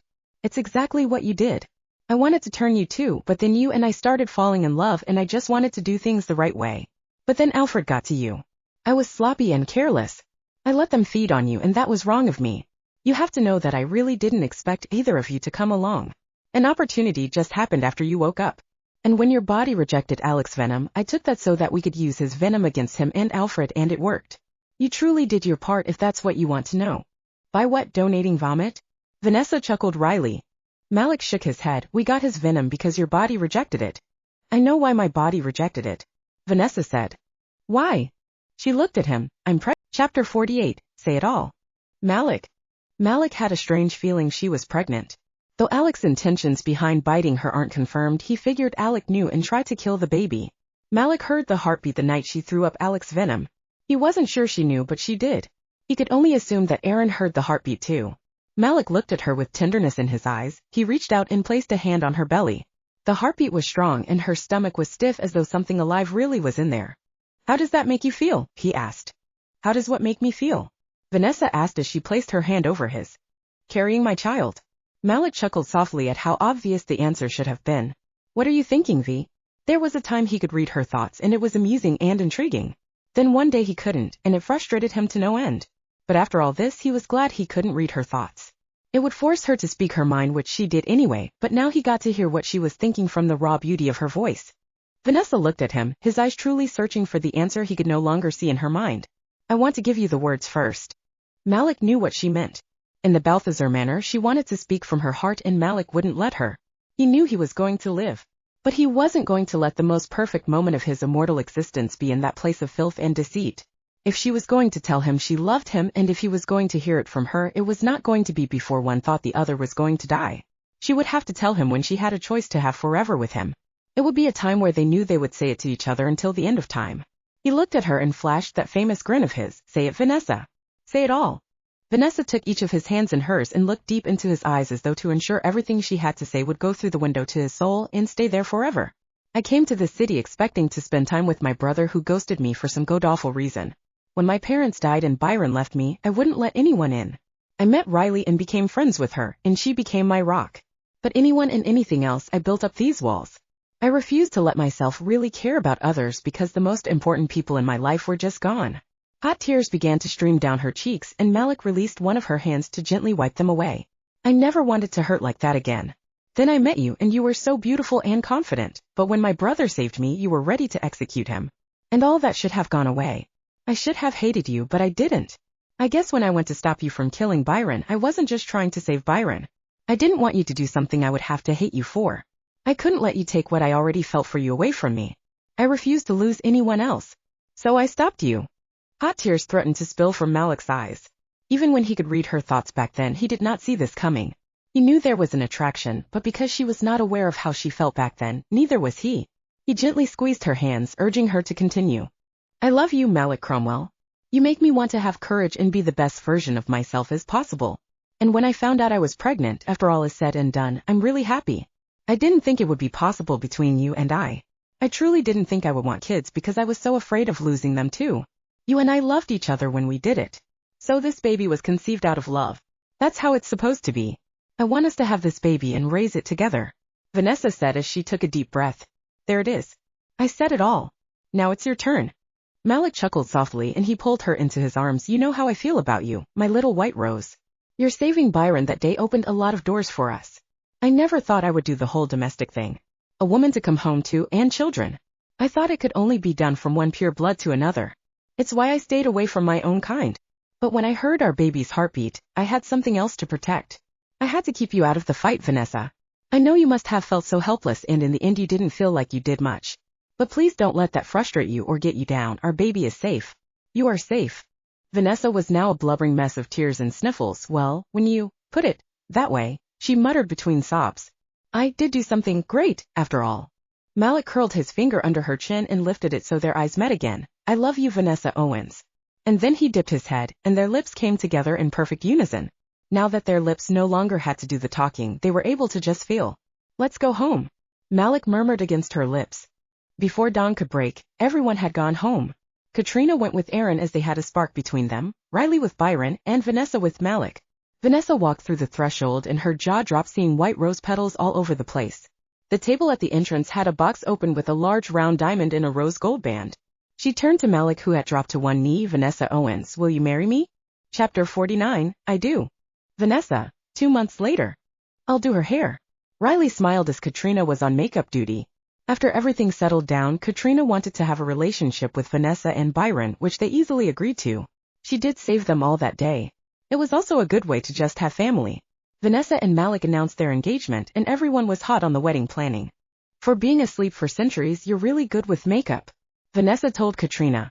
Riley taught me, but thank you. I really like this stuff. It looks and tastes better than the 17th century crap, Katrina replied as she applied the contour stick. Riley smirked as she wrapped Vanessa's long hair around the curling iron. I taught you, but you're killing it. She fluffed out some of the hair to give it some volume. How is baby doing? Baby is doing great. Just wish it would show up on the damn sonogram. It still doesn't show up? No. Baby is there, it's healthy, but we can't see it. Katrina started blending the makeup. Maybe it doesn't show up because it can shapeshift like its daddy? Vanessa's jaw dropped. How did none of us think of that? It makes so much sense now. Katrina laughed. It is half Malik in there. Vanessa and Riley each pressed a hand to their chest, sighing with relief. It all makes sense now. Riley mused. Think when I give birth it could do that misty fog thing and just come out of me that way? Vanessa asked. Riley and Katrina burst out laughing, then stopped. Oh, maybe, Katrina said. Have you thought of names yet? Riley asked. Vanessa shook her head. Honestly, no. Since he proposed, it's been all about making this day happen. Done. Katrina smiled after applying the mascara and the lipstick. Looking natural, but features have popped. Nice cat, Riley complimented. And now I'm done. What do you think? She asked as she spun Vanessa in the chair to look at herself.